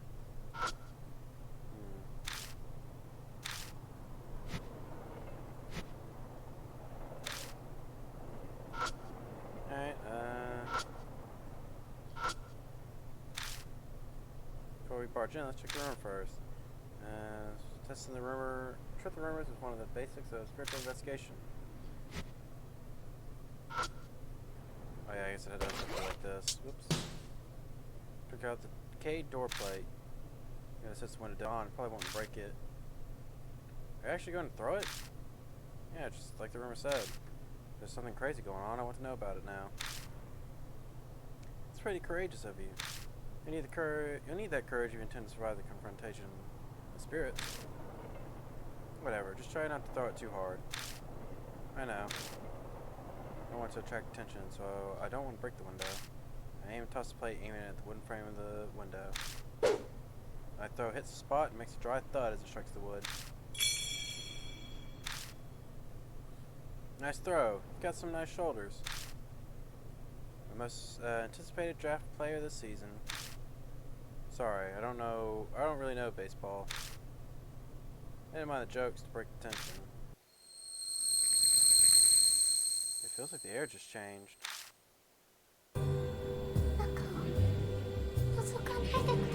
Please don't look inside. Did you hear something just now?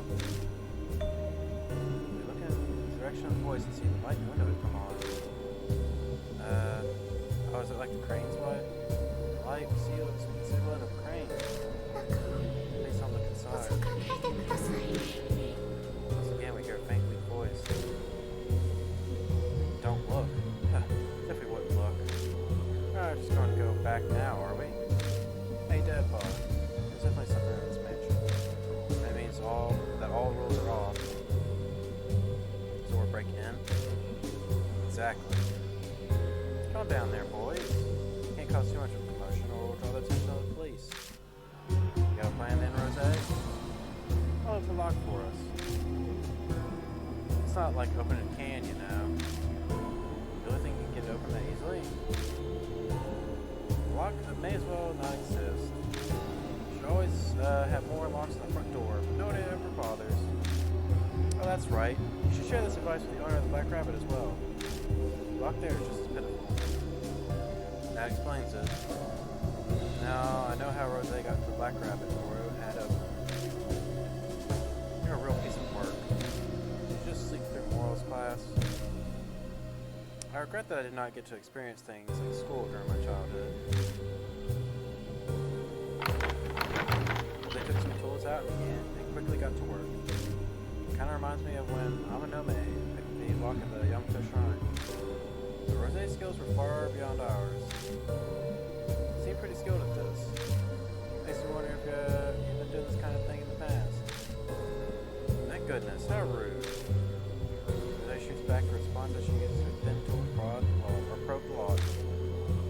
Any talented magician would obviously have a bit of dexterity. That's true, but I've heard of magicians use escape magic for breaking into places. Haha, curious about my skills.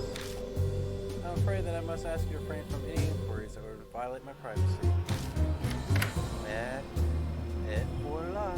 Voila, it's open. We're done already? Pretty amazing.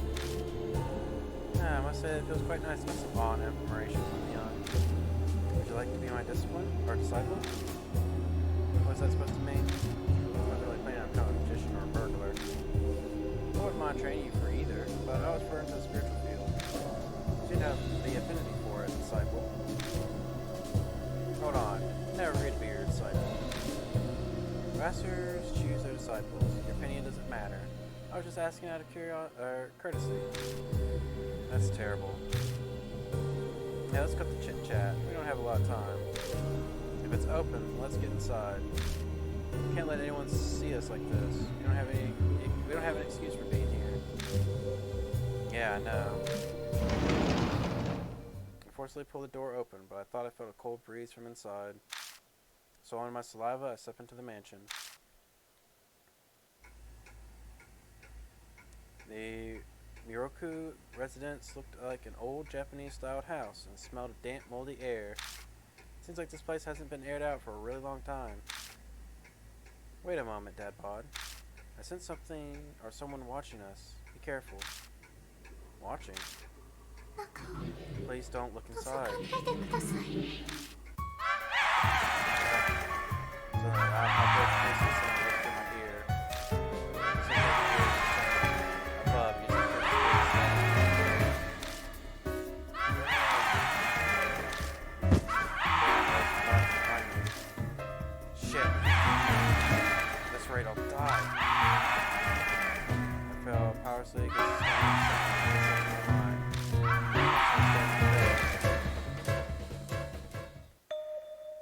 The screaming voice suddenly stopped.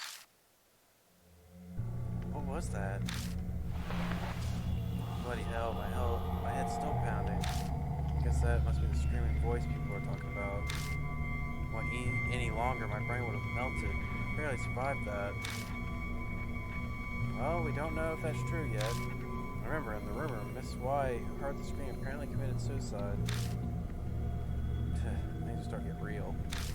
Dadbod, don't say you want to run away now, alright? As if. You're the one who's looking pale. You got the wits to sass me like that, you're still in ship shape. Oh, if it's planning to take us down, then I suppose we don't need to hold back either. Let's start investigating. This place doesn't seem to be that big, so let's investigate whatever we see.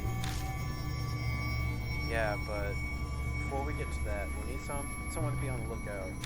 We don't want to be getting surprised by a patrolman. Right. If something looks bad, call me on my cell phone immediately. Understood. Alright, Dadbot, choose who you will investigate with. Let's see. He's an asshole, but he seems like he gets stuff done. Rose, you be on the lookout. 問題ない No problem, leave it to me. I'll see you both later. Rose leaves and heads outside. Alright, let's go. There's a cedar plate hanging from the mud wall. Looking further, I see there's a single nail hammered into the middle of the board. Looks like this is nails for hanging things. What do you think this is? Usually it's a decorative board on a wall. It's a frame, right? Like the ones you put paintings up? Yeah, in a traditional Japanese-styled room, people always display flower vases. Although we can't know what was being displayed here just by seeing this frame. Sturdy shoe cabinet, a bit, but I couldn't find a single shoe inside. Instead, I found something black and cylindrical at the corner. Bamboo charcoal. Oh, that's pretty high quality charcoal. Such a waste to use for dehumidification. I looked through the bottom section as well and find a can in the back. Apparently it's a spray can. It's a can of spray paint. If it was stored here, then maybe it was used for some do-it-yourself projects. I opened the door to the living room and stepped inside.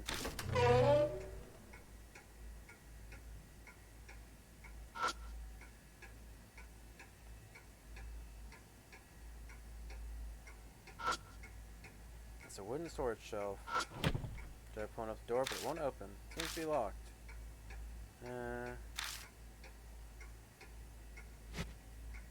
Let me check everything else first. It's an old pendulum clock. Pendulum swings without stopping. Actually, think about that. Let me save.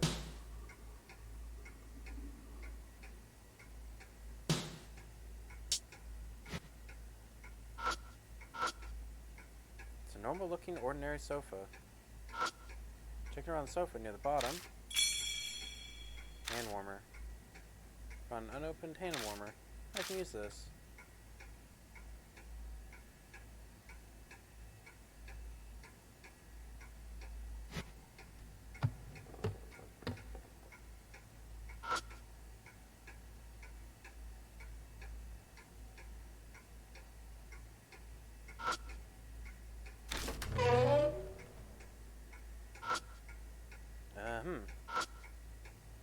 odd bulge in the curtain.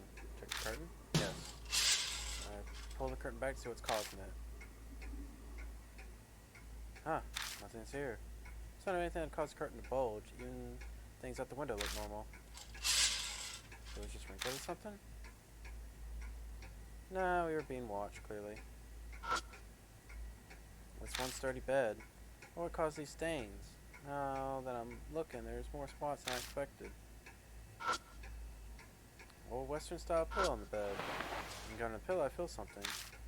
Gun. Bikini mask. No mask. What's this doing here? It's a boombox. Looks a pretty old one. There's a drawer on the table the boombox is sitting on top of. In the boombox. There's cassette tape inside. I eject the tape and take a look. Just a single letter written on the label. T.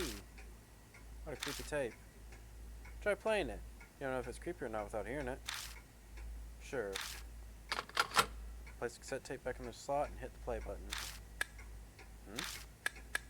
Seems no matter how many times I press it, it's not going to play anything. Maybe. Flip the boombox over and check the battery compartment. It's empty. Doesn't have any batteries. Of course it doesn't work. The door. Side 6 of incense. Neatly put away. In the corner I see a square metal box sitting there. What's this? Battery. Oh, now that takes me back. I don't see these types much nowadays. You know what it is? It's just a battery. Although nowadays it's quite a valuable antique. Colorful flower on the floor stands out from the eerie bedroom. Out of curiosity, I pick it up. And quickly read the flyer. Kakuya Ballet School Recital. March 3rd, 1999. Kakuya Center Hall starts at 13. Doors close at 13:30. There's a girl dressed in white in a ballet pose, with her legs raised high. This looks like a flyer for a children's ballet recital. Children, huh? I haven't heard anything like that that would indict that Moroku had any kids living here. A closer look at the flyer. First act. Collection of pieces. Ballet, others. Second act. Lac des Cane. My second act will feature girls who are too young to be wearing pointy shoes.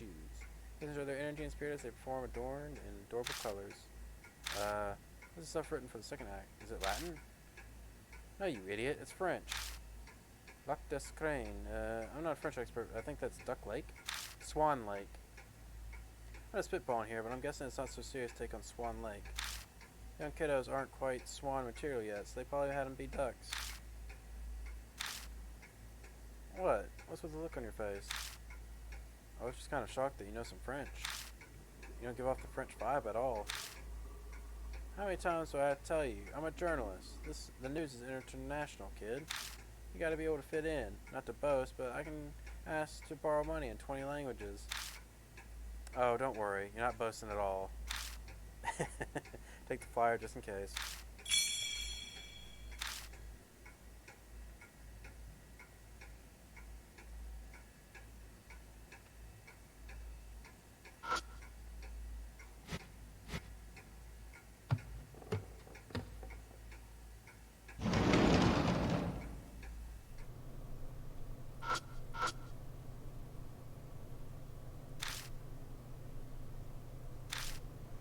Switch.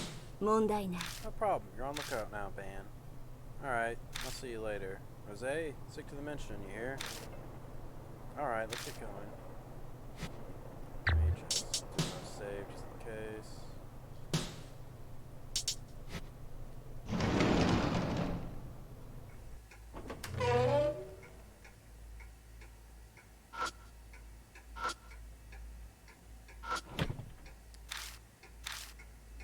Think you can do this one?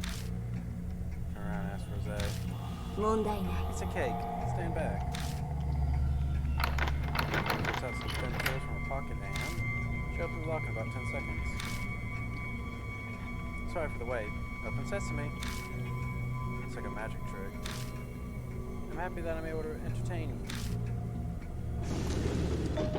Open the door. Sailor uniform and cute socks. These look like children's clothes. Moroku have family? The band didn't mention anything about that.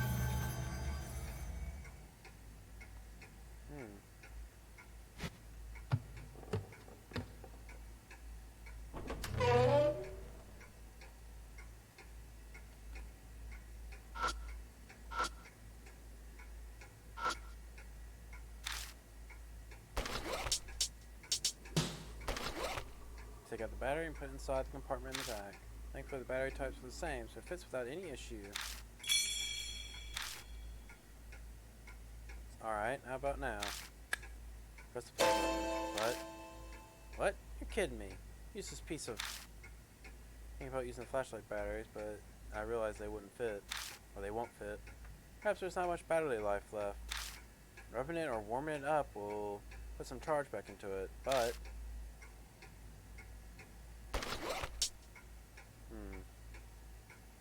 Rubbing it or warming it up. See, I guess it has to be the hand warmer. Hold on, warming it up. Use the hand warmer. I have this. The bag, crumple it, and place it in the battery compartment on the back of the boom box. I suppose that's logical, but it's not the best way to do that. Shut up. We just have to warm the thing up, right? Once the battery felt warm enough, I'll try pressing the play button again. Then, update on the missing child. According to the police, the victim of the kidnapping. According to the kidnapped girl report, refers to the victim as Child T. Age 13, long hair, was wearing a white one-piece dress on the day she went missing. She was last seen heading home from a ballet class practice in Kisoji. The report mentions that it's been a month. It's now partial public investigation. At that point, the newscaster just rehashes information about the incident, and once the news moves to the next topic for the day, the recording cuts off.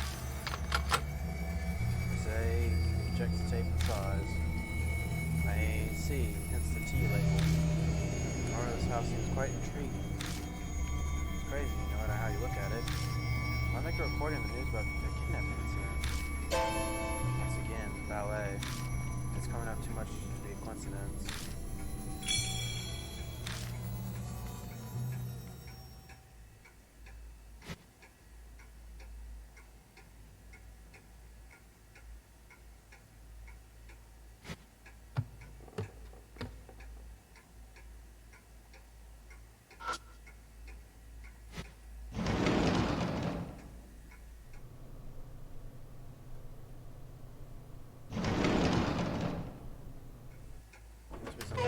And then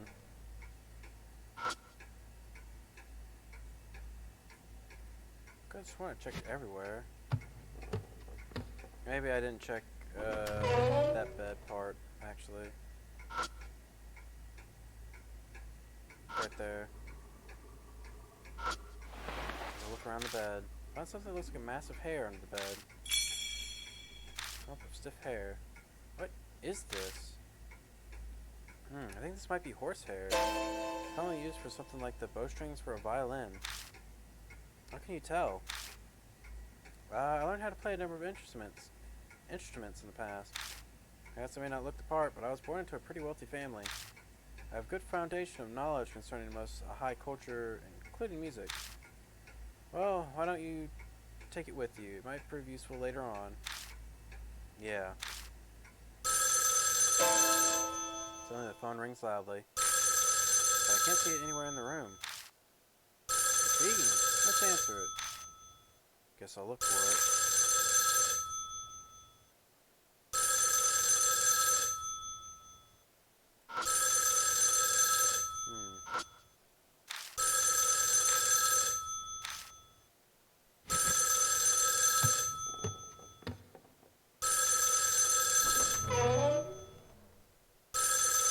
There it is. Here it is. Phone. There's a black phone on top of the storage shelf. I don't remember every detail of this room, but it definitely felt off. This phone wasn't here when we came through to the living room earlier, right? What's going on here? We're in this house to answer that question, are we not? Someone or something wants to answer the phone, so why don't you take the call?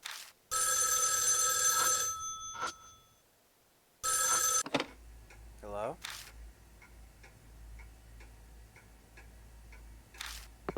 Phone suddenly goes dead. A sudden wave of dizziness hit me, and I violently hang up the phone. I came to my senses and noticed my hands covered in sweat. Damn, what the hell was that? Who was calling? Don't know, the person hung up immediately. I see. How boring. You look rather pale. Something the matter? It's nothing. My phone vibrates in my pocket. It's time already? It's me. Almost time for the patrol to show up. Let's wrap up for the day. Alright, we'll leave immediately. Is it time? Yeah, let's head back out.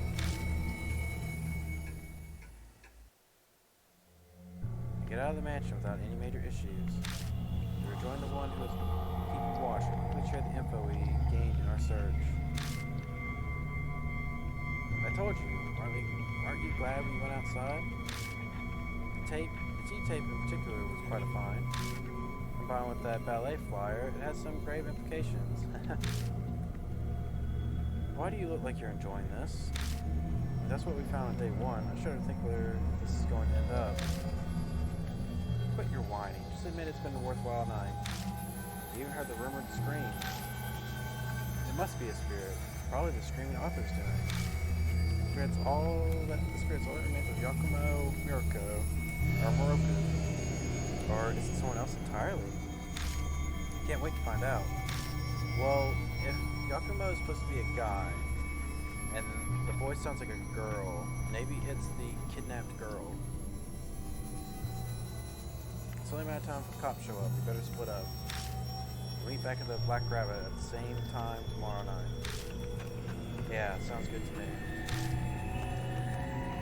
Oh, that's right. Dad bod. Don't forget to buy batteries. I'll try anything once, but I'm not doing that again. What a pain in the ass. Departing from the Moroku residence and taking a separate path to the station. So I walk by myself down the street and think about what I heard on the T-tape. It might just be a crazy typical psycho iceberg of stuff hidden in the Moroku residence. Catch my train. By the time I get back to the Kosoji station, it's already past midnight. I better go home and get some rest. Ooh, it's almost midnight. Weird. Hardly anyone ever uses that photo booth. When the curtain look inside.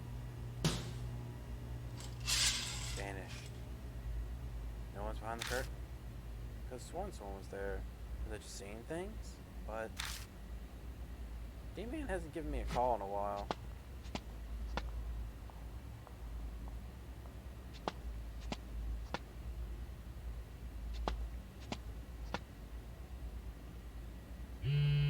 That's probably him.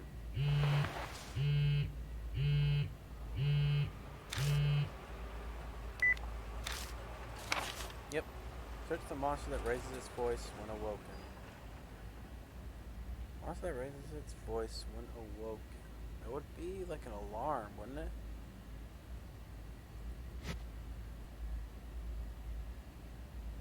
Or maybe a phone?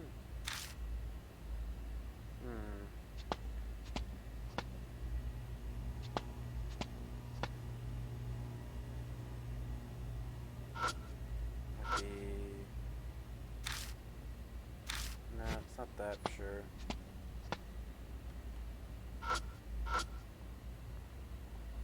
Yep. Oh, my gaze. There we go. Sound of flute and a young girl. Wait, hang on. Sound of a flute and a young girl appears. The Shinza rumor is a ghost with white hair.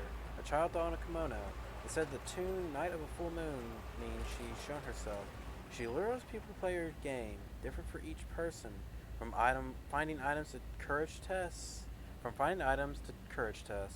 But each has a certain condition to be met for survival. Meet the condition, survive. Otherwise, they are most likely to die. Otherwise, they most likely die. Having never spoken to any of the players, I can't confirm for sure. It is only a rumor, but if the reason why I haven't talked to them is that those who challenge her game end up dead, and I suspect there's no way to escape her death game once you've met her. Past urban legends like Girls Play and Kakuyako share many similarities with this one. While researching, I learned it's been repeating every few years since the war ended. I must look further, and that's where you come in. It is fortunate that you are in the exact situation. You're the very person I need to talk to regarding this rumor. Why is she called Kakuya? And why does she take the doll form? Why play games, and what role does she play? Is she a guide to death, or the reverse? Or neither? Is she connected to the fairy tale named legends seen often in recent years? Find out and escape the game alive. If worse comes to worse, I'll gather your ashes for you. Asshole. Why the hell is he hiding these cards? Too much effort to worry about it. May as well go home and sleep. Solved D-Man's riddle, so I head home feeling pretty satisfied with myself.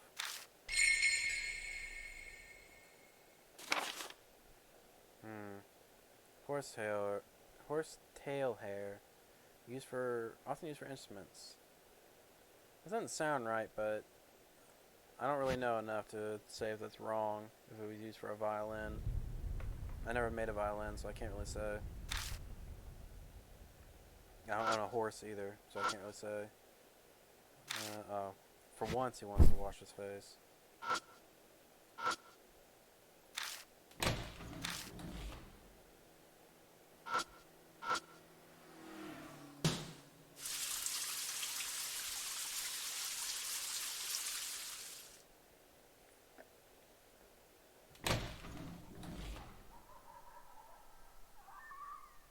What's that noise? Is it coming from next door?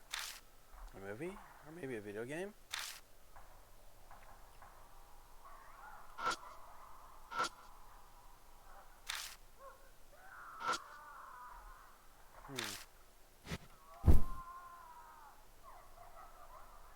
Shit, that's loud. The noise won't stop. My temper's hanging by a thread. The punch to the wall work? Maybe if I wait a little bit.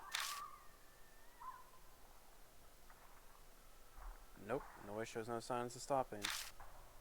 Can't take this any longer. Finally stopped. Maybe I'll water the plants.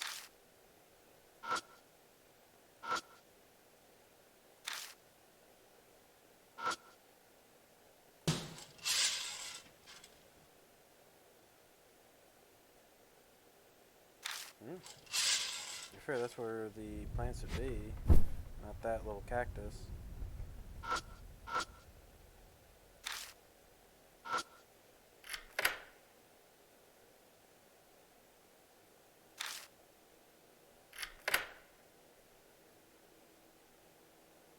What does it mean by water the plants? This'll work. Oh. That looks like the right amount. Water the plant. Alright, this should do.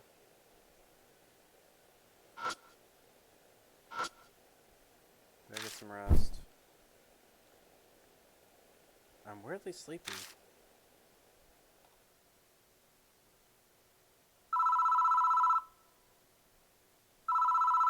Who could be calling me?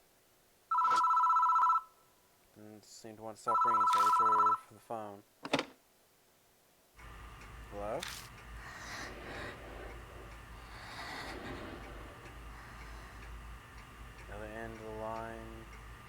Other end of the line, silent. All I hear is breathing.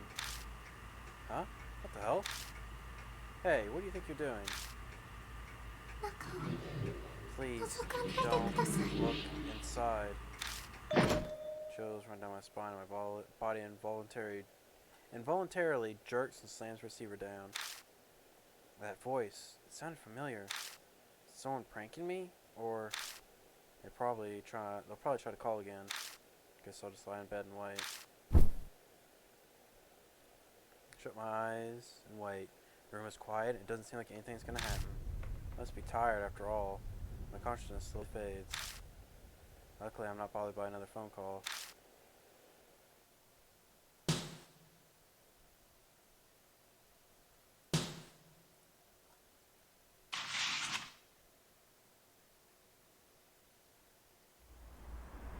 Next day, I wake up to oppressive heat.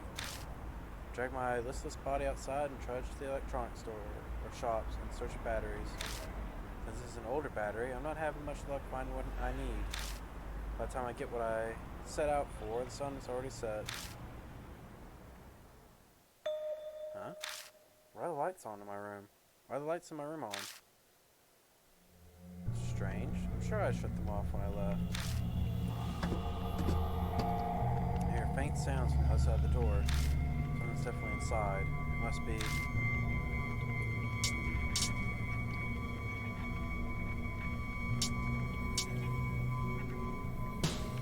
That was ridiculous, but nervous sweat beads up and a cold drop runs down my back. All the crazy and disturbing events of the past few nights have my emotions running high. Hold my breath and I grab the doorknob and slowly turn it. There's no resistance. It's unlocked. Breathe in and cautiously crack the door open. Hey, welcome back. I let myself in. What are you doing in my apartment? I want to talk with you before we head to Black Rabbit. So you picked my lock? Yeah, waiting outside would have been so boring. Why? What, does it bother you? Yeah, calm and composed, I see. What a mature young man. What do you want to talk about? I'm sure you've heard all about me from Dan, so I don't see what else you want to know. I've heard about the underground matches and Ami's abduction. Kubitaoru's case, too. There's something I need to hear. I definitely need to hear directly from your mouth. Telemetry. That strange power you claim to have. Do you know something about it? Yes. There's just a hypothesis. That's better than me. I don't know the first thing about it. Yeah, I suppose if I'm going to be your teacher, I can't really turn down such a sincere request. That mysterious power of yours is an extension of your intuition. You might know it better as your sixth sense. Still something that warns you of danger. Are you saying it's like my instincts? Yes, you could call it that too. Everyone possesses it to some extent. However, your sixth sense is unusually keen. That's probably why you never lost any of those underground matches. Of course, you also have the physical abilities and reflexes reacting to sense. I gotta get a sense for what she's saying. When I focused during a fight, I became much more aware of my surroundings. It's gotta be the sixth sense. But the true value of your sixth sense isn't limited to that. Animals are fascinating, you know. Abilities that aren't necessary for survival are permanent. On the other extreme, they can awaken new abilities that you can survive. You understand what I'm trying to say? That the day Ami disappeared, I met Kakuya. I knew my life was in grave danger. Saying that meeting with my sixth sense, this telemetry power. Precisely, you're an excellent disciple. Not every person gains some extra new power, or some great new power when they face immediate danger. I believe in your case, that you likely already possess that ability. Perhaps a parent or ancestor of yours had spiritual powers. Don't ask me. My other was just a normal woman. She didn't have any weird powers. And what about your father? Don't even know what the guy looks like. All I know is that he abandoned my mom. I see. I apologize if that upset you. Nah, I don't care. Anyway, you sure know a lot about the spirit world and all that. I must say, it's nice to have a disciple who views my skills with such respect. But all of my friends know everything we've discussed is common knowledge. Wow, what kind of friends are those? You got a group of supernatural fanatics or something? A certain sponsor has hired me to investigate spirits and supernatural activities, and Vance helped me with that. A group that investigates spirits feels like something from a comic book. So who's the sponsor of yours? The head of the Singlish family you've heard of. He has some strange abilities himself. He uses a peculiar way of thinking to solve supernatural cases most people wouldn't consider.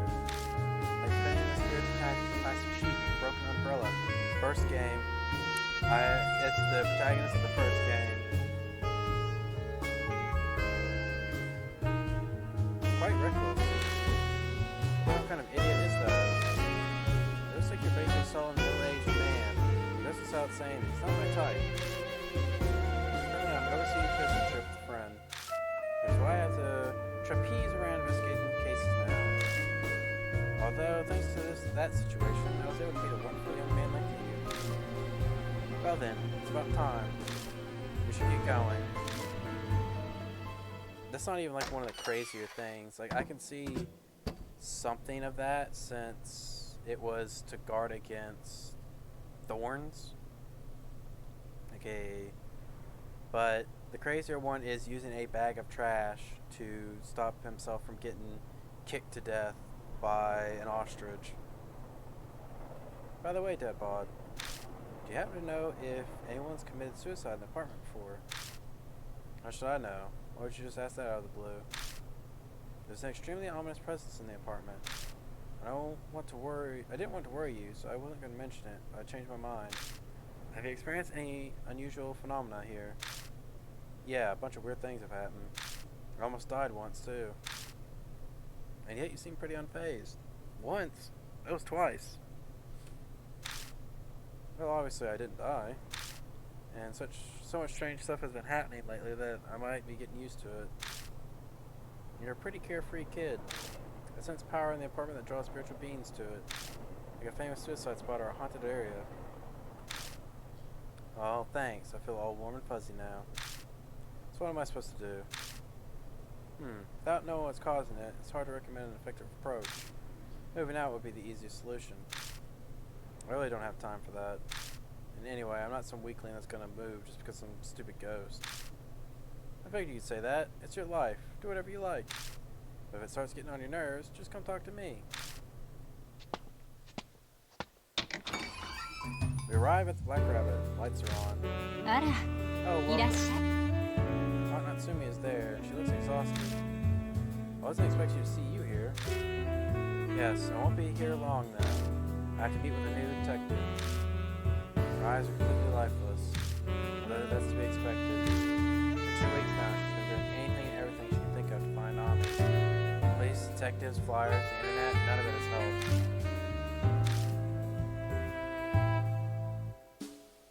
Would it help if I told her that Ami is alive and being held hostage somewhere? If I did tell her that, there still wasn't anything she'd be able to do about it. Worse, if she gets involved, she could end up dying like Maruhashi. Despite that, should I tell her what I know about Ami's situation?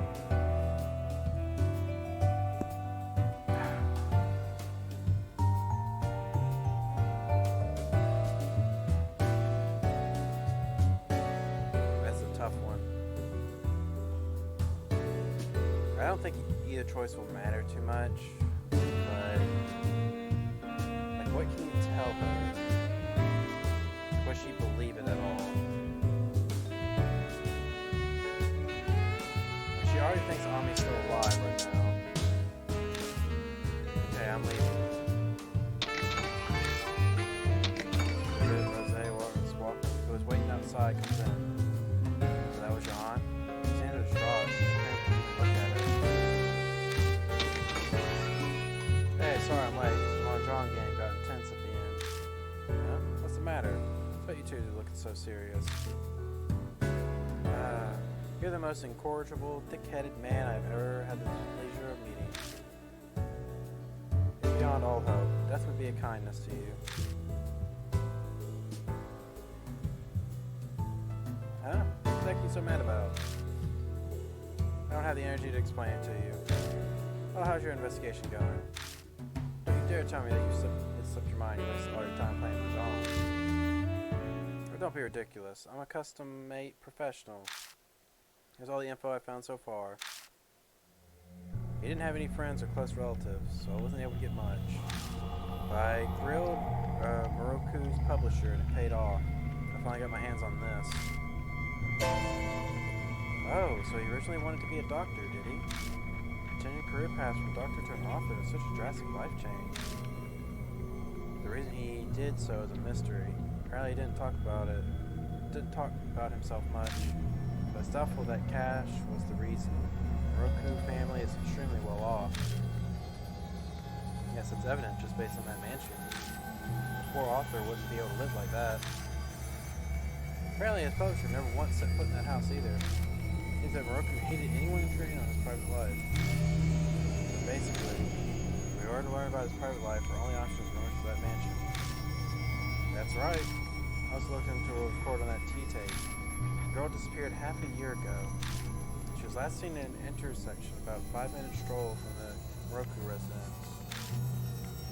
I see, so that's why there were regular patrols around that area. Now that happened half a year ago, why are they still maintaining that patrol route? As it turns out, a number of other girls have disappeared around that area too. They're ancient cases though, so I didn't have time to dig into them. That concludes my report. Good work. Oh then, we should head straight to the Moroku residence? We must unveil the truth that lurks within the darkness. We are separate ways at Kisoji Station, just like yesterday, and we each get on the train.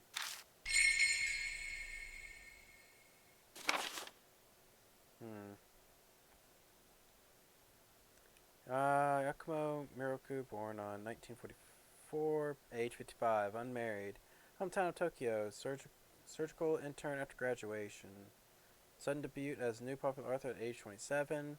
1979, release of Dark Fairy Tales, kids horror book collection. Became a bestseller, becomes famous as a horror author. Last work, Old Bamboo Cutter's Dream, about Princess Kaguya.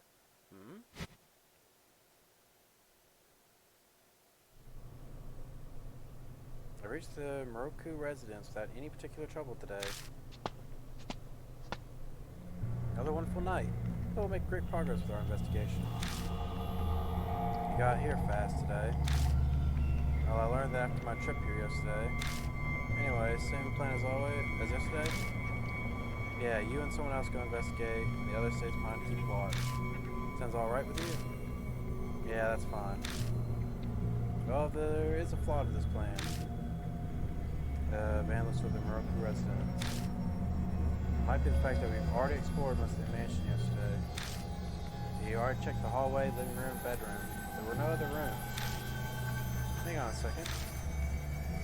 Outside, the mansion looks like it would have a second floor, at least an attic.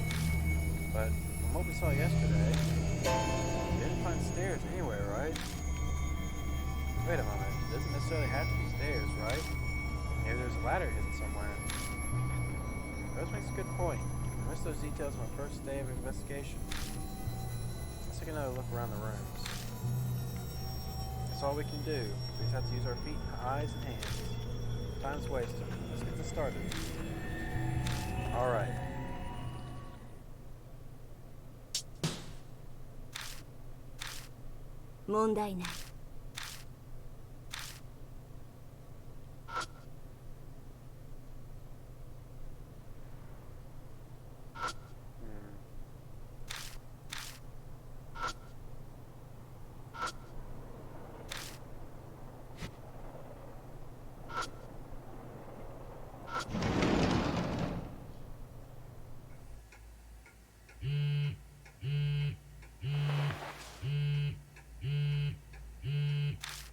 Is D-Man here again?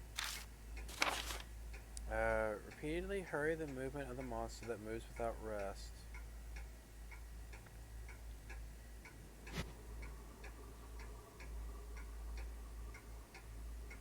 Oh, look at that. Hey, look at that later. The investigation takes priority.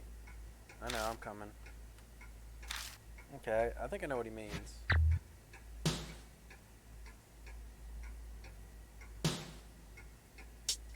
Should be the clock.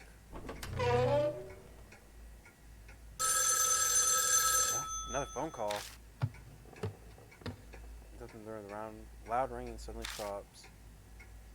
Don't surprise me like that. Just check it out just in case.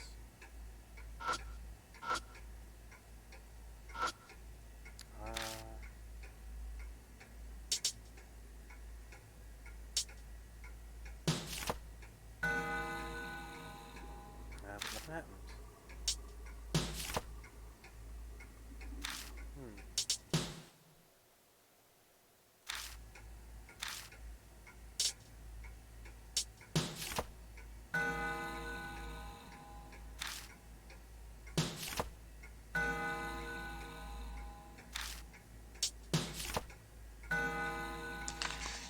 Here we go. Oh, I said repeatedly, make it hurry. Lower my gaze to the writing on the card. Emails sent by the devil. If you read them, you'll kill someone. Some murderers have mentioned this urban legend when interrogated. Motives for the murders are unknown, as the attackers claim to be tempted by an evil spirit. In some cases, the victim and the killer had never met. The only thing in common in each case was a mention of the devil. No traces of these mails were found, and no one remembered the contents exactly, except the subject line. It was the ex-detective guy who told me about these cases, though they came from the police officer he knew. Luckily for me, this was the exact kind of case I enjoyed. They're fun to work on, but I never had get any compensation for it. I went and put an ad in the magazine with a warning not to open the mail, in hopes of finding someone who knew something. I got one response and met with them. My purpose was then to identify the sender. The IP address provider didn't exist, and I hit a dead end. A few months passed after I started investigating. That's when I got the mail myself on my cell. It was coming after me, and I went mad with joy when I saw Devil Man in the subject line. What do you think it was inside? What do you think it was inside? In a little string of 4 letters, Lisa. You know, I feel like I've seen an AI with that name, but it's not important right now. Those letters sound familiar. It was a case for Mr. K. It's had gotten long, so time to wrap up. But there's one more thing I'd like to mention that might be making you curious. That is, of course, who killed me. Don't be alarmed. The reason's not important, but curses have no effect on me. At any rate, the ex-detective's on Lisa's case, so focus on your own problem. Best of luck to you. What's that? Some kind of card game? Honestly, I'm not really sure.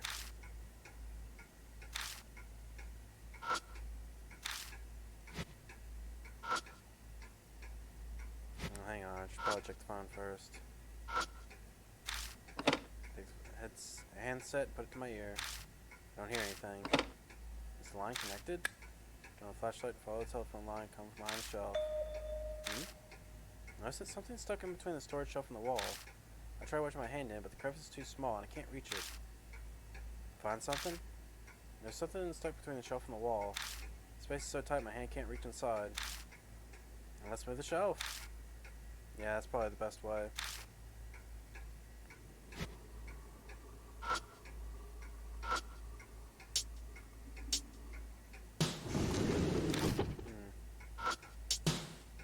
Let's try it. I'll give you a hand. Ben and I go to the size of the storage shelf, and alright, let's do this. Now, hurry. With this call, I pick up the shelf. The rest of wood is dense, because this thing is far heavier than it looks. Whoa, it's heavier than I thought. But we just need to move it a little bit. Don't hurt yourself, old man. I'm not a senior citizen, damn it. Here it goes. A step or two and set it. You move a step or two and set it back down. Damn it, I almost threw out my hip there. Did you get the thing? Yeah, it was on the floor. What do you think it was? Quit playing around and show it to me. I have the object with my flashlight and show it to him. It's a cassette tape labeled H. Looks like it was worth putting my hip at risk. I wonder what's recorded on this tape. It's a rat tin basket. Oh, that might be the actual basket. Never mind. I was about to say, like, oh, it's rotten, but no. Fruits inside are all black. The fruits inside the basket are also old. Fruits inside the basket are also old. They've all turned completely black. They're completely dried up. Look a fruit off what seems to be a bunch of bananas. Dried up fruit. Yeah, I could have mentioned how that wasn't there before, jackass.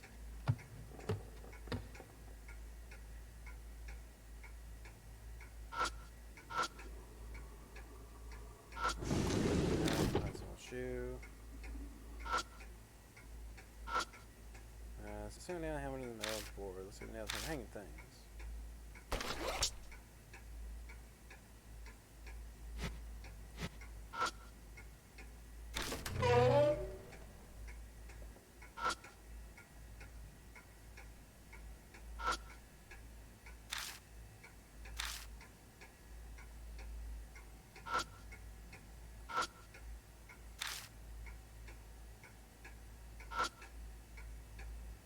Nothing about the boombox is different. There's no tape in it, and the battery's just as we left it yesterday. Oh, that's right. I remember that I brought the placement battery. Need a new battery from my pocket and swap the batteries. Oh, you're prepared. We shouldn't have any problems playing the tape now. Put tape H into the bin box. Press the play button. No sound comes out of the speakers. Hey, you sure that battery is good? Well, the tape is spinning just fine. Maybe it just hasn't got to the part where it's really thinking when the next one rings. What the heck's going on? Am I supposed to answer the phone? But the tape is still spinning inside the bin box. Let's go take a look.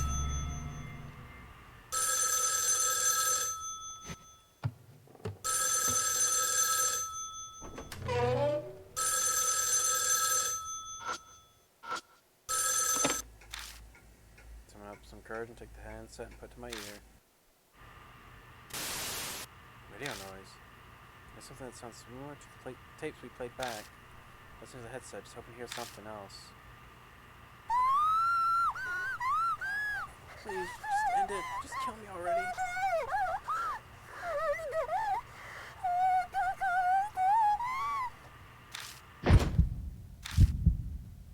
Almost flinging the headset away in response to that scream that pierced my ear. What? Hey, what happened? I'm alright. It's nothing. I can't afford to miss any of it. I immediately returned the handset to my ear once again. It hurts so much. Please, just end it. Just kill me already. What the hell is this? I hear a girl's voice pleading desperately. From further away, I hear the murmur of an old man. Let's see. Sorry, I want to try to keep you alive. But that might be impossible with all 4 limbs cut off. Phone ended with the man's statement.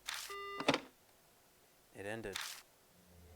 Judging by your expression, I'm not sure if I want to hear what you heard, but I guess I have to. Tell me what you heard. Alright. So I heard the girl scream, and the voice of the man who apologized.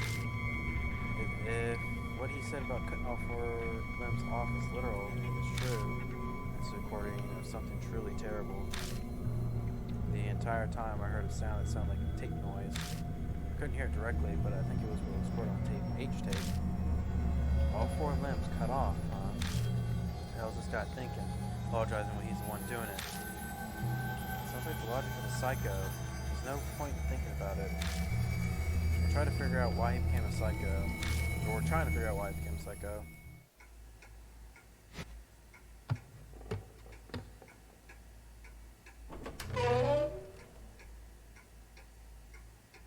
Alright. What the hell? Can't contain my shocks when my flashlight lights up an object on the ground. Gather myself and look at it again. Is that a doll?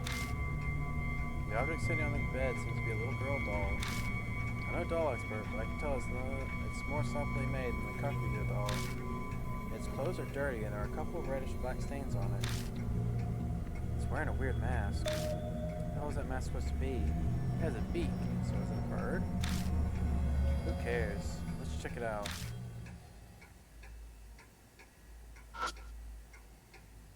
Try to pull on the mask to move it, but it won't budge. Since it's glued on. Ignore it for now and take a look at the clothes. I notice a reddish-black stain there. Oh yeah, I should have done that. It might be a blood stain. Looks like blood. Maybe I'll give it a try. Let out a breath to relax and press my fingertip to the blood.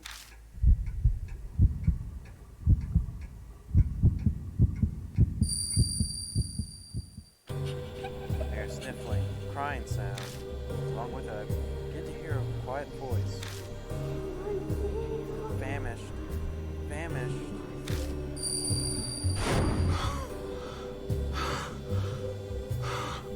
Dad bod? Is something wrong?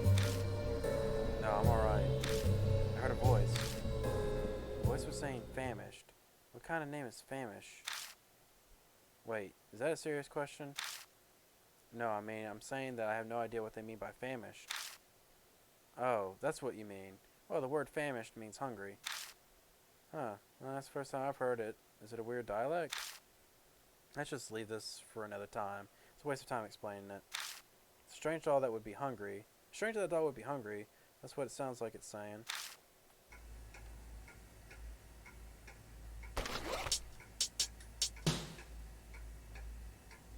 Take out the dried fruit from my bag and place it on top of the doll's lap.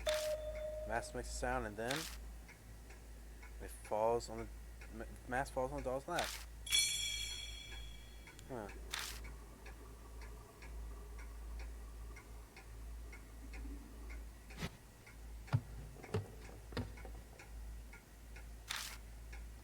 I know where that's coming from.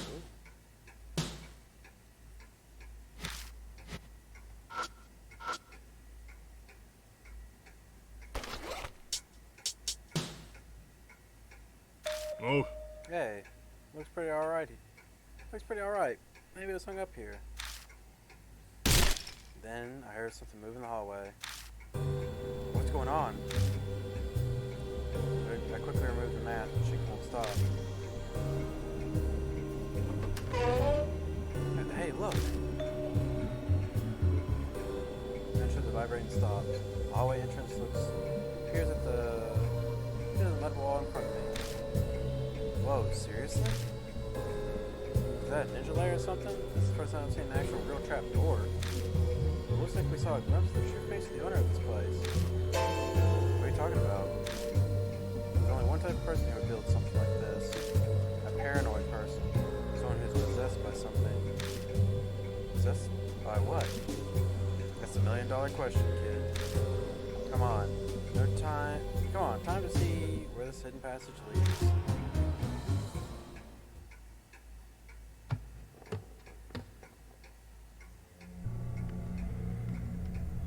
Make our way down the extremely narrow path from the hidden entrance. It's really cramped. Well, there are rooms on both sides. This path probably goes between the two rooms. At the end of the path is another door. Looks like this is our only option. Let's see where this leads.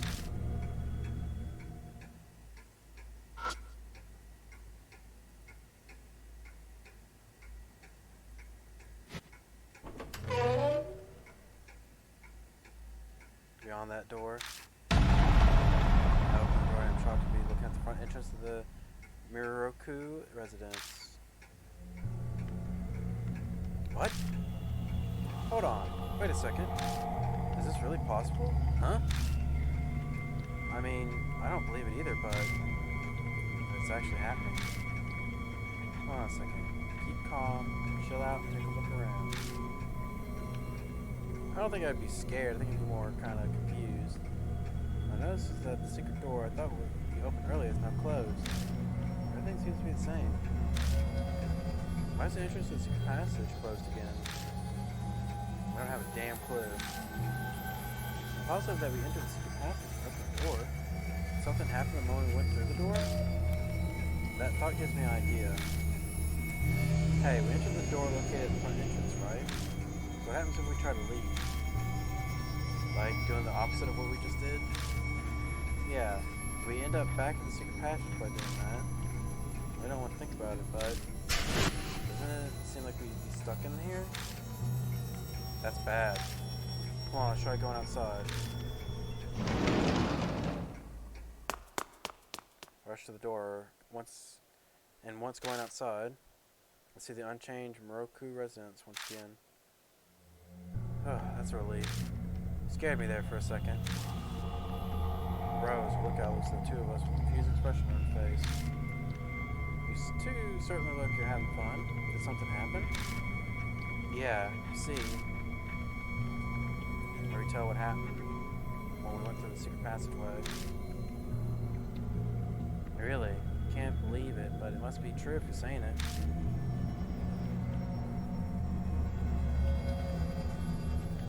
Based on the information together, it seems that when you enter the secret passageway, you enter a different Miroku residence.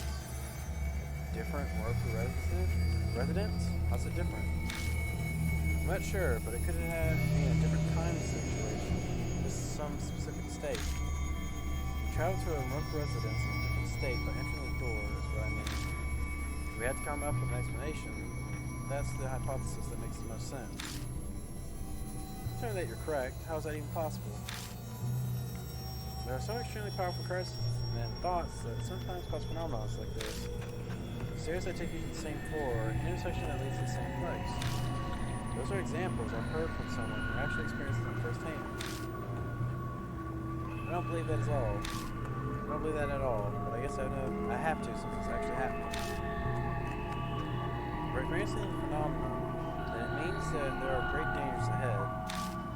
Are you going to continue investigating? I'm fully prepared to face these dangers. I've gotten through it up until now. This is nothing. Attaboy, that's the one thing about you that I like. Alright, then let's continue our investigation.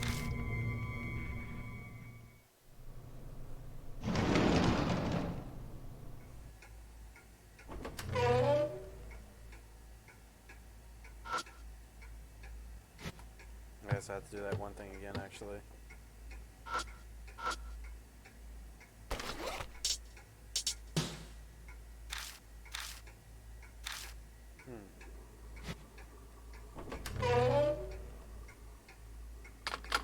When I enter the room, I hear something from the back. Is that a boombox? And the button being pressed once again, the noise from the tape stops.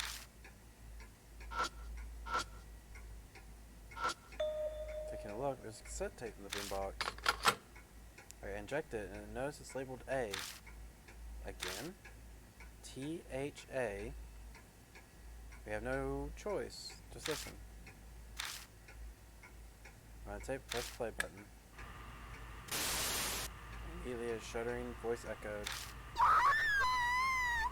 It hurts! Give it back! My...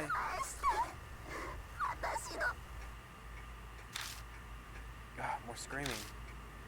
The girl's scream fills the room, and then it finally goes quiet. There's silence for a bit, then... Let's see. Don't worry, it's just your legs. I'm knowledgeable in treatment as well, but now... The man's calm voice is cut off by the tape stopping. I double check to make sure the tape's done, then eject it. Dang tape A. Just listening to it makes me sick. Yeah, seriously. Screams are buried in my ear. Why are just your legs and knowledgeable in the field of treatment important? Think about it, the owner of the mansion, Yakumo Muroku, is aspiring to be a surgeon.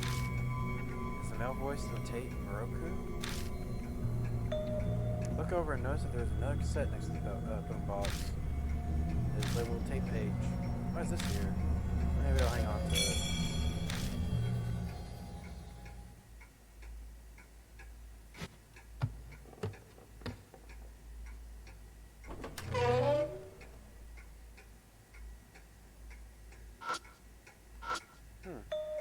Doll again. I know this doll wasn't here before. I'm starting to be convinced of Rose's theory of the other Moroku residents. I keep wanting to say mansion. I think they said mansion at one point. So, taking a look at the clothes it's wearing, I can see light stain on the abdomen. Bring my fingertips closer to the stain on the clothes.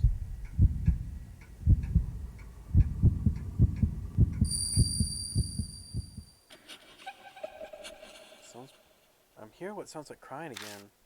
And from afar, a girl's voice saying, I'm cold, Mom.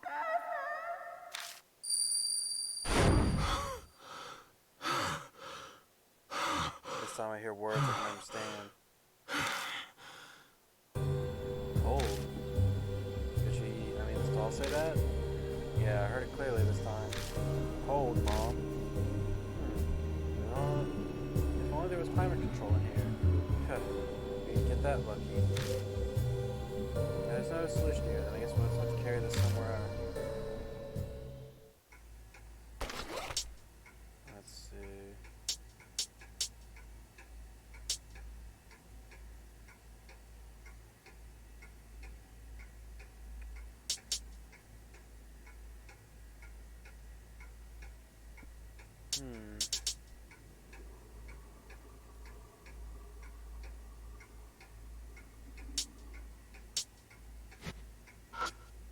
Carry the doll? Carry it. Guess guess I'll do it. Here we go. Save myself and carry the doll. It feels heavier than an actual child. Sorry, but I'll leave this to the youngin'. My hip's not exactly what it used to be. Damn it, you owe me for this. Alright, now the question is, where should I carry it to? Can't investigate while carrying the doll. Probably best to carry it to the bedroom. The bedroom, my eyes immediately shift toward the bed. Blankets are obviously high quality. I'm sure she won't be cold in that. Alright, there it is. Lay down on the bed. Lay down on the bed in the back and move the blankets aside. Sure, I can do that. Okay, here you go. There's all the sheets and put the duvet over it. Oh, how's it going? Is it satisfied? Let me ask her again. My fingertip under the blanket.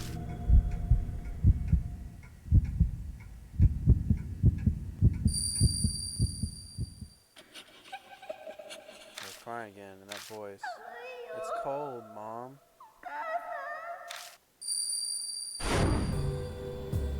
It's no use. She's saying the same thing. Oh, wait. I said I was overlooking something important.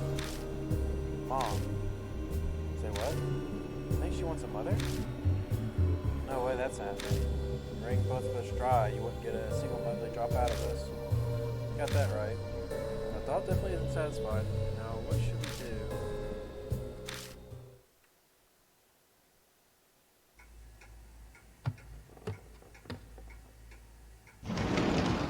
Rose A just seems to be the solution to all these puzzles. Oh, you're back. 問題ない。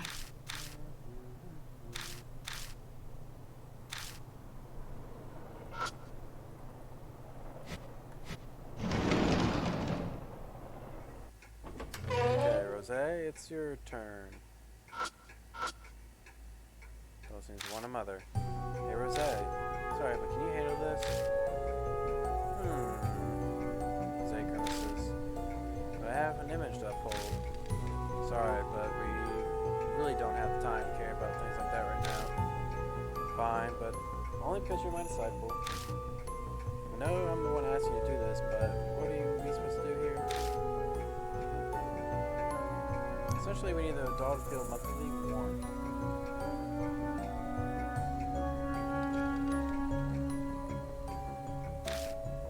Its imitation of breastfeeding would be the best. Wait, seriously? You're going to? No, I'm not actually going to feed it. I'll sleep next to it while it sleeps, like others do. I like this. The blanket next to the doll, Rose speaks to it, she lets its head. You must be so scared. It's alright now. Mom's here with you, so don't you worry about it anymore. The scary dream is over now. Hush now, go to sleep. You hear a clack from the mask. Hey, Dad bod. Rose crawls out of the blanket, holding onto a dog mask. It just came off on its own. Maybe this means the doll has been released from her thoughts. As she mentions it, I remember the mask going off on its own when I gave the doll fruit. Yeah, maybe. There's this as well. Hand towel. What's this? It was wrapped around the doll's mouth. So it must have been used as a gag. As soon as I heard the tape replay themselves in my head. I picked it all up from the bed. Rose helps me and we put it back in the living room where it was originally.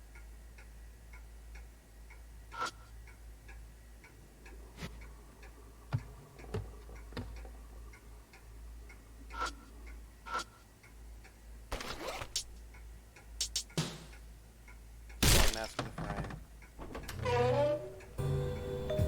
Let's scan the entrance and secret passway appears. As expected. Our working theory is correct. There should be another Moroccan residence in the hood. That's right. Come on, let's go. Will it make me just go through all the way, or? I know, that looked like a hole in the wall. It wasn't. We thought, and the secret passageway connects to the front entrance of the residence. Entrance doesn't look any different aside from the passageway entrance being closed.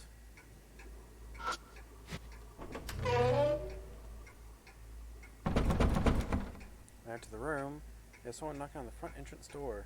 Who's there? Is it Ban? No, he has a cell phone. Check just in case. Something spooky. Going outside. Ban's standing around. Being a good lookout. What? Looking for something? No. Hey, did someone come by just now? The hell? What are you talking about? The motion sound I just heard. It looked kind of like someone was delivering the mail or something. So I came to check just in case. Well, obviously no one's been here. If the knock was that loud, then I would have heard it too. You didn't hear it? Nope. Well, considering everything else going on in this place, there must have been some sort of reason. Maybe you just need to take a quick look outside. Yeah, I'll do that. Well, he said it sounds like mail, so it's probably in the mailbox. Digging around, my hand bumps into something. It's a cassette tape labeled S. And a sparkler. THAS.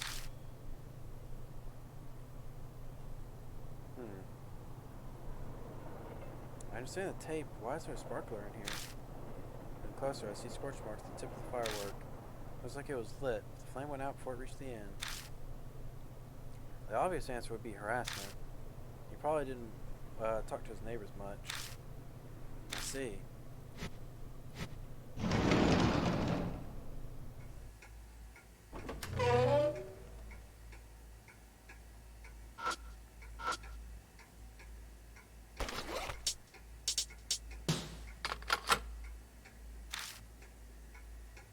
Put the tape S into the boombox and press the play button and let out a sigh. A long period of idle sounds and a scream along with a loud noise. How could you? Why? The sounds make me gnaw my lips. Never thought it'd be so stressful just to listen to screams. The girl repeatedly screams, "Give it back." I want to imagine what she wants back. Soon the screams grew distant. I hear a man's voice once again. Let's see. No need to worry. It's just one arm. Let's take our time and cut it while I treat it. Sounds cut off there. I think I finally understand what this man was doing to these girls. It's clear from the tape that he's been cutting off the hands and legs of the victims. He's even saying while I treat it, so he's not trying to murder the girls. So he has to have some objective that's making him cut off their arms and legs. I don't get it. Why the hell would anyone need to cut the arms and legs off anyone? Obviously, this isn't a question that any sane person can answer. It is met by a suffocating silence. Let's continue investigating. I get the feeling that we're approaching the answer to that question.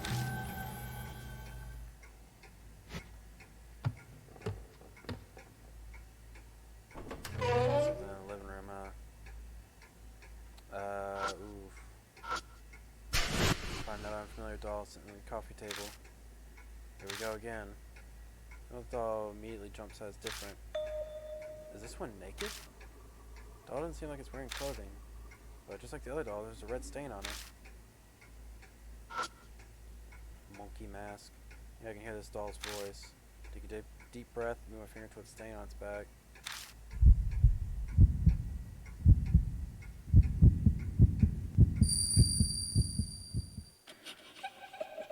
Here's some sniffing and crying. I begin to hear a quiet voice. I want to go to school. They never make this easy, do they? I think the voice I heard was something I want to go to school. How would I make that wish come true? I got sooner a uniform to run the doll. I'll help. When it goes on a doll, it ends up being a lot tougher than I thought. Working together, the two of us finally managed to push the hands and legs through. My goodness, a stylish doll is exhausting. This is probably tougher because this heavy doll isn't helping us at all. Sit back and look at how it turned out. Again, the clock and silence continued going on and on. It's weird. Nothing's happening. Is school uniform not enough? Well, we didn't take her to school. Seriously? Don't want to be. Don't think about. I don't want you to think about taking this doll out of here and taking it to a school. Because the school is pretty far away from here. Well, I'm out of ideas. It'll take me a while to come up with something else. Looks like Rose has given up. I don't think that Bon has anything. He's going to have any ideas, but.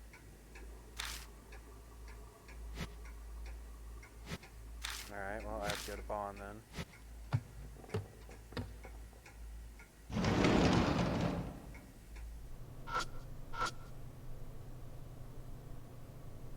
Hey, how you doing in there?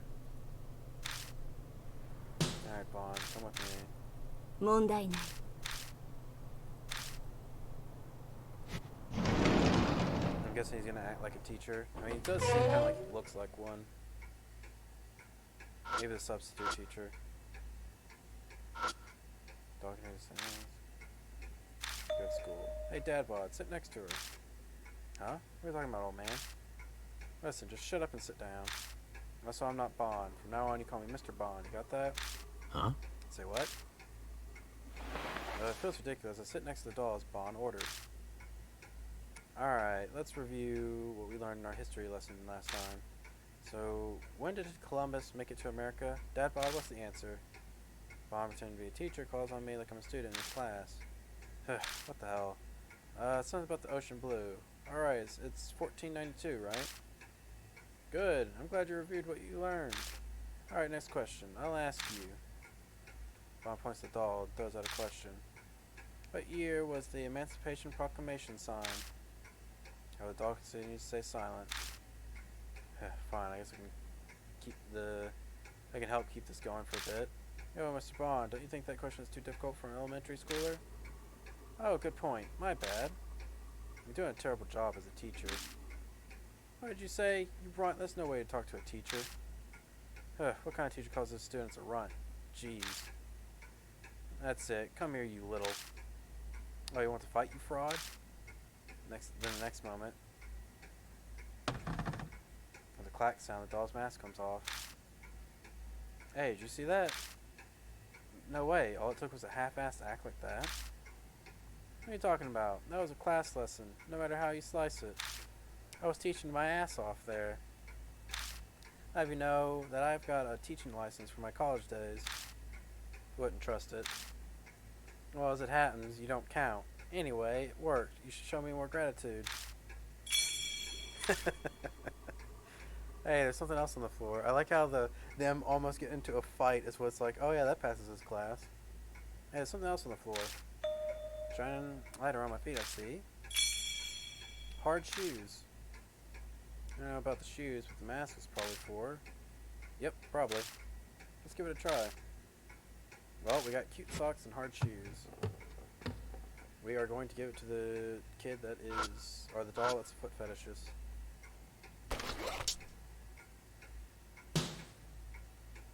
It's a monkey mask on the frame. Which is the secret passageway appears.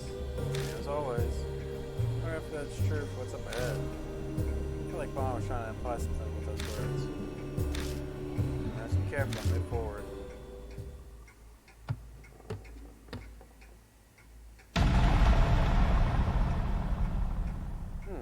Flip into the secret passageway. I immediately noticed something strange. Hey, is this? The walls are covered in red streaks that look like someone was cleaning off with a brush. Is this blood? Yeah. It's time to do your thing. Right. Just finished just my breathing, so I reached toward a section of bloodstains.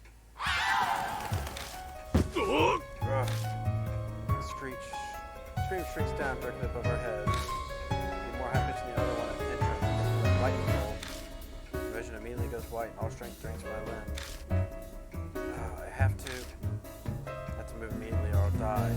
But do I still have the strength to escape?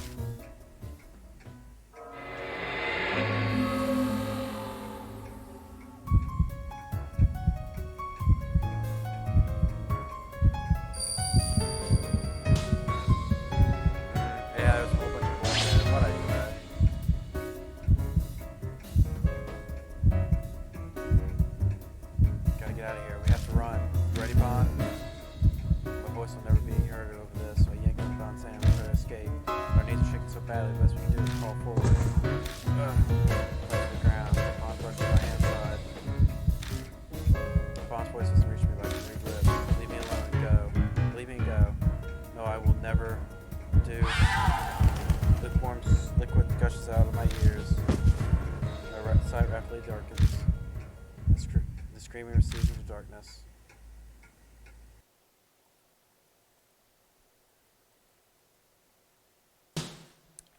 Oh, that sucks.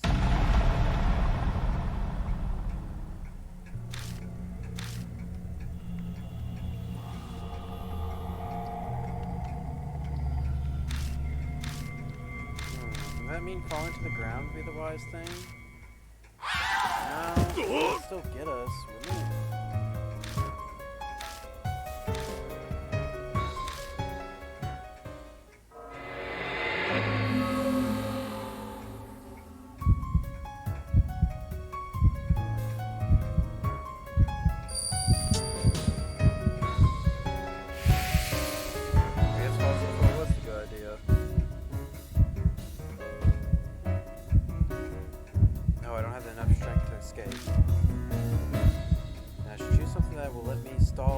For even a second longer.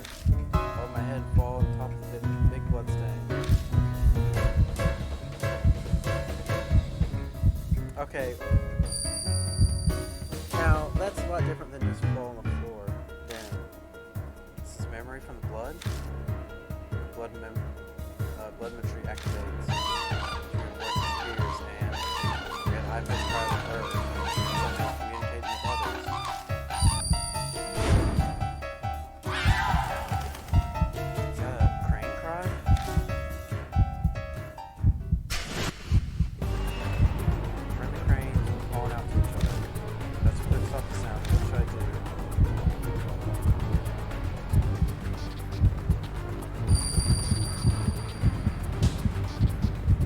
I don't know why. Well.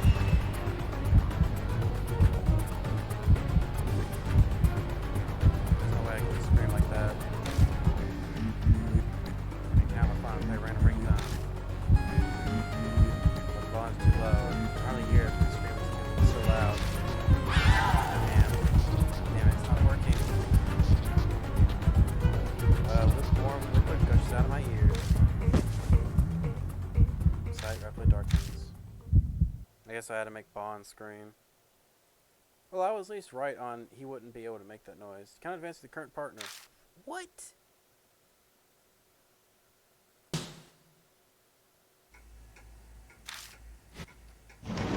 So that was just, I had to switch to Bond to switch back to her? That's not a puzzle. That's unfair. So I was gonna lose that one either way. Like, you couldn't even know on that one.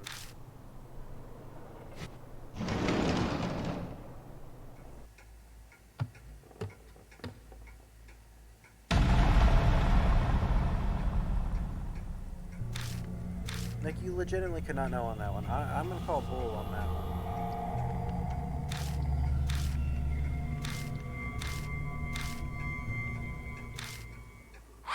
Like, that's not a fair thing. Like, I'll take the first one. That's when I screwed up. I didn't think of, well, he'll jump towards the blood stain.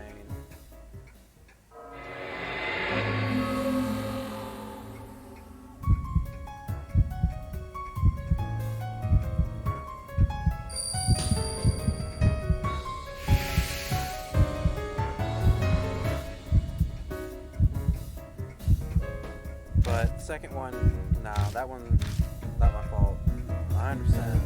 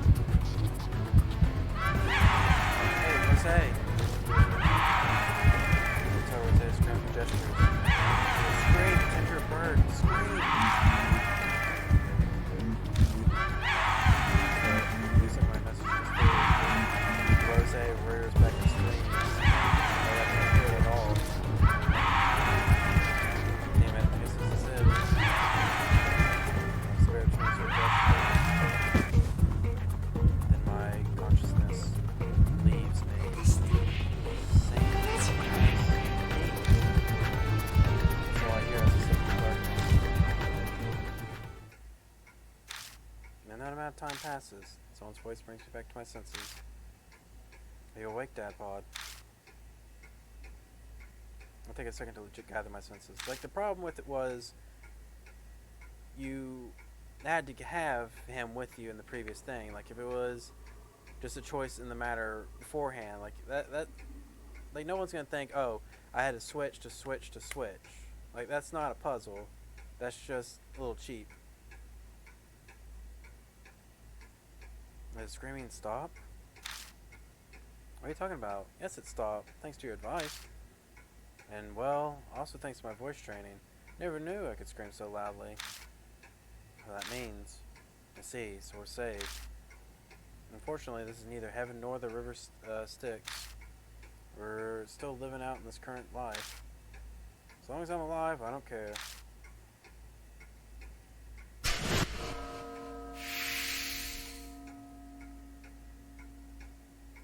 Anyway, look at the ceiling of the passageway. That screen came from directly above us, right?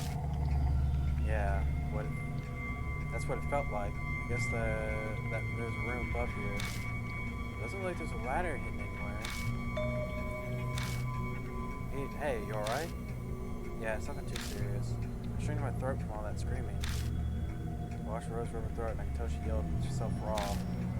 Just to be expected of beating out a scream like that. Or belting out. I never expected that I would have to match a crane's cry with just my voice. Some pieces mimic cranes with a shakuhachi or a kokyu, but I've never done it for a kokyu. Shakuhachi is the flute made of bamboo, right? What's a kokyu again? Now, you're a high schooler, so what's a crude comparison I can give you? It's like a Japanese violin. Pluck the pulled string to the bow to make sounds, so it's very similar to a violin. Oh, that's what the horsehair is for. I see. I'll keep that in mind. Ah, yes. Let's embrace knowledge. I also hope that your desire to learn will be reflected in the next report card. Let's get back to investigating. Yeah, we're still running out of time. The other Roku resident should be up ahead, right? True. Well then, let's go. Just as we thought, the secret passage connects to the front entrance of the Roku residence. But the entrance here is an obvious difference to the front entrance from earlier. Hey, look.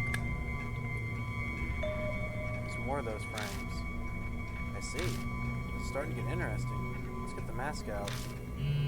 The cell phone vibrated. Alright, it's almost. Pity, we're out of time for tonight. Hey, it's me. Time to get out of there. Alright, let's go back. It's pretty good for today. Let's go. We're nearing the end. I will finish 2 ghosts in 1 go. Hey, Bon, we're back.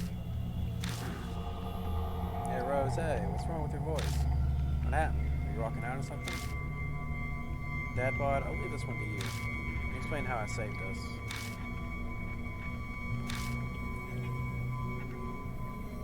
Tell them what happened in the mansion. $3 and 3 tapes. Screaming in the hidden passageway. That scream again, huh? I'm going through puberty. I'm going through puberty. Yes, but this was worse than before. They're trying to kill us. This may sound rude to Rose, but I'm really glad I didn't go with you. Just walking like a bird just isn't me. If it was you and me, we'd probably be dead right now. Hey, give me a break. I'm not dying on a satisfying death like that. Getting back to what we uncovered tonight, those 3 tapes are fascinating. Each one recorded a man dismembering a girl as she screamed and pleaded. What a grotesque hobby. However, he didn't seem like he was just a sadistic deviant. He sounded pretty calm and kept saying things like, I want to make it so you don't die.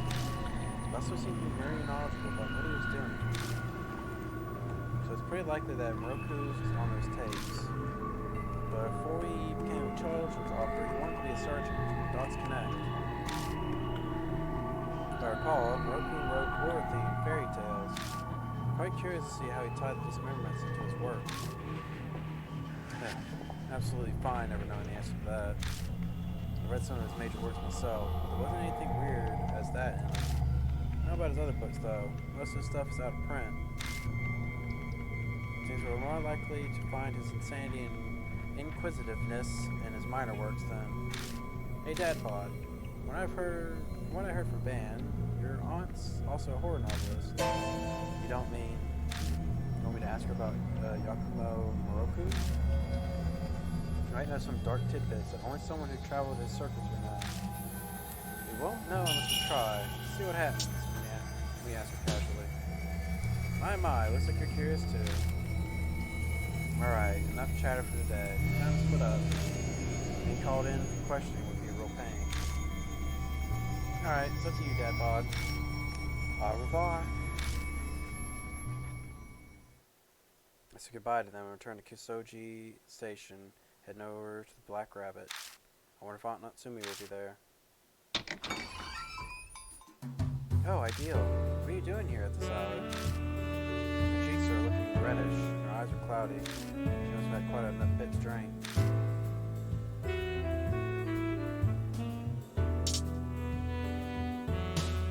None for you. You're underage. Tony would glare at me from heaven. I don't want to talk about my mom. I haven't given her reason to like my real mother. She was nice enough, but she wouldn't hold down a job, so we lived in poverty. She couldn't, until Amane helped find me a part-time job. There were even days when we didn't eat. Anyway, there's something I want to ask you. You know an author called Yakumo Moroku? Huh? Where'd you hear that name? A friend of mine is interested. I thought you might know him since he wrote horror novels. Oh, is that so? Yes, I know Moroku. Well, I loved his books when I was younger. I'm assuming he starts talking without me having to let her on. Probably because she's strong. Nobody can deny her the right to occasionally drink her pain away for at least a little while. Moroku used existing fairy tales as motives to build his own horror books. Did you know? The Grimm's fairy tale originally had some horrible scenes in it. The famous story of Cinderella is no exception. The stepsisters cut their feet to try and make the glass slipper fit. I actually do know a lot of these. Yeah, a lot of them were cut down, and like the Disney works especially. They cut their own feet. Yes, that's right. Even if they were doing it to try and marry a prince with some serious resolve. It's probably just coincidence that she chose that particular example. But after listening to those tapes, it didn't leave me with a good feeling. When I was a schoolgirl, I was obsessed with Moroku's dark fairy tale series. He put some bold, dark spins on Japanese folk tales, just like the Grimm brothers. His unique setting and descriptions earned him a lot of passionate fans. It was pretty amazing, huh? In some sense, he was a genius. Because they're children's stories, they have an informal style, but they're so realistic. The description of bone, flesh, and blood was so vivid it sent chills up my spine. You don't say. I'm sure Moroku knew a ton about bone, flesh, and blood. Moroku studied medicine before he became an author. Sure, he was influenced by that. It's pretty weird for a doctor to become an author. His family might have pushed him to become a doctor against his wishes. A lot of his relatives were important members of society. He himself hated worldly things like fame and money. Is that enough background on Moroku? Yeah, that's enough. I didn't think you'd know so much about him. He was my inspiration to become a horror novelist. But I have to say that Satomi was a much more passionate fan of his than I was. I remember that she'd go to great lengths to learn more about him. My mom was that interested in him? I thought Yakumo Moroku was a total stranger.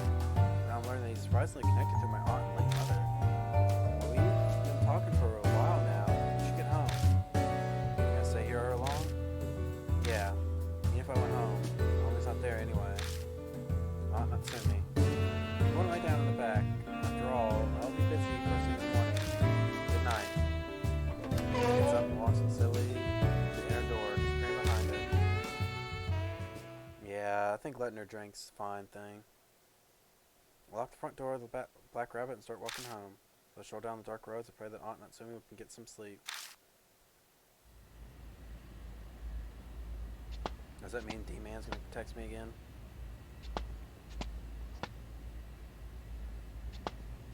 I'm gonna get to a convenience store and... Nope.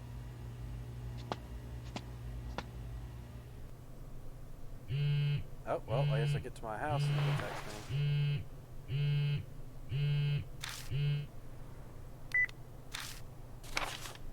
Feed the souls of triplets to the monster that consumes souls.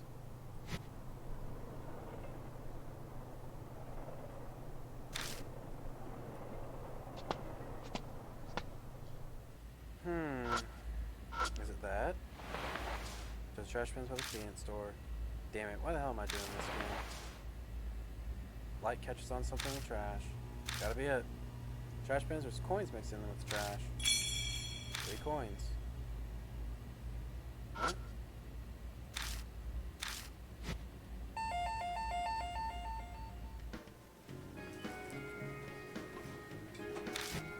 Wait. Oh, is it supposed to be the machine? Since it photos consume souls type of deal? That old urban myth?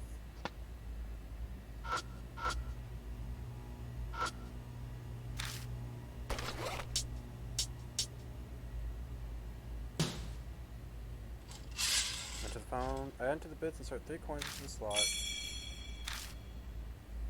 Then suddenly the machine starts words to life. What? Wait, what the hell? Stepping out, I find a card in the picture pickup slot.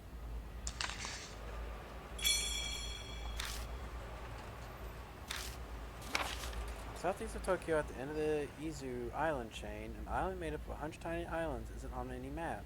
It's called Rabbit Island. Currently uninhabited, the factories and ruins there indicate people have lived there previously. The only residents are numerous rabbits. It said that travelers and fishermen who visit them are welcomed by them. Upon further investigation, I couldn't find anyone who had visited, and the rumor had spread where it came from. The rumor had spread or where it came from. Official agencies gave me the cold shoulder. Thanks to Mr. K, the investigation had significant progress in recent years. His family used to supply military during the war, and mostly with, antiquities. The only living items, around 10 rabbits, Mr. K's grandfather raised as a hobby. What the military did with them is unknown, but soon after the war, the family received a request to retrieve them. The letter only had a map with an X marked on the patch, of ocean. Mr. K and his grandfather had always thought the rabbits had drowned along with warships. I realized something when he showed me the map. That's right, it was the location of the rumored Rabbit Island. Things got strange after that. Mr. K, the ex-detective, and I decided to head to the last of the Izu Islands, with some assistance. Now that I think about it, Mr. K had a bad feeling about it, which ended up being proven right, or correct. I won't tell you the source of this bad feeling for now. The island was indeed there and full of rabbits. I discovered that the place felt frozen in time. Memories of horrific battles remained. Human experiments, cannibalism, atrocities. Beyond imagination made it a natural Itchman site. It's slightly different from what you're facing now.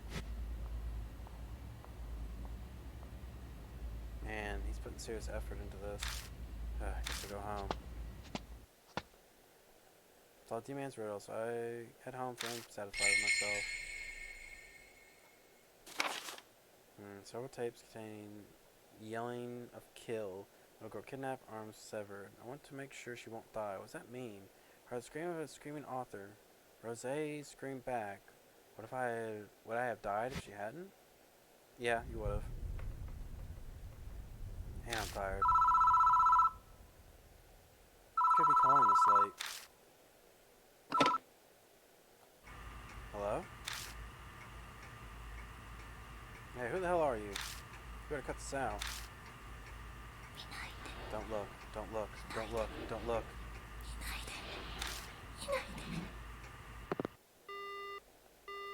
No, I'm guessing I'm about to get the hives.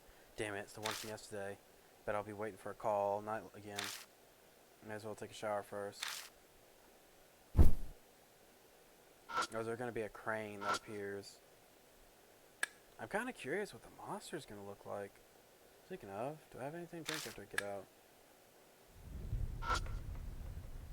Let's look inside. Nothing. Guess there's a vending machine. This is in front of the cemetery.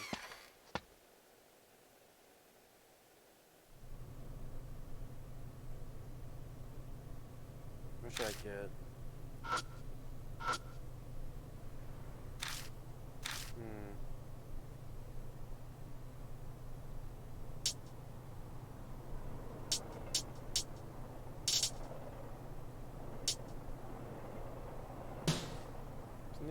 cafe, oh, that product. Nothing to cook in there.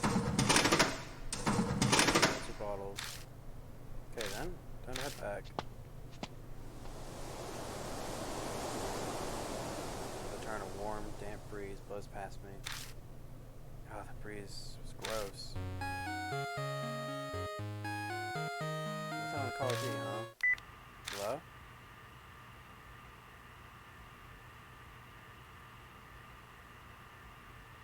Damn it, again with the silent call. Oh, the same one from earlier. Wonder how they'll react to silent treatment back.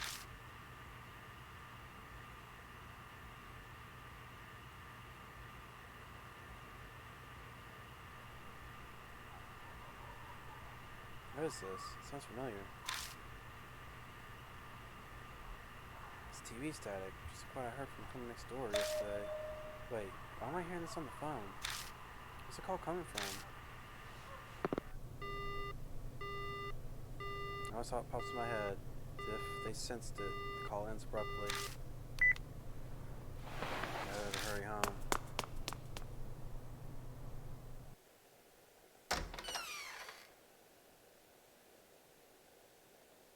Rushing into my room, I quickly scan to see if anyone's there. There's no one. Guess that call wasn't coming from here after all. Man, I'm exhausted. Time for a quick shower. Nope, someone's here. You turned that light off. Huh? Gotta turn it off again?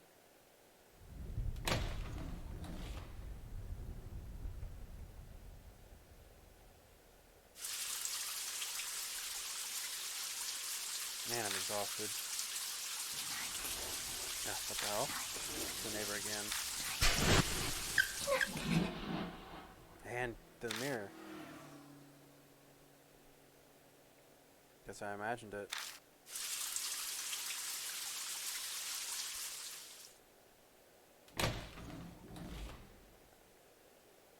I feel better now. I have a drink I bought earlier. In my bed and drink latte de coco a latte. The a lot tastes good, but most of the latte de coco is stuck in the bottom of the can. Oh well. Finally time to relax. Alright, time to read for a bit. Are you not noticing that you're... Yeah, there you go. What's up with this room? Like, something's out of place. You mean how your curtain's just open? Cut the window, but nothing really catches my eye. I mean, your bed... Oh. Something's written super tiny on here. What does it say? Don't look. What's this? Writing's creepy enough, but the wallpaper by the words is stained and peeling. Is there something underneath? Could I peel off the wallpaper?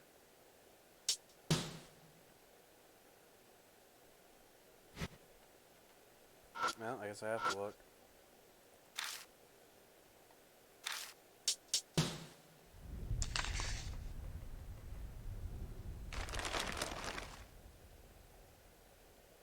What's the stain? That don't look. The voice on the phone said the same thing. Please don't look inside. So, was that shadow you saw in the Moroku residence? My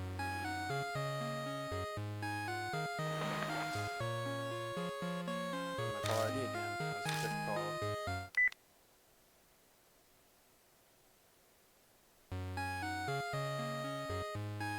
Fuck, not again. The calls won't stop. It's getting on my nerves. Pulling out the battery.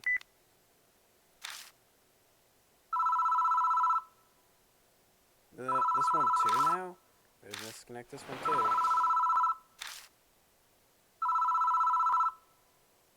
The ring didn't stop. But I unplugged it. Hopefully the ring stops, but the receiver starts to make some noise.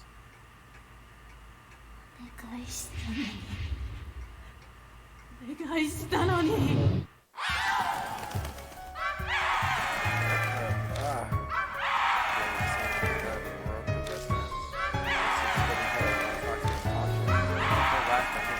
Stop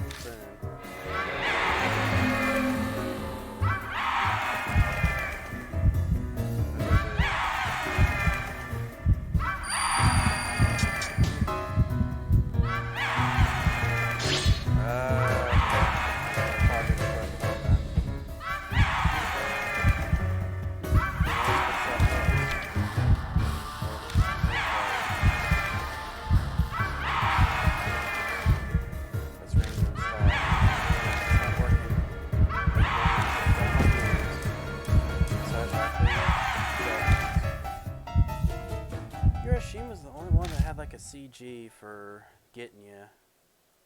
The other two didn't really have much of anything.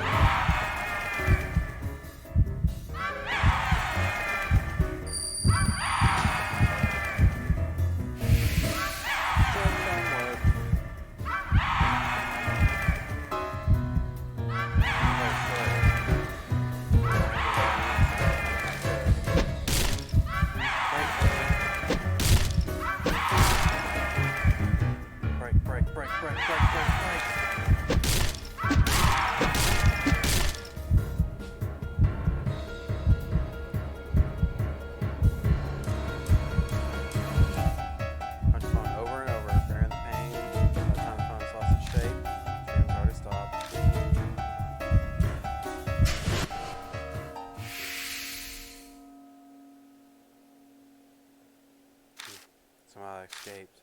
That screaming. This is a spirit from the Moroku residence. Nothing else better happen for the rest of the night. Crisis averted. Suck in my deep breath. Man, am I exhausted. Shit, I need to rest before I clean this mess. I went to bed, I quickly feel my consciousness fading.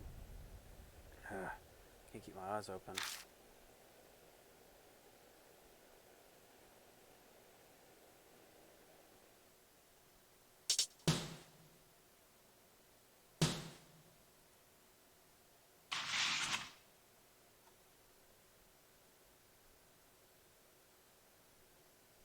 Sun sets and the meeting time approaches.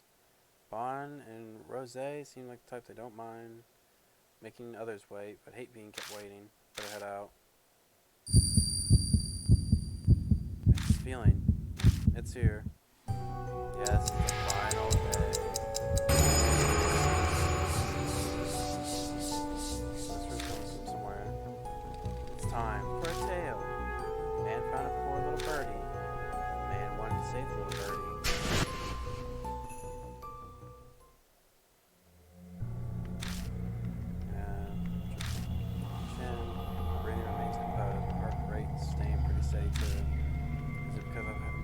To do this, or because I'm used to all this now. Even I'm not sure what's true.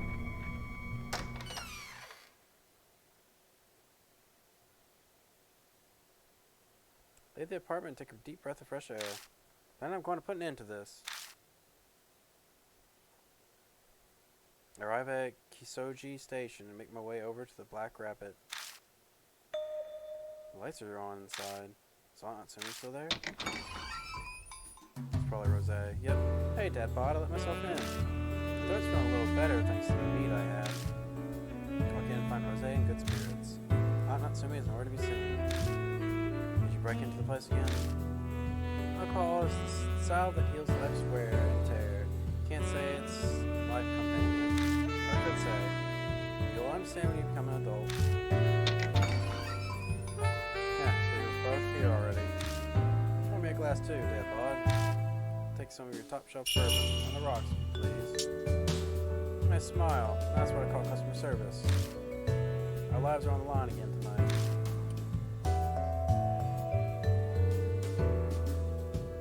Indulging in a good drink will face a down situation is to be expected. So come on, don't let keep your customer waiting.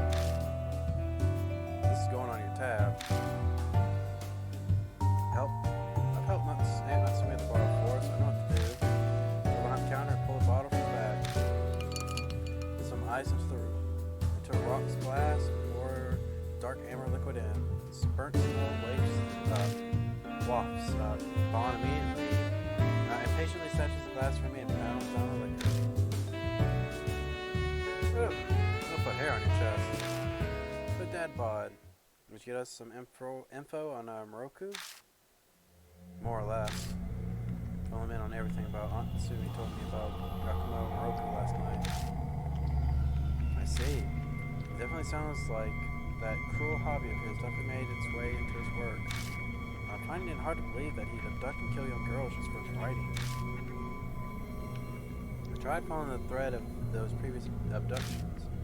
Over the past few decades, 4 girls went missing near the Moroku residence.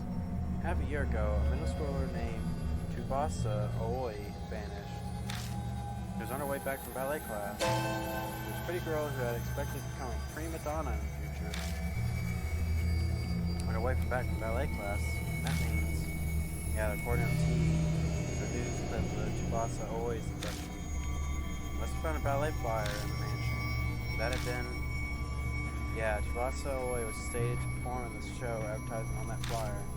I think she was the star of the second act. That second act was Loch Dusk Cane, Duck Lake. Yeah, Tsubasa Aoi was going to play the part of the princess who was turned into a duck.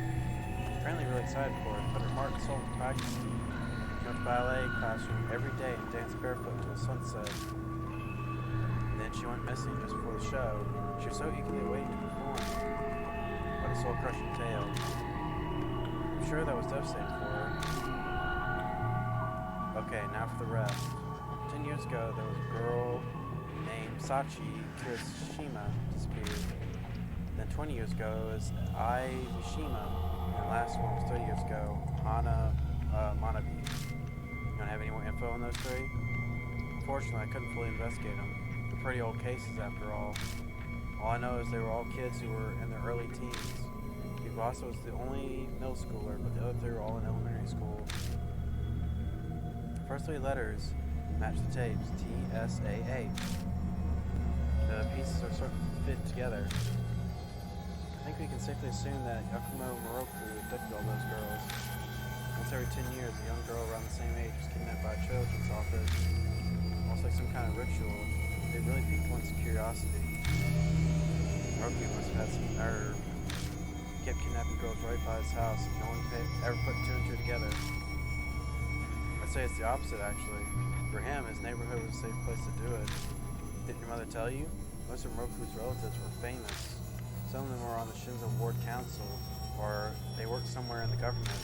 They probably kept all the heat off Moroku just to make sure they didn't get any blowback. If people suspected a relative of theirs was a criminal, they could lose their positions. Such is the disgusting state of the world. They really are the worst monsters of all. For me, scumbags like that are a great business opportunity. Enough of that, though. Don't get to the mansion and put an end to this. Yeah, I'm expecting you 2 to earn that free drink you just had. Yeah, I'm planning on it, kid. Leave the Black Rabbit with the 2 tipsy adults in tow. They'll probably sober up by the time we get to the Moroku residence. Like, thinking on that crane puzzle again, there was a puzzle in the first game that required, like, well, there are a few puzzles that require a specific character, but it gives you knowledge of that. Like, one of them is you have to have a song being played, and one of the 2 characters you can bring with you is an idol. Of course, the idol knows how to play this stuff. The other one doesn't. However, the other one also has a puzzle in that same place where only she can do it, but it lets you know that because of her profession. So it's like, alright, that one had nothing to do. Like, how was I supposed to know a crane would scream and I needed Rosé to come in there? Like, that one was not a good puzzle because of that. Walk alone down a path I'm already far too familiar with. Before I'm inside of the Moroku residence, that horrifying presence appears once again.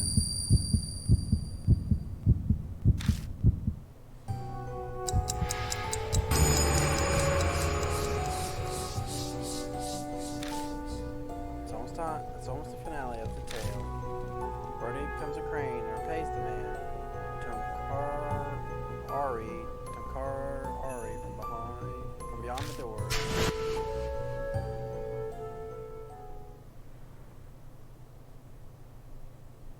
However, I don't feel too bent out of shape.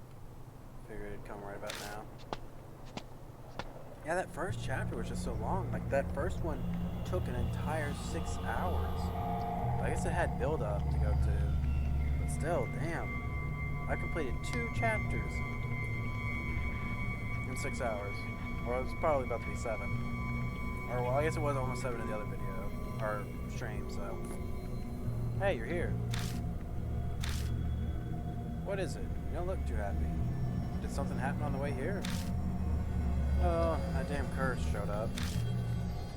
That time limit you're talking about. Now that only you can see appear, right? Sounds crazy to me, but natural phenomena that only affect the person conceived are quite common. Besides, that thought has telemetry remover.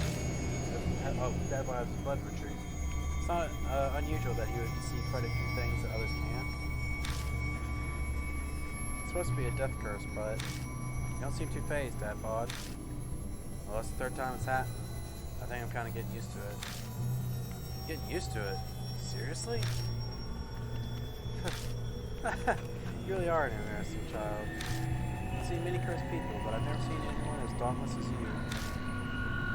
I guess Rosé's not the only one here who is fearless. I can't keep up with you two. Jeez. In any case, I don't have much time. This will be set up before the sun rises. Let's see, because it's the 3rd day after all. We'll definitely get closer to the truth. When it all comes down to it, our main issue, Rosé looks up at the window, is the fact that we haven't gotten there. We'll get there, no matter what. Come on, let's start. 問題ない No problem. Dan, you stay and look out. Bond. So now let's get going.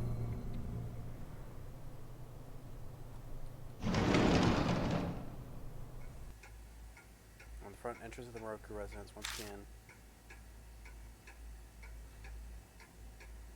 3 frames. That must mean we're supposed to hang the masks here. Seems to be the case. Then the issue becomes where we place each of the masks. Okay, well, let's see. Save.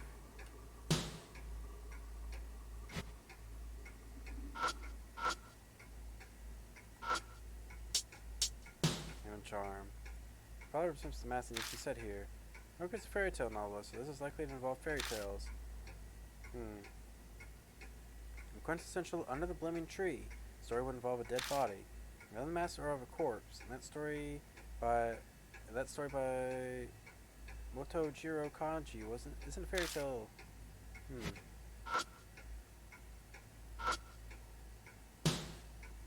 Let's indicate the mask set here. Attribution, eh? It's the old tale of the crab getting revenge for the mother that was killed.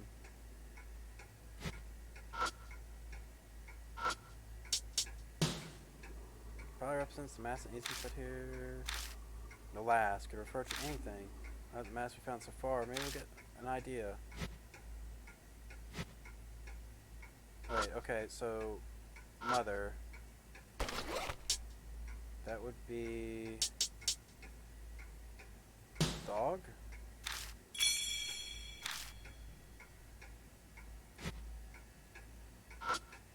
This one said the last, so that might be monkey.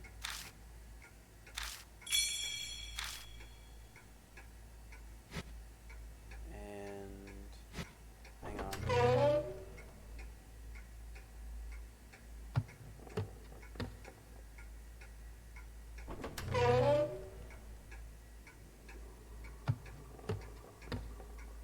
Okay, so this one wasn't a fairy tale.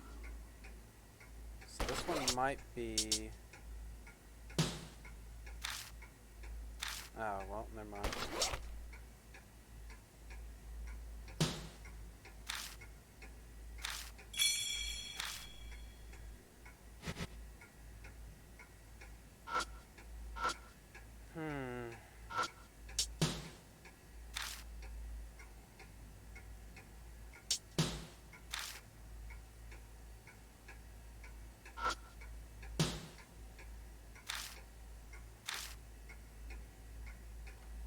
Under the blooming cherry tree, story involve a dead body.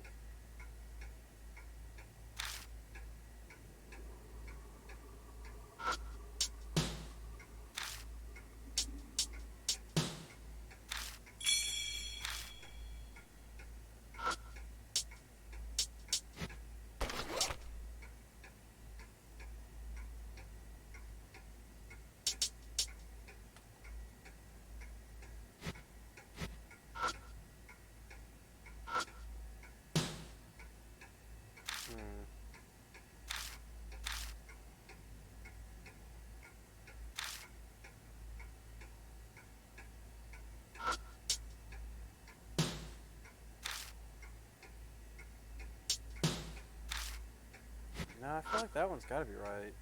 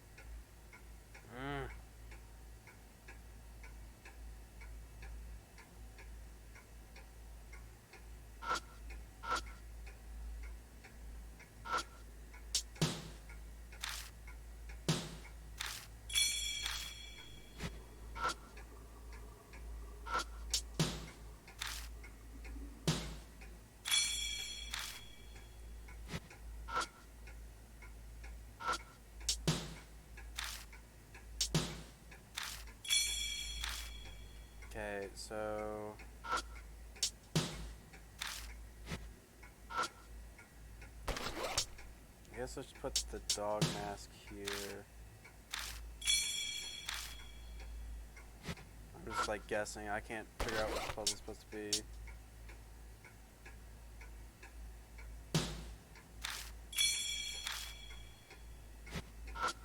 Because I don't know anything about the fairy tales.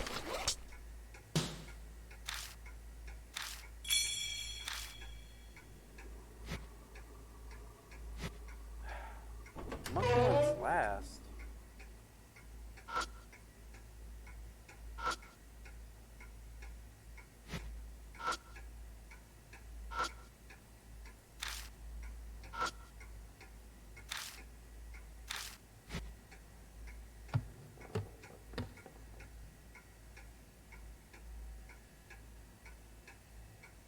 I don't know, maybe Bond knows something.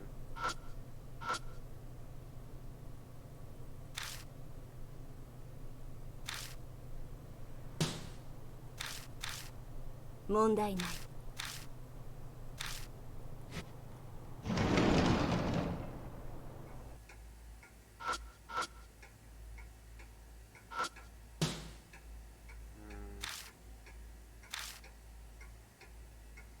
I think about fairy tales that deal with cherry blossoms. I think Hanasaka Jinsen.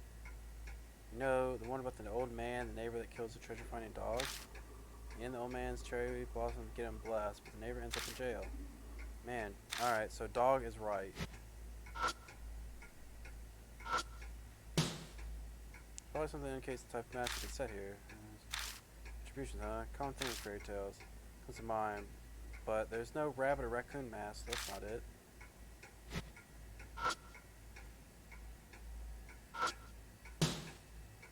Let's see. Last, it's a really vague clue. Maybe a process of elimination to figure this out. So dog is correct, because he says dog. But he doesn't know what this one is. He says this is the mystery.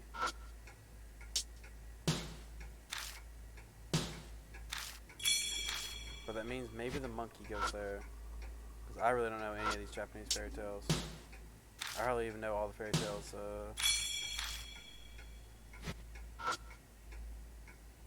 That, you know, already exist.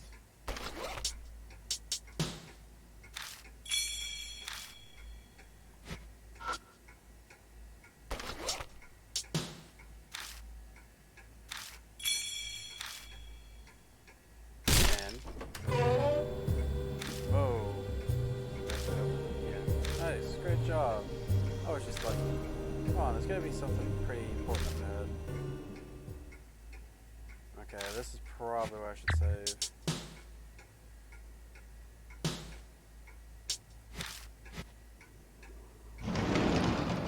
I'm gonna bring Rose, because I feel like it's gonna be like another one of those puzzles where it's like, oh, you gotta bring her. You gotta bring her.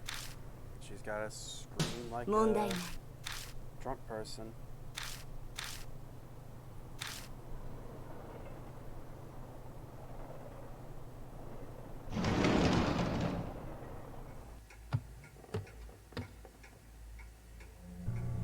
Nothing appears inside the secret passageway.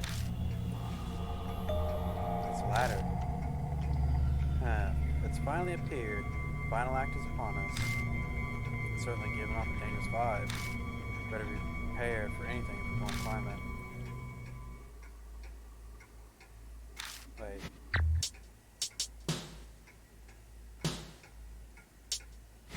There we go. Door from earlier at the end of the path is gone. Okay, well, I don't know why I did that then. I guess for some reason it wouldn't let me do that unless I do that. Hold my breath as I climb the ladder, and it was as I figured, or as we figured. The vast attic fills our vision. I wonder what's behind the sliding door. Yeah, let's be careful.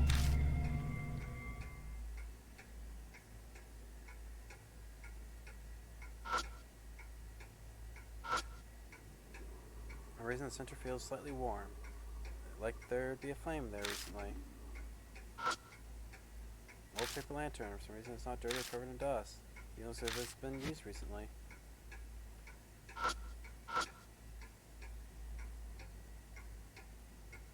Sliding doors are lit up by the lights. The light coming through is gentle and soft. I lay the edge of the sliding door as I extend my hand to open it. Please, don't look inside. What the? Oh, I figure hear the voice. Is this the screaming author? Open the sliding door. Open it. I know it's dangerous. We have to do this. No matter what's lurking behind the door, we can't just turn our backs here. I open the sliding door and attempt to rid myself of my fear and doubt.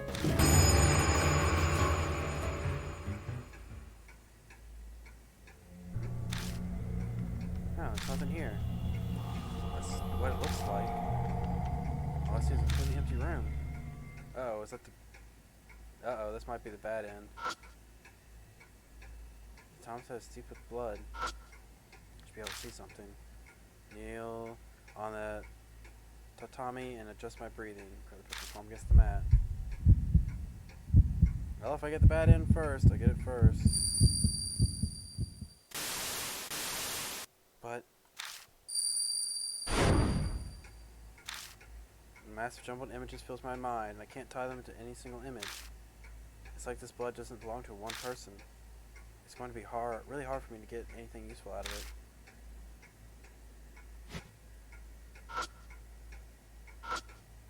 There's a lock on the chest. It's a pretty old lock. Need some tools to open something like this. And it means it's probably fast for us just to look for the key. Looks like even Rose can't do anything about this right now. What to leave when I noticed a sheet of black paper that was under the chest. What's this? Carbon paper. It's copying paper. Ever heard the phrase carbon copy? It's used to copy words.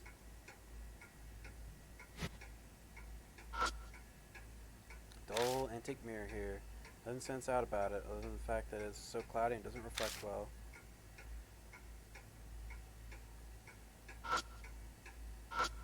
Bloodstain's pretty big. Something terrible obviously happened here. Oops. Dang it.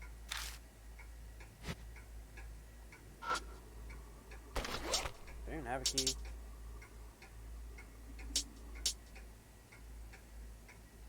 No, no key, huh?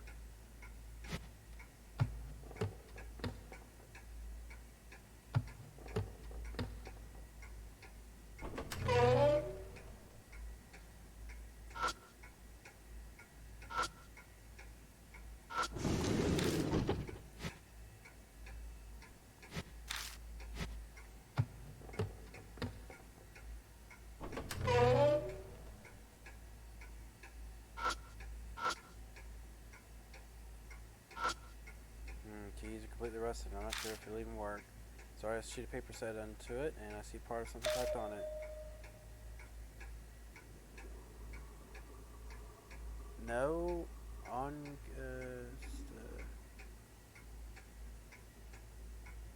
it's probably something backwards.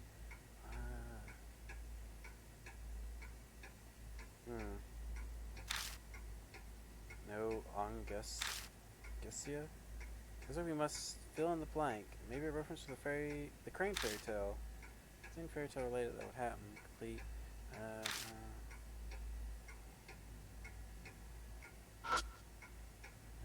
Could be dried blood. Give it a shot. Feel the surrounding section of the keys that looks like particularly dirty. I don't really know the story of the crane wife, sadly. Ahem. I hear coughing sounds. It sounds like they come from a person that's in pain. I think I've heard this voice before. This voice. Make sure the coughing stops, and then the voice says something. 私のおとぎを刻む Engrave my fairy tale. Just now, that was him. The voice of the man on the tape. Feels like you saw something. Engrave my fairy tale. That's what he said. As I speak, the word typewriter begins to make sounds on its own. Looks like he wants you to type it like this.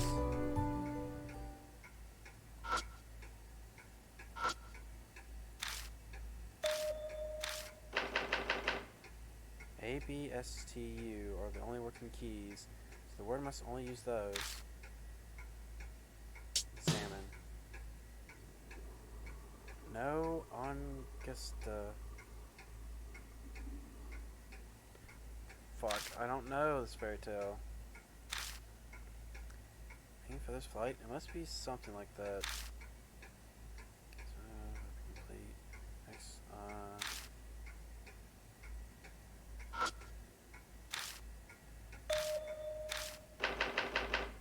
A, B, S, T, U are the only working keys.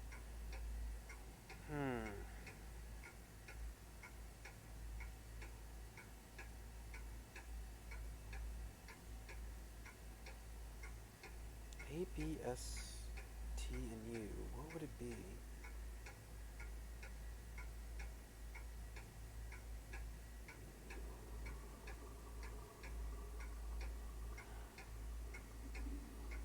A, B, S, T, U.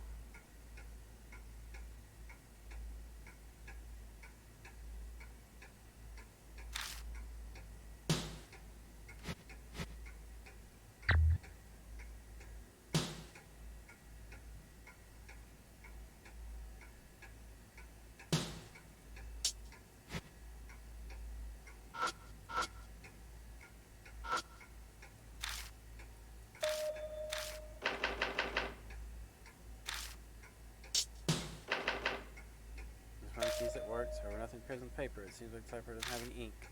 Huh? Rose takes a look at the typewriter. But of course, after all, there's no ribbon in it. Ribbon? It's a ribbon soaked in ink. You place it in between the paper and the keys. The key hits tape, and that's how the letters get typed into the paper. So you're saying the typewriter's out of ink. Correct. The typewriters are pretty simple machines. Get anything that can print letters between the key and the paper, it'll work. I have the carbon paper in my bag. Can we use this? Jose carefully examines the typewriter. Looks like that'll work. Sure, you'll at least be able to type a few letters. Carbon paper and then ink ribbon.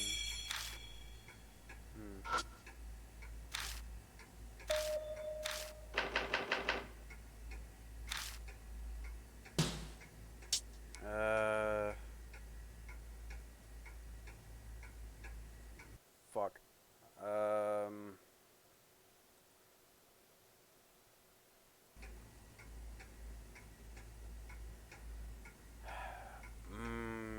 It's related to the story, but I don't know the story at all. All I know is that he was not allowed to look at her, or she cannot be seen while in her crane form, or else she'd be stuck in it forever. Because that was like what was in Sukuna with Rice and Ruin. That's the only reason I remember that story.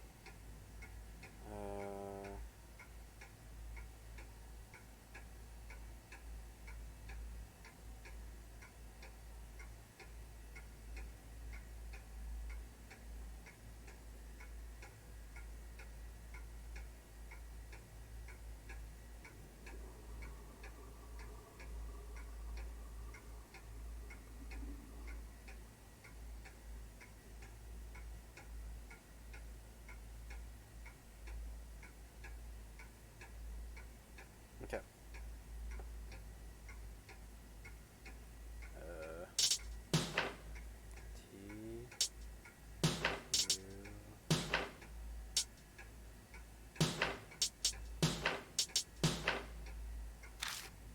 Fill all.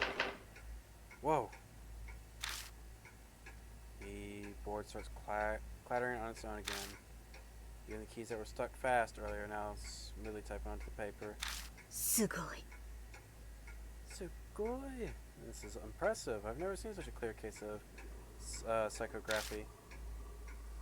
We gawk at the paper. We gawk at it as the paper fills the sentences and rolls out the typewriter. We have the paper and look it over. This was what was written on it. I failed with many of them in the past. However, I managed to save the fourth birdie. Though it is their role, all the birdies have lost all four limbs. It's truly saddening. The fourth birdie wails that it does not want to be seen and wants to die. Truly a pity. I shall give her wings and transform her from a little birdie into a beautiful crane. If she became a crane, I'm sure she would show me utmost gratitude, even if it died. That's all the typewriter writes. Dad bod. Suddenly Rosie points at the bed. Look over there. What is that? When did it get that way? There's now a bulge in the bed that looks like someone's sleeping in it.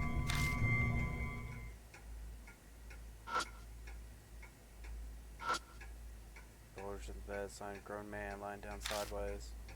Smells pretty awful in here. Yeah.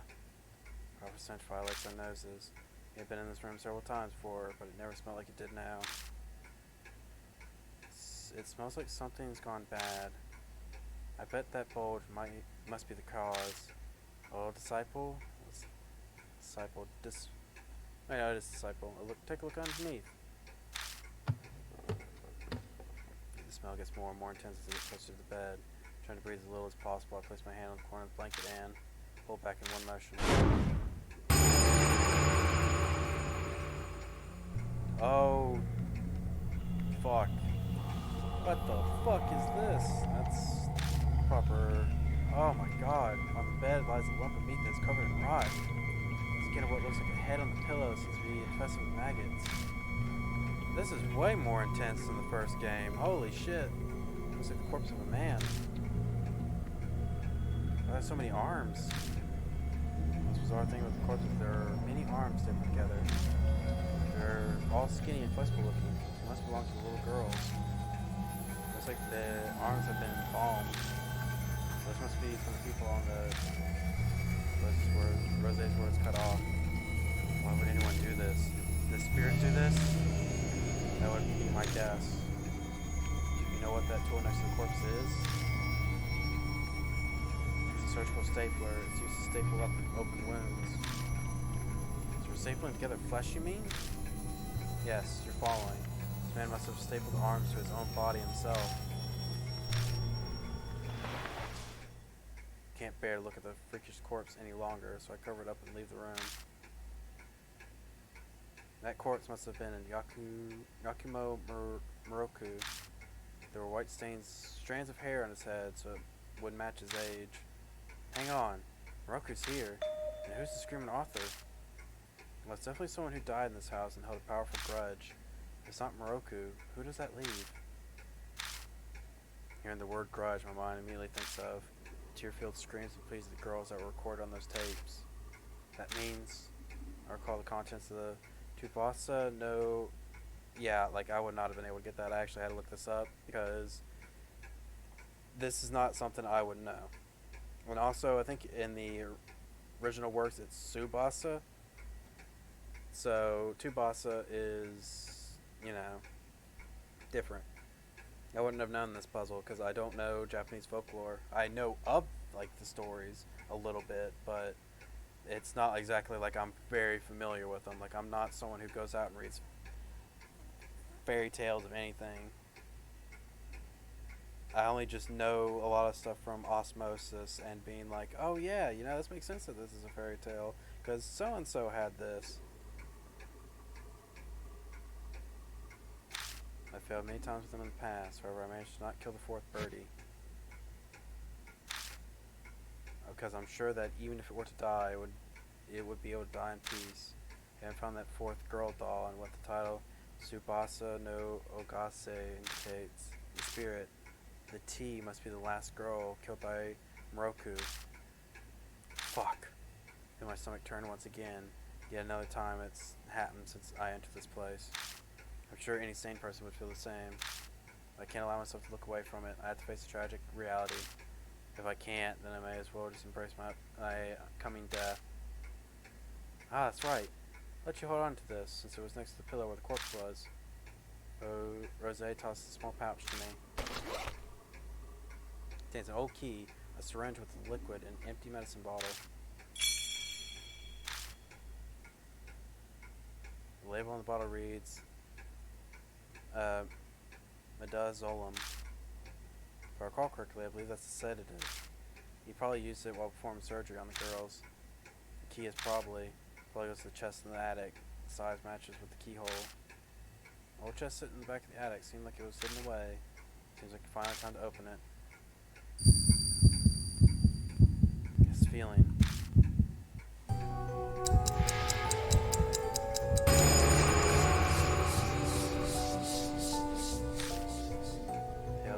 Happily ever after. Don't peek in, don't peek in, don't peek in, don't peek in, don't peek in. Please don't look, please don't look, please don't look, please don't look. I don't have much time left. I gotta go to the attic.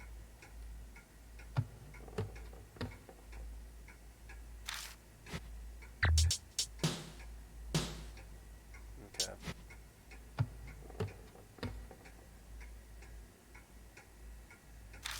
Why does it keep doing that? I'm trying to go up the ladder. I know the door's not there. Genius? We return to the attic. The paper lantern is emitting a white light. What the hell's going on?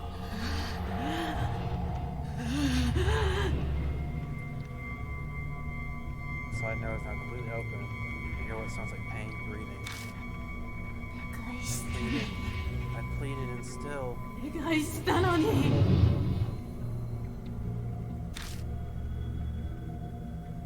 What did you mean, pleaded? I clicked my tongue and walked towards the voice to see what's there. Huh? The whole body is wrapped in something that comes from overhead. Quickly jerk up in the air and flash. The impact caused me to drop my flashlight. Crap, the flashlight! Like a bug that's flying around inside the spider's web.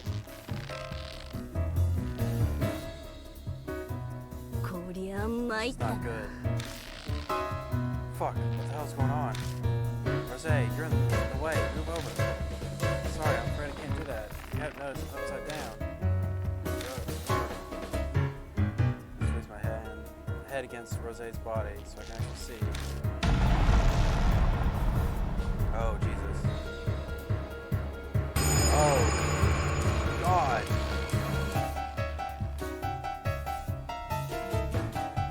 What the fuck? This one looks... Oh. Dark silhouette falls from the ceiling. Its outline and gradually form. So, this is a screaming offer. In the front, the scream pierces my mind. I see stars for a minute. Think, how should I deal with this? Again, I took a deep breath to try to focus my concentration on one point, but...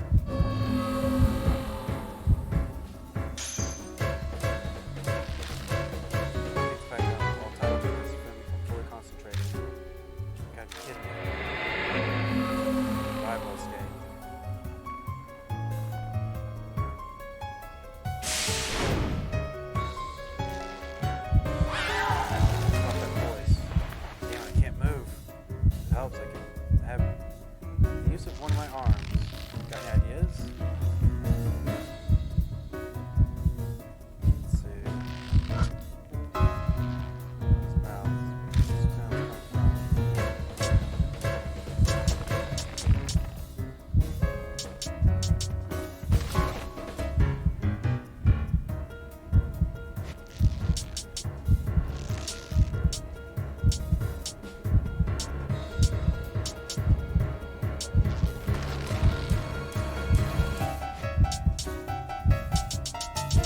I'm probably gonna get this wrong because I can't think of much. Face, just hand towel on the face. Got it. Or just stick hand towel screen on the face now. But intense screen blasting. Damn, yeah, I was right. Let the warm flows out of every pore in my face. That's such the sadness of this and into darkness. Oh, God. Ugh, that one looks ugly.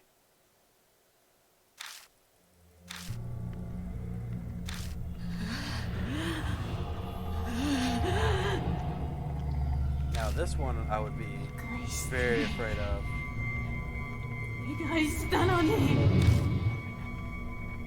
Just like the Hiroshima woman, those two have been the creepiest, scariest ones so far. While,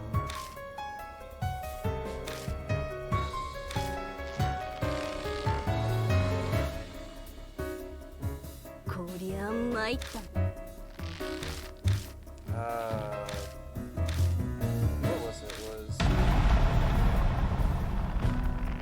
I already forgot the second one's name. Taru or something. It was something Taru.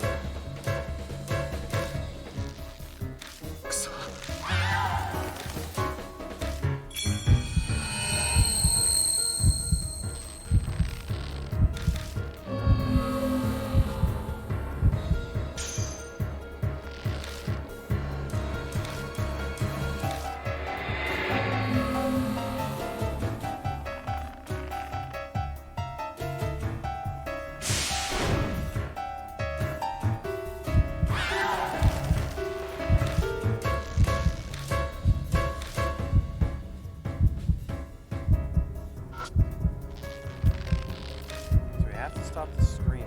Let's stop the screaming. And how it didn't work.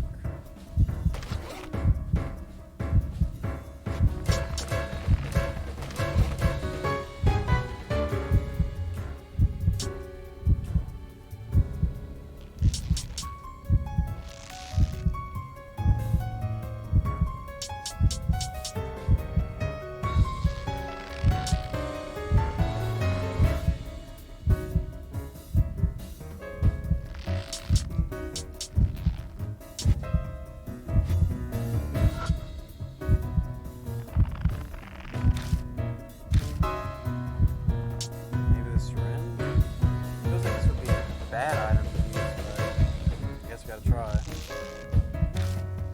Got it. But, yeah, it didn't work.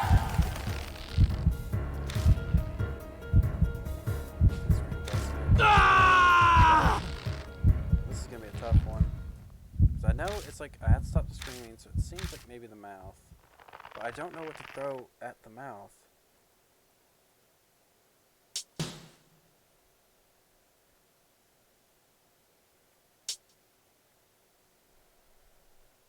I'll let that just auto for a moment because I'm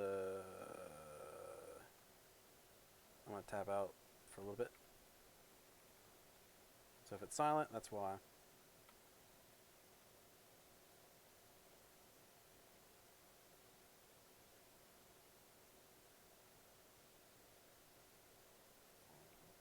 Because essentially I'm seeing the same cutscene every time.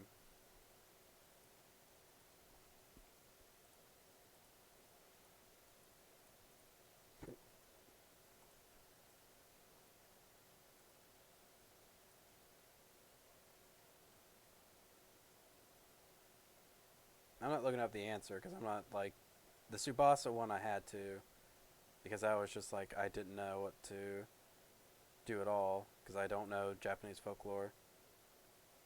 but this one I'm not looking up because this one I can figure out if given time. And probably a process of elimination.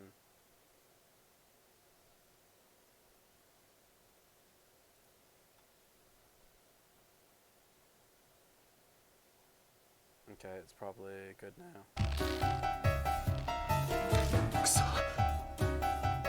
Alright, still need some time.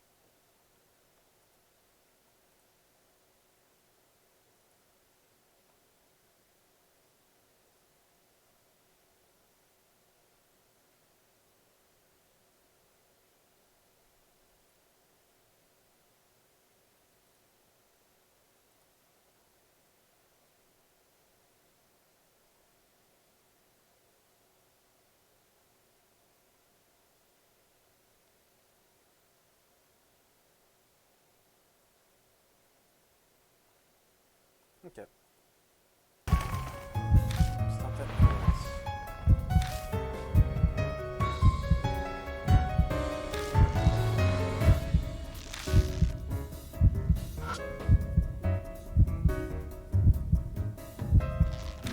Yep, I could probably take off autos, but what would be good though? It has to be something that goes in, that'll stop the screaming.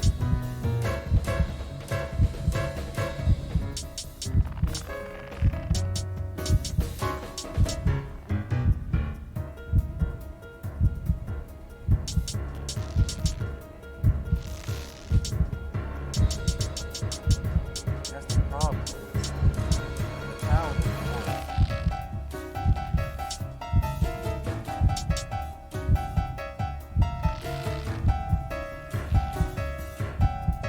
Maybe it's trying to get me on the head.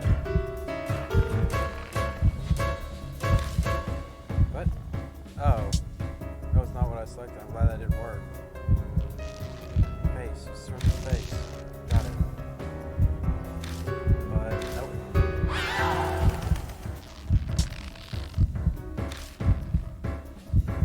Well, that sucks.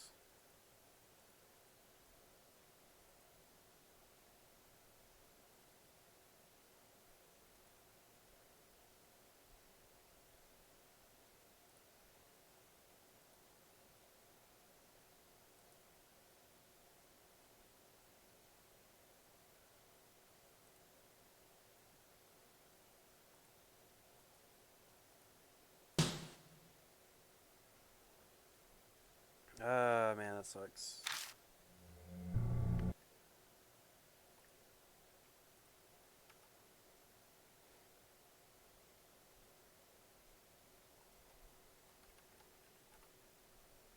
I'm really confused as to what it's be. I know it has to be the head for sure. But what? Like, So I already know it can't be the charcoal, it can't be the syringe, it can't be the hand towel.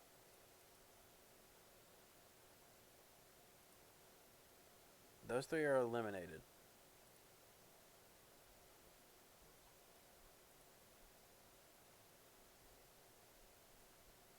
At least for the head.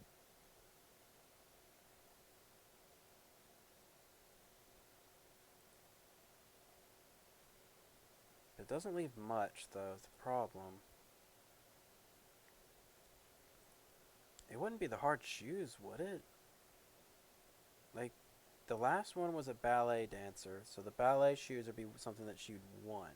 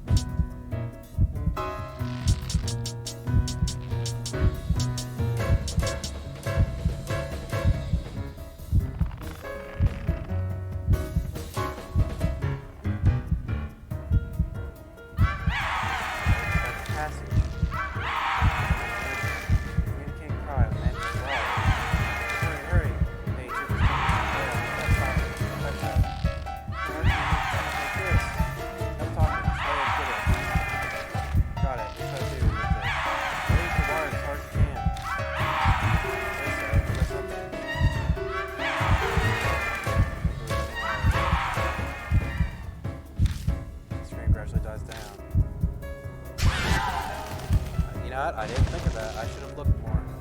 Your often moves a bit, which causes us to move around quite a bit too. My new position, I can see what's in front of me once again. On the right side, the movement also frees up one of my arms. You alright? This is good. The wire's shifting now. I can't move anymore. What's come above me? Looks like the weight I feel on my back is Rose's. My head to a position where I can see again. She's screaming off the road like way. それは嫌 Not a それは crane. 嫌 Please, not a crane. You're crying? You move. This is your on your shoulders. Not a crane. What does it want me to do?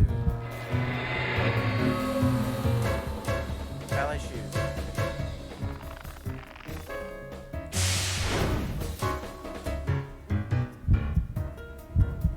Let's see. Like birds.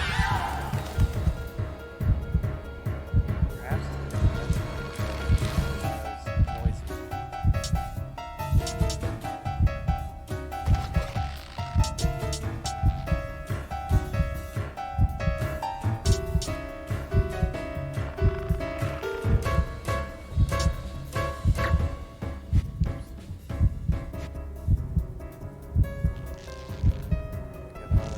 Bird-like leg. Hold on, what do you plan on doing? If it doesn't want its legs to be seen, it will like this. Seeing hard shoes come close, it's off the dress about to avoid it. Dipping the hard leg, hard shoes on. Move off the position once more. Whoa! Looks like I'm in a blender or a clothes dryer where our world flips upside down. Oh, it looks even worse. I'll tame it up again. I can only move my leg, and this time upside down. The wires got looser, so I can move now. I don't think I can take much more of this. して Burn it all. よし That's insane. What's wrong? Let's hurry up and do something. We'll flip us over again if we dawdle. I know, let's do this.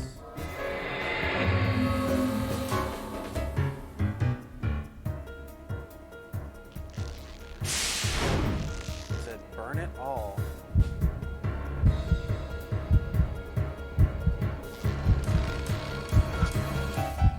Wire stretched very tightly. Feels like it cut me to the touch. This position. Also makes my air shut.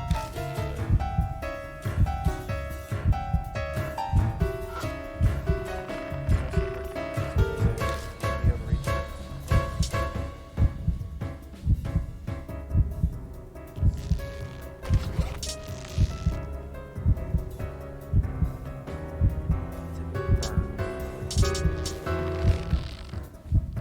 It's dry, it'll take a while to get it lit.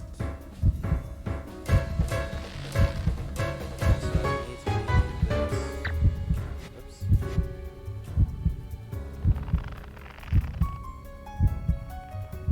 Trump.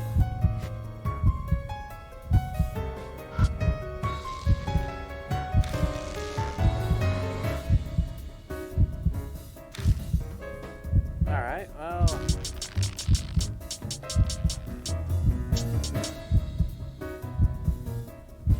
Maybe sparkler.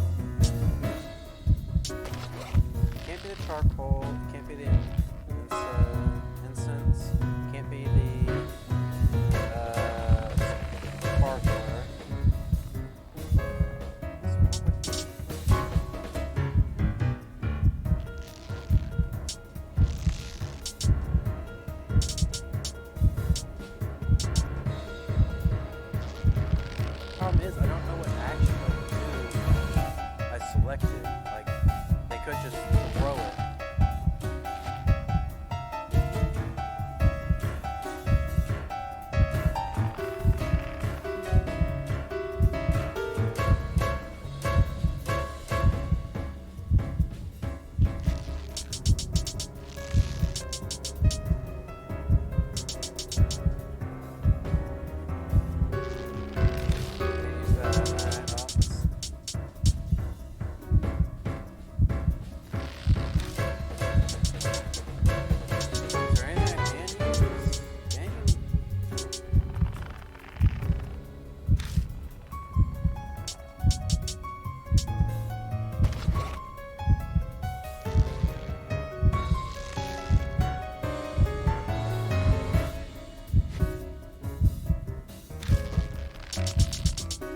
Alright, well the game's pushing me toward something. I don't know what it's pushing me toward.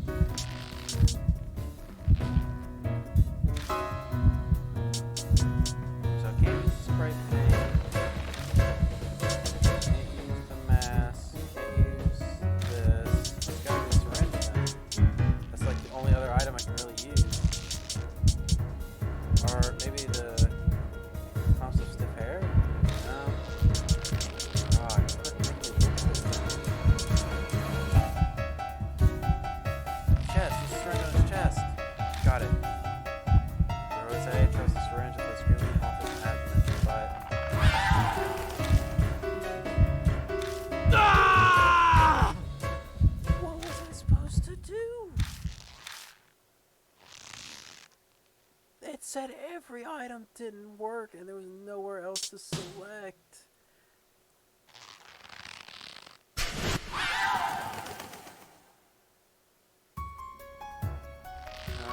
Okay, at least it puts me back here.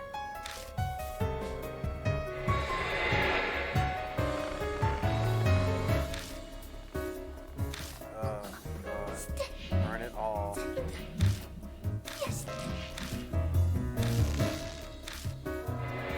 At least I didn't look everywhere.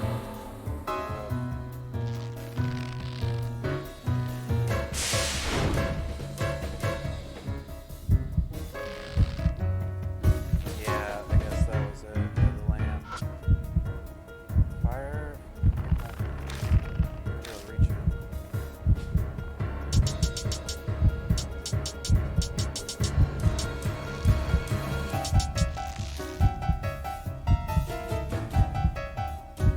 I light on fire up this lantern. It's a bit far.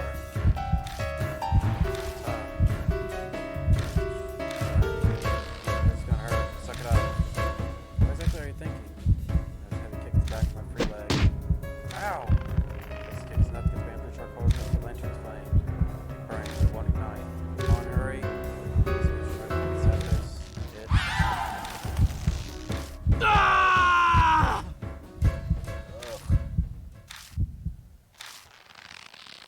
Okay, well, I guess I should have used the incense there. That was stupid of me, but I was like, what if it is the charcoal? But I was thinking, oh, throw the charcoal at the paper lantern, but it's one of those, hold it at the paper lantern instead of throwing it. It's like, at least tell me what they're doing.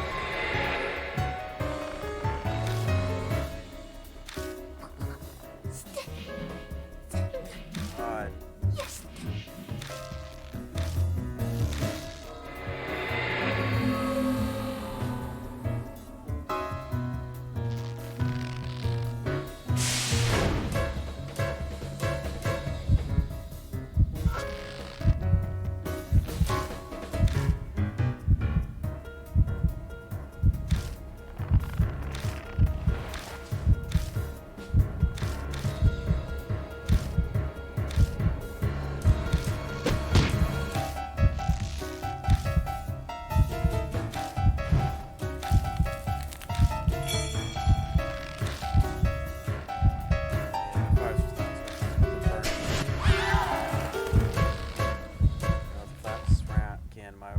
Once more.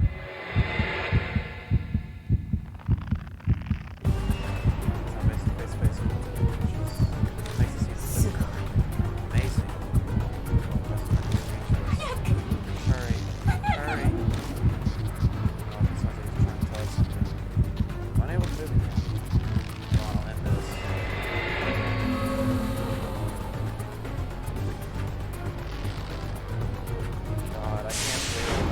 this thing again.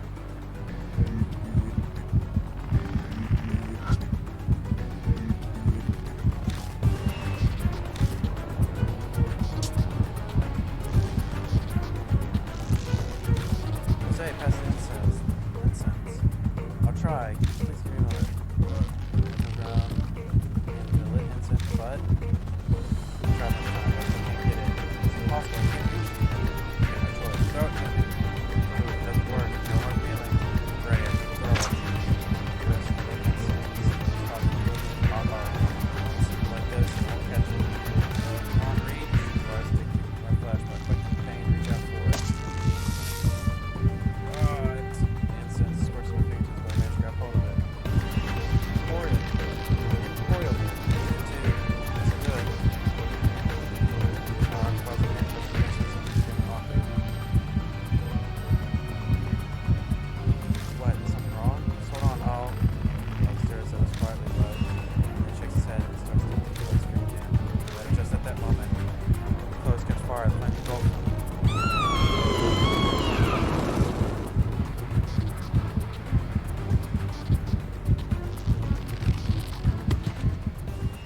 That was destruction.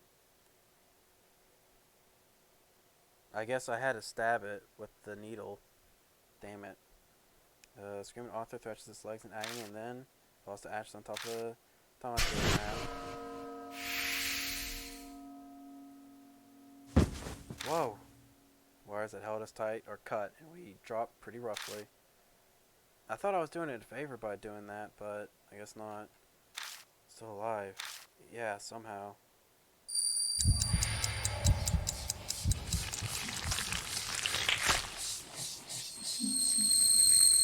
God, I don't want to look at that thing again, but I also need the purification ending. Like usual, the curse disappears, but without wondering how long this is going to keep happening, it makes me depressed. Look at the floor where the screaming author fell to the ground, but that disappeared. There was just a pool of blood in its place. Learn more about little Miss Ami if you use your blood tree on this, correct? Try it quickly now. Yeah. Getting close to the pool of blood. So I press my fingers up against it.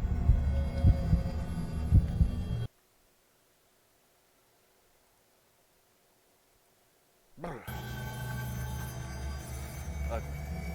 See, Ami trapped in a place that seems to be the bathroom. Same scene as before. Now 2 weeks since Ami disappeared, so I've been worried about her health, but inside the vision, it looks like Ami's any different than she was when she was taken. I want to get out. How long do I have to stay in here?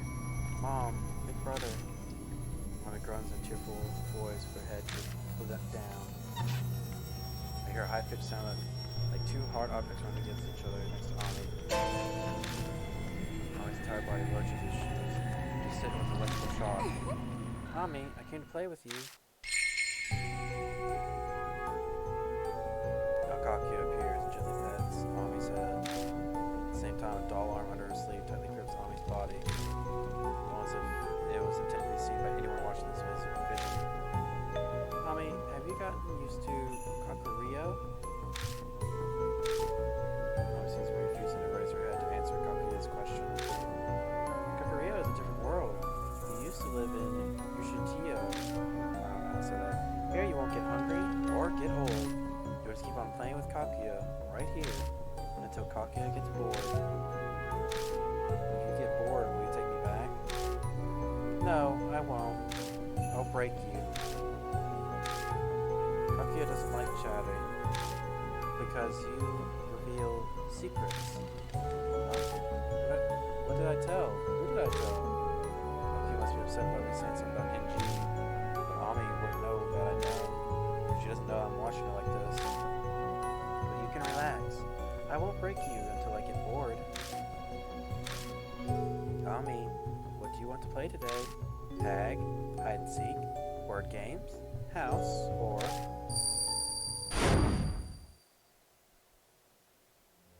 Ami, seems like you saw her. What did you see? What Kakuya said. Seems like Ami is trapped in a place called Kakuya. Kakuya?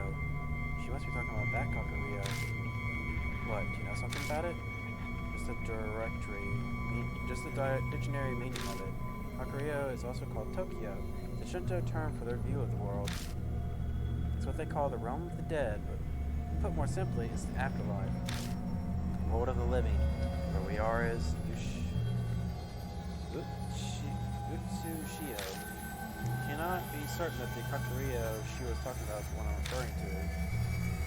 That's not what I'm interested in. How do I get to Kakuya? Unfortunately, I don't know either. Obviously, Bond won't have the slightest inkling. First, we have to discern what Kakuya means by Kakuya. I know what Ami is. I know that Ami is in Kakuya. Unfortunately, I don't know what or where that is. I'm really powerless to help her? I know you're in a hurry to save Ami, Dadbot. We can't do that right now. Let's take little steps forward that we can. Why don't we open up that chest? That's what we came here for.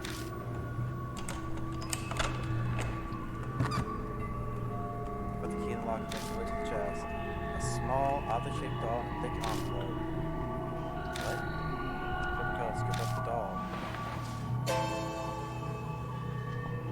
It's an odd design with the girl's head on top of a strange body. The face has a familiar hairstyle and hair color. It's an odd job. It's a very good job of looking like Kakuya. Why is a doll with Kakuya's face here? Huh, so this is what Kakuya looks like. You know, she's quite adorable looking. She doesn't look like the evil creature we know. But why is this in Moroku's house? Don't ask me. How the hell should I know? Talk of dolls reminds me of dolls with girls' spirits play in them that we found. I wonder if there's any sort of bloody source related to this doll, too. I couldn't help but think this doll is important, so I shoved it into my pocket. Now the envelope, please. Open the envelope and Rose A's request. It contains scratch paper with detailed description of things and supposed girls. It's a memo left behind by Yakumo Moroku. Looks like he wrote about the girls he killed. But even with this, we still can't figure out why Moroku did such a horrible thing. And these photos are photos that see girls dancing on stage wearing a white ballet outfit. A ballet recital. Well, that's right, the victim went missing when she was coming home from ballet practice. She was, I recall the appearance of the screaming author, turned into that. But the screaming author actually did want us to see. But probably see. That's why she came to us here. Because it was painful for her to see us compare her with her former self. We left the burnt smelling attic, all of us full of dreary feelings. Took you long enough. Much as I want to scoop, troll's about to start. Should get the hell out of here. Now. Let's meet at the Black Rabbit. I'll tell you what happened at the bar. Ah, sounds good. I managed to survive after all. Time for us to celebrate our victory tonight over a good drink. I part with the other two and head to the station. As I run to the train, I manage to reach Kisoji Station earlier than they do.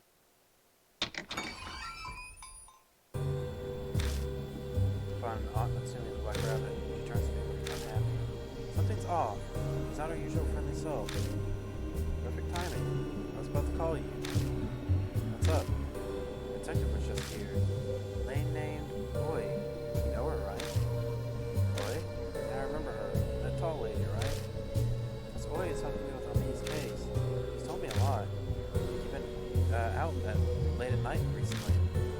The lady detective whimpering in her mouth, not sending me. It's her way of trying to pressure me because I was being uncooperative with her. You're doing something dangerous, aren't you? Tell from the scratches on your arm.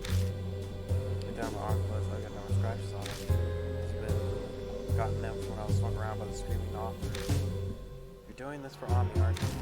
Looking for some girl in a kimono, right? Zoe told me that you said you could talk to the police. After Ami suddenly vanished from the bathroom, you met a girl in a kimono. That girl said she kidnapped Ami, right? Yeah, that's right. This is just like Miss Zoe said. The other police I talked to didn't tell me anything about that. Probably because it sounds so absurd. Why didn't you tell me yourself? Isn't it obvious? I didn't think you would me either. Yeah, I probably wouldn't have taken you seriously. But I have learned haven't learned anything about the past 2 weeks.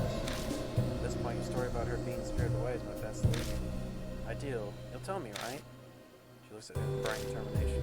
Inspiration of a woman who lost her child. She says to find that child and keep hiding from her.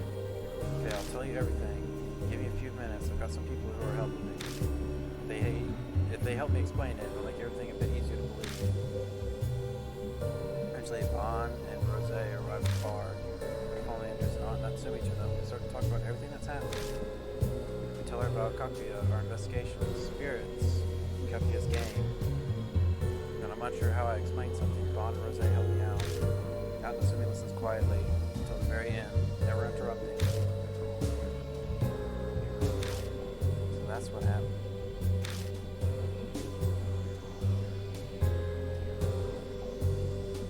She seems shocked. That's not unexpected. Actually facing over spirits now. I still wonder if it's just some nightmare. I understand if you don't believe her story, but every bit of it is true. Your daughter was kidnapped by this Kakuya doll. We and Dad wanted pursuing it. I don't want you to get your hopes up for no reason, but at least your daughter's still alive. According to Dad Bod, people don't get hungry in the realm of the dead. One of the dead, Kakuya, makes those words for herself quietly. Natsumi, if there's anything at all that makes a connection for you, let us know. We need all the information we can get. Right. I don't remember it very well, but I think Moroku once wrote a story about the realm of the dead. Oh, Yakumo Moroku again, huh? This guy seems to have quite a few connections to Kakuya. Could it be mere coincidence? How fascinating. When I hear Moroku's name, I remember all the disgusting grotesque things I saw tonight. Corpse with girl arms sewed onto it. This what became Yakumo Moroku, choking onto the vertical girls.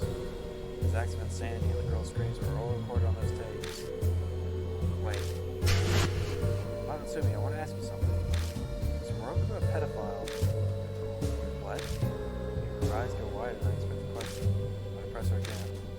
Is Moroku a piece of shit who got off on tormenting kids?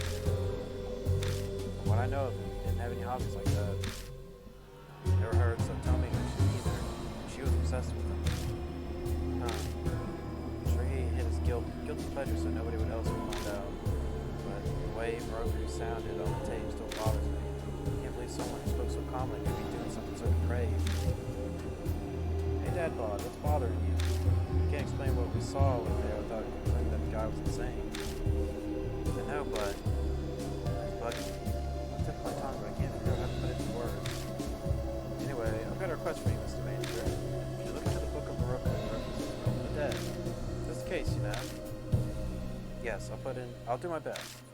Bon, Rose, I'm putting Ami's fate in your hands. Assuming shudders breaks down in tears. Yeah, we won't let you down, miss. We'll find your daughter. As a reward, I'd like a bottle of Blood Red Grand Cru. Ideal? I'm so sorry. I'm putting you in danger. But there's nobody else I can turn to now. Please, save Ami. Thanks. I'm going this far. Keep going. I know the next thing I know, it's already past midnight. I need to say goodbye to Aunt Natsumi and leave the bar.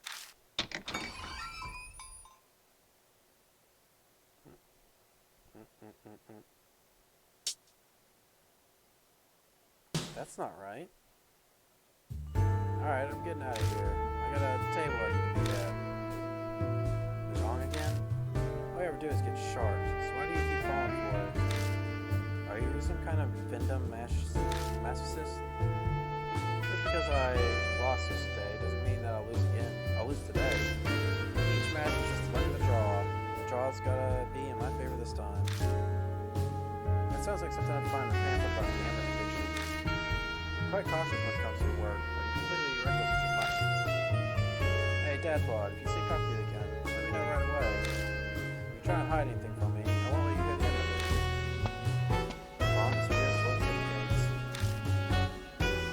Good luck him make me wonder if any way nothing but hopeless fools. I suppose being so doggedly flawed is admirable in its own strange way. I have no idea what you're trying to say. Fine, I suppose we should have expected that. Why don't we switch topics to something that would be more interesting to someone your age? Come on, Dad, let's go on our date. What? I'd rather just get some sleep. That's the most first response you can give a lady. As your teacher, apparently I need to instruct you in that regard as well as supernatural. First off, where do you want to go? Knowing you, it's not going to be any place normal like a park or coffee shop. Oh, you're interested now. I'll tell you. Roku residence. I go back to the Roku residence with Rose. On the way, I ask Rose repeatedly while we're going there. All I get is some lame reply, just to take care of some business. Guess we'll see when I get there for myself. Alright, why do we gotta do this now? I don't like walking around during the day. I'm a creature of the night. I rise with the setting of the sun and sleep with the rising of the sun. It sounds like it'd be bad for your health. When your job involves supernatural, that type of schedule is surprisingly convenient. Even magicians tend to have more performances at night. Besides, do you really think daytime suits me? Imagine Rose walking around town dressed as the sun shining brightly everywhere. Yeah, I guess not. Precisely. I'm glad you've seen the error of your ways. Now let's head inside. I'm guessing if I went with Bond, he'd want to come back. So, where are we going in here? We're not messing with the corpse, are we? That is certainly an object of interest, but our business is in the attic. Pass through the hidden hallway, climb up the old rickety wooden ladder.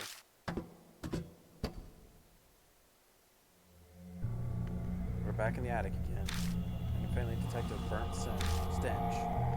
That's what I'm interested in. Rose walking up to the mirror. For a while, she runs her finger across her touch rubbing it, but then she comes straight back to me. Guess I got my hopes up for nothing. Thought the mirror was a sacred object. What's that? Think of it as a special item that holds hidden spiritual powers. Collect such objects. That's actually why I had my eye on the Morocco residence in the first place, but... So is that why you're asking... That's why you asked Bond to investigate Morocco? Yeah, pretty much. I heard the Morocco family had something like that, and it fits since they're such an odd, old family. Sadly, that mirror is just an antique. Looks like it used to have spiritual power, but for some reason it's lost now. Guess there's no point in dragging you here to carry it. You brought me here just to be your delivery boy. Anyway, we're done with this moldy place. Let's get out of here, Dad Bod. It won't be that simple. Let's shine the flashlight down on the fuse and make our way down the ladder. Wait, the bloodstain is gone. Hey, Dad Bod, what possessed you to turn off the light? I didn't. It shut off by itself. Damn it, even the lanterns are out. What's going on?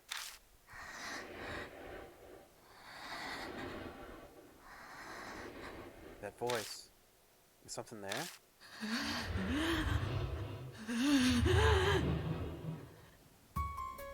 This is not good. Dad Bod, run! Jose and I sort of dashed towards the ladder, but our legs won't move. Like they're frozen. What? Ah! Oh God. The lights turned back on and I returned to my senses. Everything happened so fast. Rose was dragged inside and the sliding door shut itself. Rose? I reached out to open the door. Please don't look inside.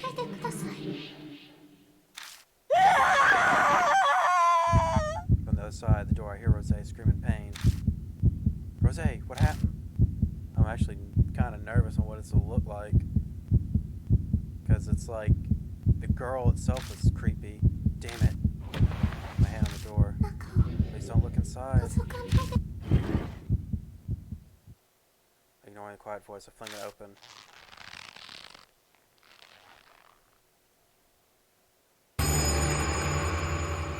Oh, dear God.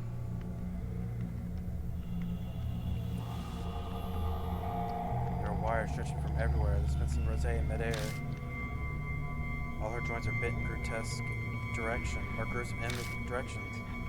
Her long neck and outstretched arms make her like a flying crane. The faint call of a crane bursts from the darkness of the ceiling. A mournful cry, over and over.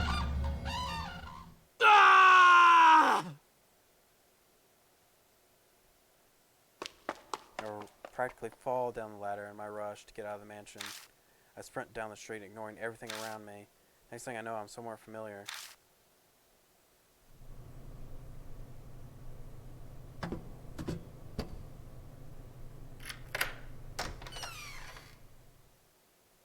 I can't take this anymore.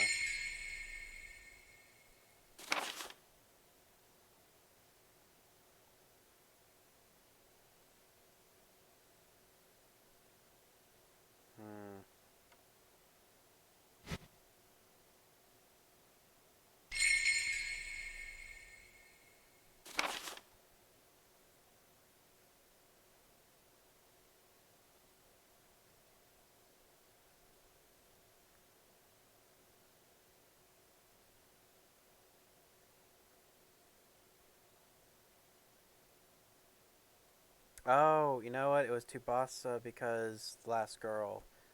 So I could have found that puzzle out, but I figured that since she was talking about the reference to the Crane story. Alright, I could have found that out then. That was my bad. Crane cried because she didn't want anyone to see her. Alright, well. Now we have to get the good ending. Just thinking about how that thing looked.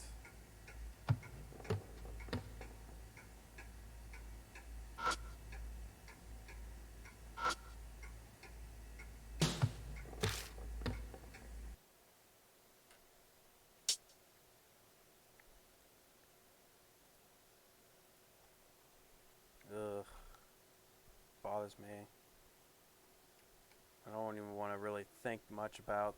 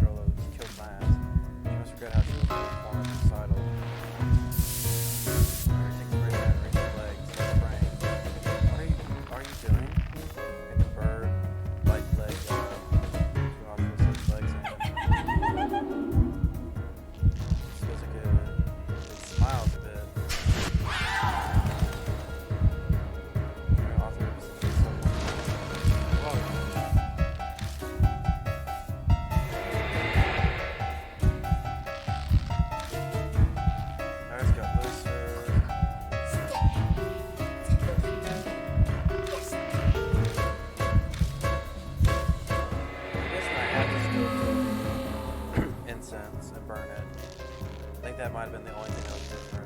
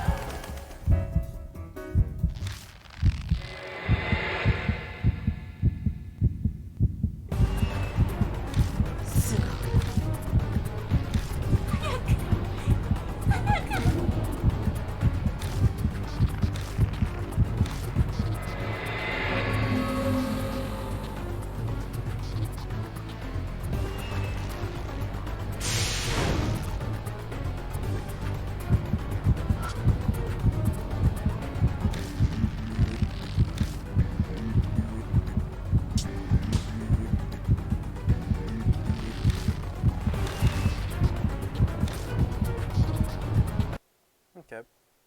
Give that a moment to go through.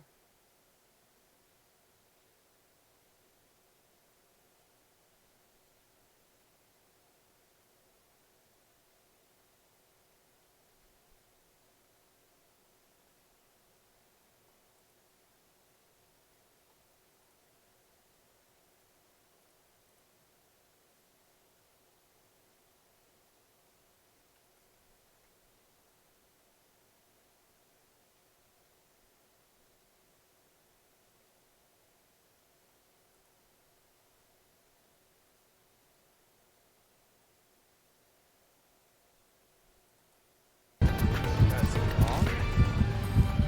Hold on, I'll say this quietly, but he shakes his head, takes a deep breath, scream once again.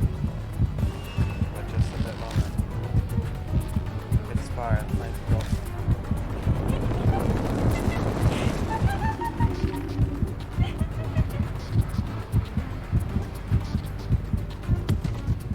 And purification. Yeah, I guess I should have read the flyer, since she's supposed to be painted yellow to be like a duck, and the shoes would still imply a crane, because that was like, or I guess swan instead of duck. To the flames, kicks its legs almost joyfully, and then pulls the ashes on top of the colony map. Whoa! Or as it was cut and was dropped pretty roughly. Yeah, we're still alive. Yeah, somehow.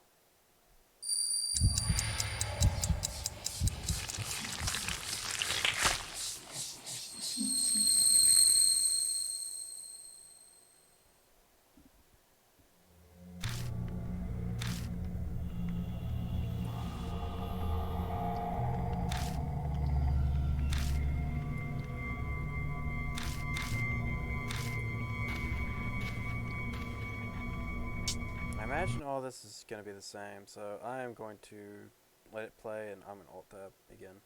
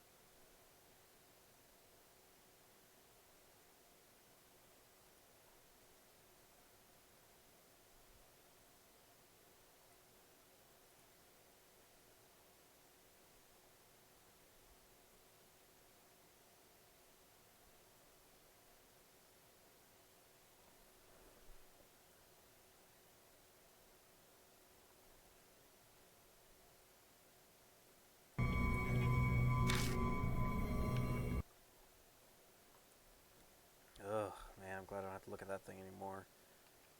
The next one, shit. I wonder what it'll look like. Ugh.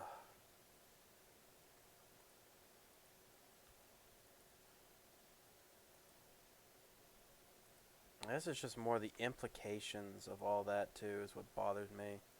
Because it's like, not only does it look horrifying, just the everything that's going on with it is horrifying.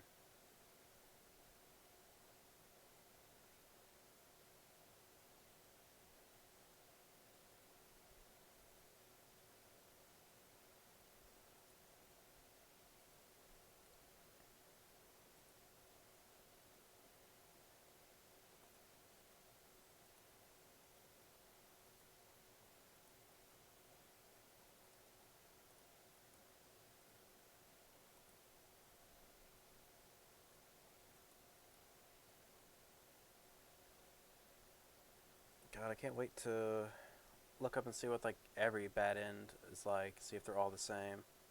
Though I don't know if you can bring a lot of characters for everything. It just doesn't seem possible. Because like, I don't think you can bring Anome to the Hiroshima fight, but I could be wrong. If you can, that'd be something.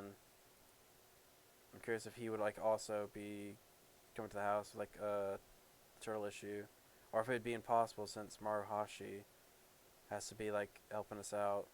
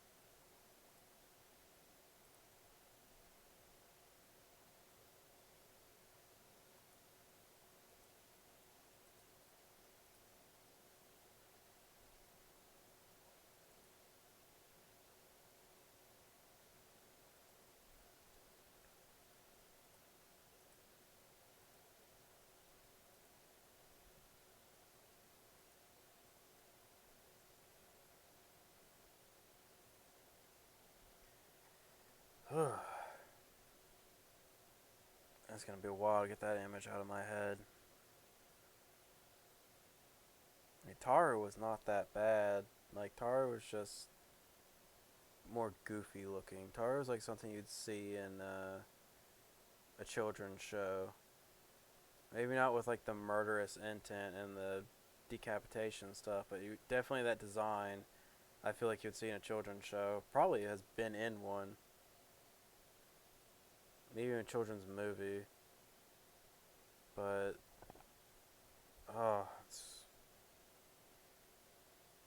the Hiroshima woman was not even that ugly. Like, she was ugly, don't get me wrong, but she was not like that much. Like, ugh.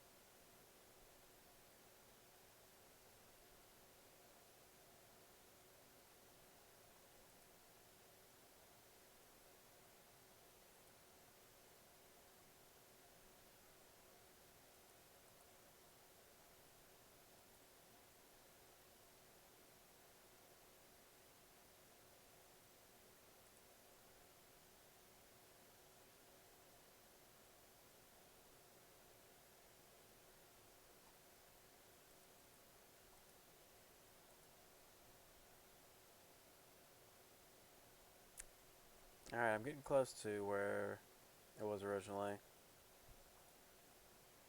I really wish they would stop having like the bad ends be like so far away.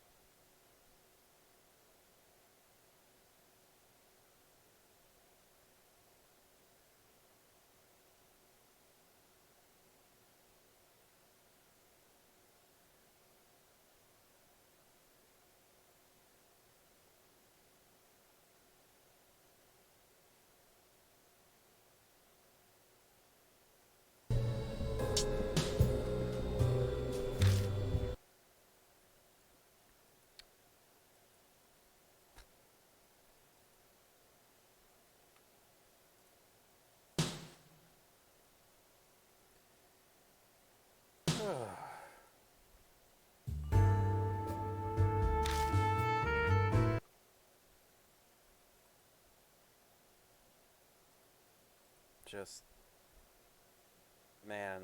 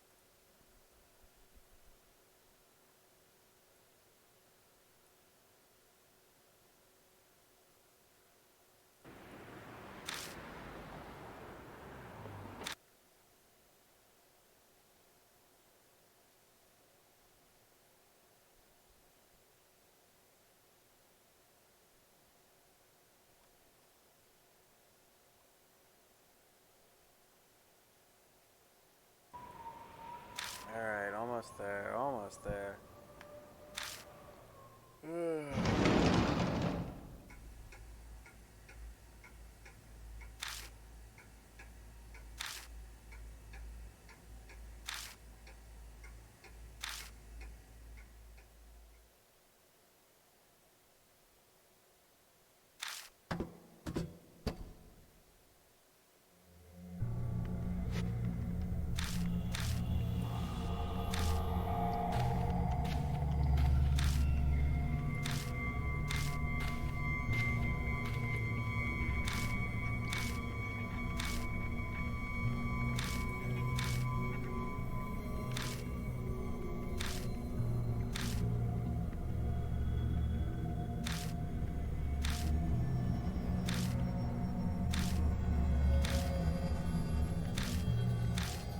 How do I look to you? What kind of question is that? Come on, be honest. Yeah, that's so. I'm honored by the compliment. Well then, I had my answer. Let's get going. Is there a point to that question? Yes, it was very important. To me, at least. Anyway, we're done with this moldy place. Let's get out of here, Dad Bod. Shine the flashlight down in pieces as we make our way to the ladder. The sound floor emerges from the darkness as the light catches it. We're an achingly beautiful shade of scarlet. By the time we reach the station, the last train has already left. Got no other choice, so I get a taxi to take me back home. Of course, I have Rose cover the fare.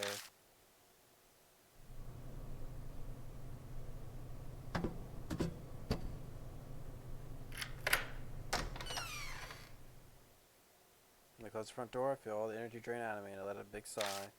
This day is finally over.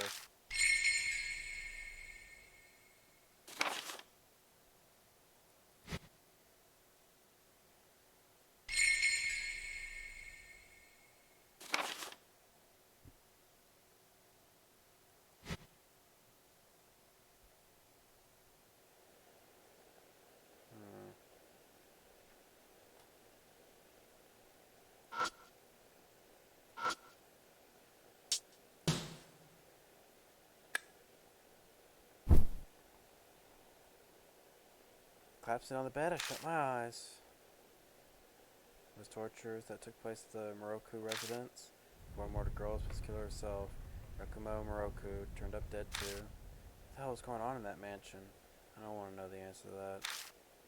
Will we find out soon? My thoughts run away from me before I know it. The sky's bright out. I really should get some sleep.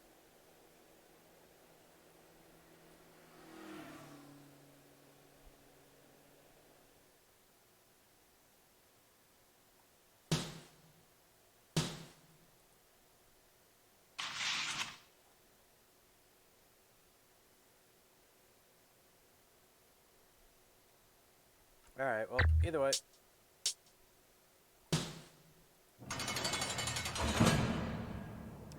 That's it for tonight. That was quite something. Quite something indeed. So, either way, hope you all have a good night, and see y'all next time.